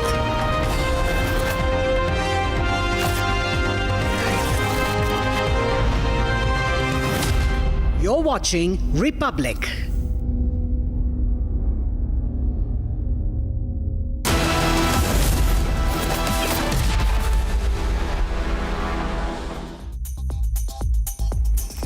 Hello and welcome. You're watching 6 at 6 Stories with me, Akanksha Khajuria. And this evening, as we bring you all the stories from around the world, our focus will be on the heightened escalation in West Asia. First up, we'll tell you about the fresh escalation between Iran and Israel, and we'll show you where the attacks have been happening in the last 3 days. Next, we'll focus on the crash of helicopter carrying pilgrims of the Char Dham Yatra in Uttarakhand, a very concerning story that we're getting for you. Moving on, we'll tell you about the probe into the biggest aviation tragedy in the history of the country. Former Gujarat Chief Minister's DNA sample has matched with the remains. Then we'll focus on the bridge collapse in Pune. Rescue operation is underway and we have the reporter on ground to tell you what is happening. And finally, the Prime Minister has arrived in Cyprus. It is part of his 3-nation visit. These are the stories that we are tracking for you this evening. Let's get started. The first story that we're tracking is from Israel and Iran. In fact, the two countries exchanged fresh attacks today, with the Israeli Defense Forces claiming an extensive series of strikes on the headquarters of the Iranian Defense Ministry and a nuclear project. Israel struck 2 major energy facilities in Tehran in Iran, including its main gas depot and the central oil refinery. Iran, in fact, has hit back. At least 6 people have been killed and a dozen wounded when a blast heavily damaged a building in Bat Yam, that is a city just south of Tel Aviv in Israel. Let me show you the visuals of the attack and the counter-attack, in fact, that have been happening in the last few days. All right, so in the last few days, we have been seeing strikes and counter-strikes coming from both Iran as well as Israel. These are the visuals of the attack by Iran on Israel. On Friday, in fact, Israel launched a series of strikes against Iran, targeting the nuclear program and military infra. Iran has launched its own strike in retaliation, and Israel has continued to bombard Iran. In fact, late on Saturday night, Israel struck 2 major energy facilities in Tehran, including its main gas depot and central oil refinery. Israel's targeting of the critical energy infra is, in fact, it is a significant escalation in the military campaign against Iran. Many of these Iran strikes have been intercepted by Israeli missile defense system, but not all. In fact, overnight on Saturday, it was the deadliest night in Israel since Israel launched its surprise attack on Iran on Friday. At least 10 people, is what we are learning, are known to have been killed during multiple Iranian missile barrage. Overnight, 3 people have lost their life. All of them are, in fact, civilians. Let me show you the map. In fact, West Asia is on the edge again. Let me show you, explain this entire situation to you through the map. This is the map of Iran, where Israel has been, in fact, attacking several places in the last 3 days. Let me take you through one by one. First is Tabriz. This is where explosion was heard near the nuclear research center. Moving on, This is Tehran. In fact, 2 major energy facilities were struck by Israel in the last 3 days. And this is a very important place. This is Natanz. This is Iran's main nuclear facilities. So in the last 3 days, Israel has attacked nuclear facilities, targeted their military leaders. Now let's focus on where Iran hit Israel. I would request my team to show us the second map, and that is of Israel as far as the attack is concerned. Now, as far as Israel is concerned, there have been attacks on firstly, the Kriya. There, the missile struck Israeli Defense Forces headquarters. And we also have details about, in fact, a strike that took place last night in which a building was hit and many people have lost their lives. All right, so West Asia is on the edge, and we've been showing you visuals of Israel and Iran on here on the map. Escalation has been going on in the last few days. In fact, there were to be talk between US and Iran, nuclear talks today, which have been cancelled after Iran said that the talks with US in fact, are completely meaningless to them. We have seen reaction coming in from Donald Trump as well, and he has said that US has nothing to do with the attacks. Let me go across to Jitendra Oja, who continues, who in fact joins us on Republic. Thank you so much for speaking to Republic TV. We've been witnessing escalation between Iran and Israel from the past 3 days. Israel has hit an oil depot. On the other hand, Iran has also hit back at Israel. And in fact, what we're learning is that 10 people have lost their life. How would you assess this situation, sir?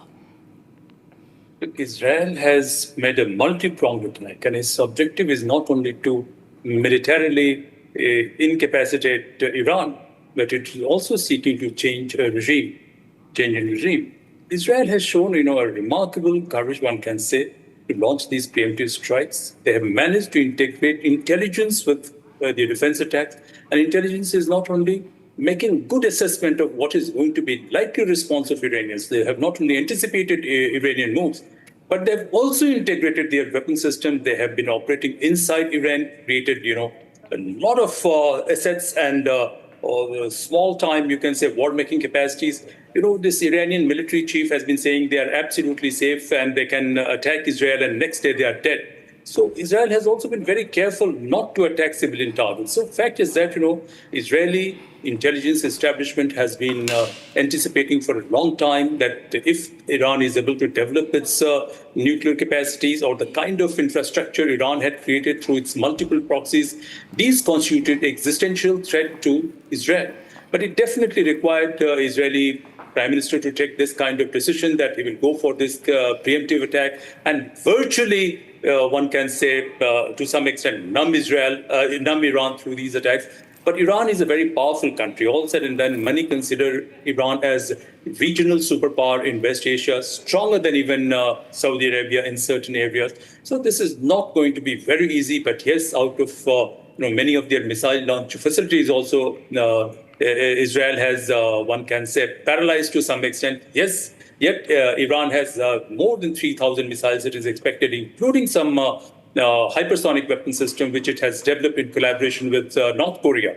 So this we have to watch for some time, but their top military leadership is gone, almost gone. And still it is not clear what kind of targets Iran is hitting. It is difficult to say at this point of time. All missiles will not be intercepted in Israel. We have to be very aware of it. Yet Iran will be able to inflict significant damages, but yet Iranian response is not as measured, not as precise as I can say Israeli this thing. And in larger this thing, one has to be, as you mentioned, that without American concurrence, this is not possible. Even though America is denying, people say that even Saudi Arabia, to some extent, would be having some degree of concurrence. Any change in power equation would go to the advantage of Saudi Arabia. So this will have long-term implications, but next few days are going to be very critical if Israel succeeds in its larger objective of regime change in Iran.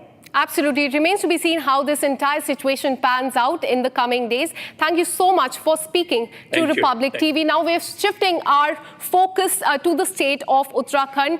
7 people died after a helicopter carrying pilgrims of Char Dham Yatra from Kedarnath crashed near Rudraprayag in Gaurikund today. Now those who lost their lives have been identified as Captain Rajveer Singh Chauhan from Jaipur. He was the pilot of this helicopter. Vikram Rawat from Ukhi Mat in Uttarakhand, Vinod Devi, Trishiti Singh from Uttar Pradesh, Rajkumar Suresh Jaiswal, Shraddha Rajkumar Jaiswal and 2-year-old Kashi from Maharashtra. In fact, the Uttarakhand government has suspended the helicopter services on the Char Dham Yatra route for the next 2 days and ordered a high-level probe into this accident. But very important to mention here that this is not the first time that such an accident has happened in Uttarakhand. On June 7th, last week, 6 people, including the pilot, had a narrow escape when a helicopter on its way to Kedarnath made an emergency landing on the highway in Rudraprayag district, where this incident, in fact, happened.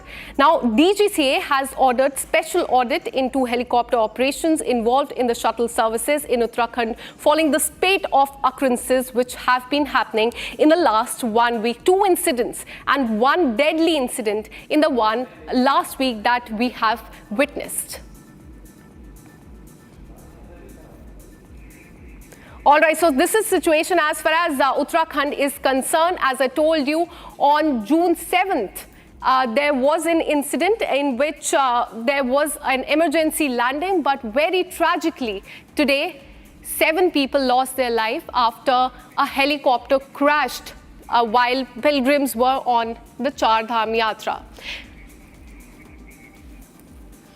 All right, so let me tell you more about the incident that has taken place today. As you can see in the visuals right here, these are the visuals of the rescue operation that in fact still continues in Uttarakhand. This is a helicopter that has crashed. We can see the teams of NDRF and SDRF. 7 people, including 2 pilots, have lost their life. Helicopter was ferrying the Char Dham pilgrims when this incident happened. 5 kilometers walk away from Gaurikund. Crash near Kedarnath in Rudraprayag. This is a location where that entire incident has taken place, and we've been showing you the visuals since morning, and our focus is on this story. Pilot Rajveer Singh Chauhan, he among with others have lost their lives. Total 7 deaths as far as this case is concerned. Victims from Uttar Pradesh, Uttarakhand and Maharashtra, and 2 small children have also lost their life. Uttarakhand government has ordered a high-level probe in this case.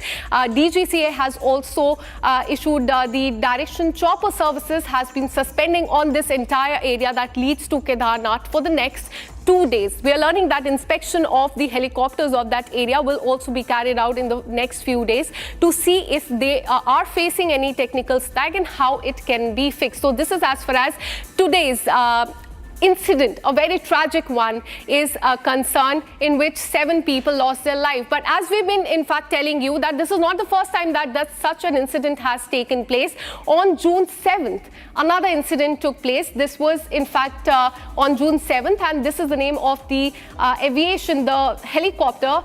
Kestrel Aviation chopper made an emergency landing, and this was also, something that had shocked the people. 6 people, including pilot, had a very narrow escape as it made the emergency landing. Chopper developed a technical snag during the takeoff, and as we've been telling you, that is why the government is now focusing on the helicopters that are ferrying the pilgrims. Emergency landing on highway in Rudraprayag, and this happened on June 7th, just a week after this tragic incident took place. As far as this is concerned, DGCA has ordered special audit of the chopper operation in the state of Uttarakhand so that these technical snags can be found out. Focus is on Char Dham shuttle services after the incident, because a lot of people who go for Char Dham Yatra, they take these shuttles, and that is why it is very important that these things are fixed. In fact, after the spate of occurrences that we've been witnessing, enhanced surveillance ordered across Uttarakhand. This is as far as Uttarakhand government and DGCA, which is a regulatory body under the Ministry of Civil Aviation, is concerned. Very concerning news coming in from Uttarakhand. Deadly, tragic incident that has taken today. All right, so let me go across to my colleague Ratan Negi, who continues to track this story very closely for us. Ratan Negi, I want to ask you, this is not the first time, as we've been telling our viewers, that such an incident has taken place. On June 7th also, a helicopter made a emergency landing after there was a technical snag in it. And today, because of that, in fact, we lost 7 innocent lives. Give us more details about this incident. सबसे पहले अगर बात करें तो ये helicopter जो है सुबह 5:17 पर आर्यन एविएशन यानी गुप्तकाशी से केदारनाथ के लिए उड़ान भरता है और केदारनाथ में उड़ान टेक ऑन करने के बाद वहां से जो श्रद्धालु है पायलट समेत 7 लोग ये वापस गुप्तकाशी के लिए आ रहे होते। इसी बीच इनके रास्ते में बादल आ जाता है, जो जानकारी यहाँ पर मिली, और दुर्घटनावश गौरीकुंड से के 5 किलोमीटर ऊपर त्रिजुगी नारायण के बीच में ये हेलीकॉप्टर क्रैश हो जाता है, जिसमें पायलट समेत 7 लोगों की दुखद मौत हो जाती है। ये जानकारी यहाँ पर मिली। इसके बाद मुख्यमंत्री शोक संवेदना करते हैं, अधिकारियों को दिशा निर्देश देते हैं। उचित हाई लेवल की बैठक यहाँ पर 11 बजे होती है और जो जानकारी अब हमारे पास निकल कर आ रही है, इसमें चारधाम यात्रा के लिए जो आर्यन एविएशन है जिससे ये हादसा हुआ है, इसका तत्काल प्रोसेस निलंबित कर दिया गया है। कि चारधाम यात्रा में अब जो आर्यन एविएशन है ये जो कंपनी है इसको यहाँ पर निलंबित कर दिया गया है, यानी सस्पेंड कर दिया गया है। ये अब यहाँ पर काम नहीं करेगी। इसके साथ ही 2 पायलट्स हैं जिनका नाम कैप्टन योगेश गैरवाल है और दूसरे कैप्टन जितेंद्र हरजाई है। मौसम के अनुकूल इनको प्लेन उड़ाते हुए यानी हेलीकॉप्टर उड़ाते हुए देखा गया है। इन दोनों का जो लाइसेंस है ये 6 महीने के लिए यहाँ पर निलंबित कर दिया गया। ये जानकारी यहाँ पर निकल रही है। इसके साथ ही सुरक्षा एहतियात के तौर पर 15-16 जून 2025 क्षेत्र में सभी चार्टर और शटल हेलीकॉप्टर परिचालन को निलंबित कर दिया गया। इससे पहले की अगर बात की जाए तो मुख्यमंत्री धामी ने लगातार यहाँ पर बैठक ली है, अधिकारियों की हाई लेवल की मीटिंग ली है। इस मीटिंग में हेलीकॉप्टर से संबंधित जो घटना इस पर काफी दुख जताया गया, शोक व्यक्त किया गया है और इस घटना के जो है जांच के आदेश यहाँ पर मुख्यमंत्री ने दिए। सोमवार तक के लिए चारधाम जो यात्रा है उसके लिए हेलीकॉप्टर यहाँ पर बंद रहेगा, मौसम के अनुसार खुलेगा। हेली उड़ान है इसके लिए जो है यहाँ पे कमांड है कोऑर्डिनेशन सेंटर की स्थापना की बात की गई कि एक कोऑर्डिनेटर सेंटर स्थापित वहां पर किया जाएगा। मुख्यमंत्री ने कहा है कि उन्हीं पायलटों को अनुमति दी जाए जिनकी उच्च हिमालय क्षेत्रों में हेली उड़ान की दीर्घकालीन अनुभव, यानी उन्हीं पायलटों को अनुमति दी जाए हेलीकॉप्टर चलाने की जिनका एक उच्च पर्वतीय क्षेत्र में उड़ाने का एक अनुभव हो। इसके साथ ही डीसीजीए द्वारा निर्धारित गाइडलाइनों का जो अनुपालन नहीं करेगा, जो उसका पालन नहीं किया जाएगा, उसके लिए सख्त नियम बनाए गए हैं। उनको तत्काल उनकी लापरवाही पर सख्त कार्रवाई होगी, ये मुख्यमंत्री के निर्देश दिए। इसके साथ ही अगर बात की जाए तो मौसम जिस तरह से केदारनाथ की वैली पर Absolutely, very tragic incident that has taken place in the state of Uttarakhand. 7 people have lost their life. Thank you, Ratan Negi, for all the details. We'll keep coming back to you for more on this. From this tragedy, we are moving to the biggest aviation tragedy in the history of the country. 70 hours after the Air India plane crash tragedy, the DNA of former Gujarat Chief Minister Vijay Rupani has matched with the remains recovered from the wreckage of Air India. Now, 32 other DNA samples have also matched. While many more families await the mortal remains of their family members, the investigation is picking up pace. Akhil joins us live from Ahmedabad to get us more on the crash tragedy. Akhil, I want to come to you and try to understand from you as far as the investigation in this case is concerned, because on one hand DNA samples of several people have matched, but tell us about where the investigation has reached now and what is happening there on the spot. Well, Akanksha, if you see, the investigation in this very case has been going on 2 different levels. It's a 2-tier investigation. The first investigation, which is being done by the AAIB, which is the Aircraft Accident Investigative Bureau, that is doing the investigation, and the second investigation is being done by the high-level committee, which was formed yesterday itself by the Union Civil Aviation Minister and which is headed by Union Home Secretary. In the first investigation, what we have seen, which is being done by the AAIB, in that investigation, we have seen that that a 5-member team has arrived from the national capital on the day of the very incident, and since then this team has been over here, and that team, in collaboration with the DGCA, in collaboration with the ATC, has been constantly working. And if you see in this very operation, what we have been seeing, that the local intelligence unit of the state police, apart from that, if you see the disaster management team, the forensic department team, all these teams are basically aiding the process of this investigation. And And if you see what has happened on 13th of June, what we have seen that at around 5 p.m., the black box was recovered. So black box is going to be a very crucial element. So once it will be decoded, because it will take another 72 hours to get some results, initial results on that finding. So the NDRF team basically accessed the black box, and then they submitted to the AAIB, and right now it's under the AAIB's jurisdiction. So right now the investigation is going on that front of the black box. So black box will give us more details regarding that, at what point in time the pilot basically lost the control with the ATC, Air Traffic Control Department, and after that how basically what was the communication at that point in time, and how basically this mishap took place. So all these nuanced detail will come out after the investigation from the black box data. So once it will be decoded, then things will come out. The second part of this investigation, Akanksha, if you see, which is headed by the Union Home Secretary, in that team what we have seen that several experts have been brought in, looped in that investigation, in which what we have seen that from Indian Air Force, inspection and safety DG has also been involved in that, additional DG has been involved in that case, Ahmedabad Police Commissioner, because this is the ground zero from where this incident took place. So Ahmedabad Police Commissioner is also the part of the team. DG of the DGCA is also part of this high-level committee. Apart from that, if you see, Secretary of the Ministry of Civil Aviation is also part of the committee. Additional Secretary from the Ministry of Home Affairs is also part of the committee. So it's a very high panel, multidisciplinary committee which will inspect, not only will inspect this very case. Apart from that, they have also been given a mandate to create a safety guidelines for further reforms in the aviation sector. So that is going to be very crucial for the next few months, because the mandate which has been given to the high-level committee will be submitting its report within 90 days. Back to you. Absolutely. All eyes will be on the investigation in this case. A black box has been recovered. Very crucial to find out what really comes out of that. Thank you, Akhil, for all the detail. Keep tracking that story very closely for us. Now shifting our focus to Maharashtra. 2 tourists have died and several others are feared to have drowned after a bridge built over the Indrani River in Pune has collapsed, and that happened today at around 2 o'clock is what we're learning. This was reported from Kundamala, a popular tourist destination that sees high footfall during monsoon. Scores of tourists were there on the bridge at a time when this collapse took place. They fell into the swollen river is what we're learning. Police and disaster relief workers, including NDRF, which is National Disaster Response Force, they reached the spot and the rescue work has started. 6 people have been rescued so far. 2 people have lost their life.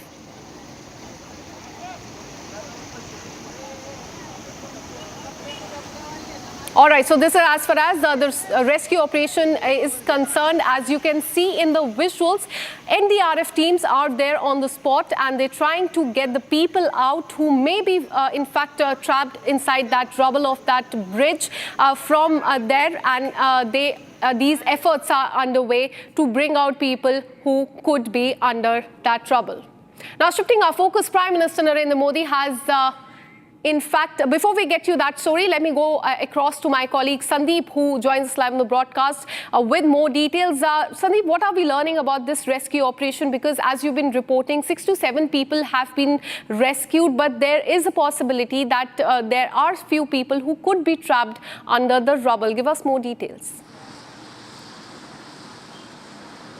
See, as far as the latest update that is coming up from Pune rural is that 5 people have lost their life. That is being confirmed by the local MLA out there.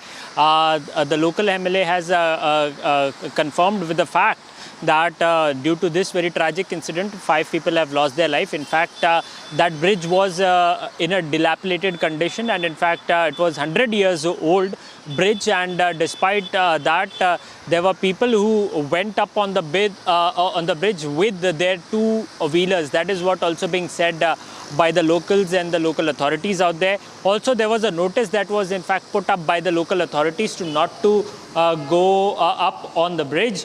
Despite that, the people climbed up on the bridge, and not only that, which also led to the loss of life of 5 people. Earlier, 6 to 7 people were rescued, and out of which 5 have lost their life. There are 25 to 30 people who are still missing, in fact, and the search and rescue operation is still underway. So the NDRF and the SDRF teams are on the spot to carry out the search operation. Absolutely. Search operation continues. As you've been telling us about it, that notice that was pasted onto this bridge. Tell us more about that, because we're learning that this bridge was old, in fact, Sandeep. See, 100 years old bridge, that is what is being confirmed by the local authorities and the administration out there. And a notice was put up by the administration for the tourists, in fact, not to climb up on the bridge. But despite all that stuff, people went up there, and due to heavy rains, in fact, remember at this point in time, Maharashtra is witnessing incessant rains across the district, and there was already an orange alert issued for the Pune district today by the IMD department. So being it a Sunday, as it is a tourist destination, many tourists went there, and unfortunately people lost their life. But the question out here is that as the administration was aware with the fact that it is a bridge which is something which is highly attractive for the tourists, so why there was no security guard placed? Was a notice enough for the tourists to keep them aside or keep them away from that very dilapidated bridge? So there are several questions that needs to be answered by the local administration and also the people who are responsible, whether there will be any kind of criminal case filed by Pune Rural Police against those who are responsible in this case, whether it is only the responsibility of the citizens to in fact keep their safety. What about the administration is something that administration needs to respond. Absolutely. So if there was a notice that was pasted onto that bridge, shouldn't there have been a security guard to deter people from coming to that area? Very tragic incident that has come to the fore from Maharashtra. Keep tracking those details for us, Sandeep. We'll keep coming back to you for more on this. Now, shifting our focus, Prime Minister Narendra Modi has embarked on the 3-nation tour of Cyprus, Canada and Croatia. He said that this is an opportunity to galvanize global understanding on tackling terrorism in all its form and manifestation. In fact, just a while back, he has landed in Cyprus. Here's more.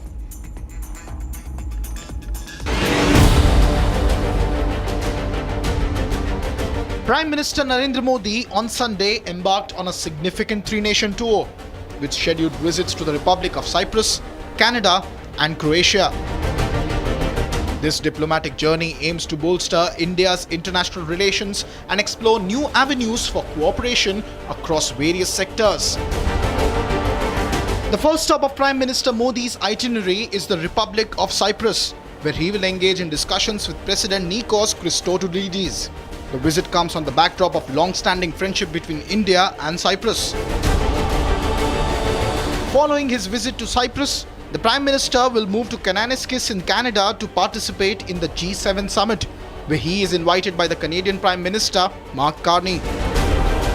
The Indian diaspora extended a warm welcome to the Prime Minister, expressing a hope for fresh start in rebuilding India.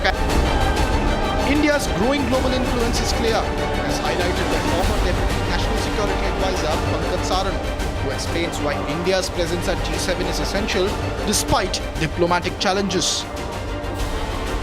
The Prime Minister will join global leaders in addressing pressing international issues with major focus on the Global South. The final leg of the tour will take Prime Minister Modi to Croatia. The visit aims to strengthen ties between the two nations. The 3-nation tour marks the first foreign visit of Prime Minister Modi since India's Operation Sindoor.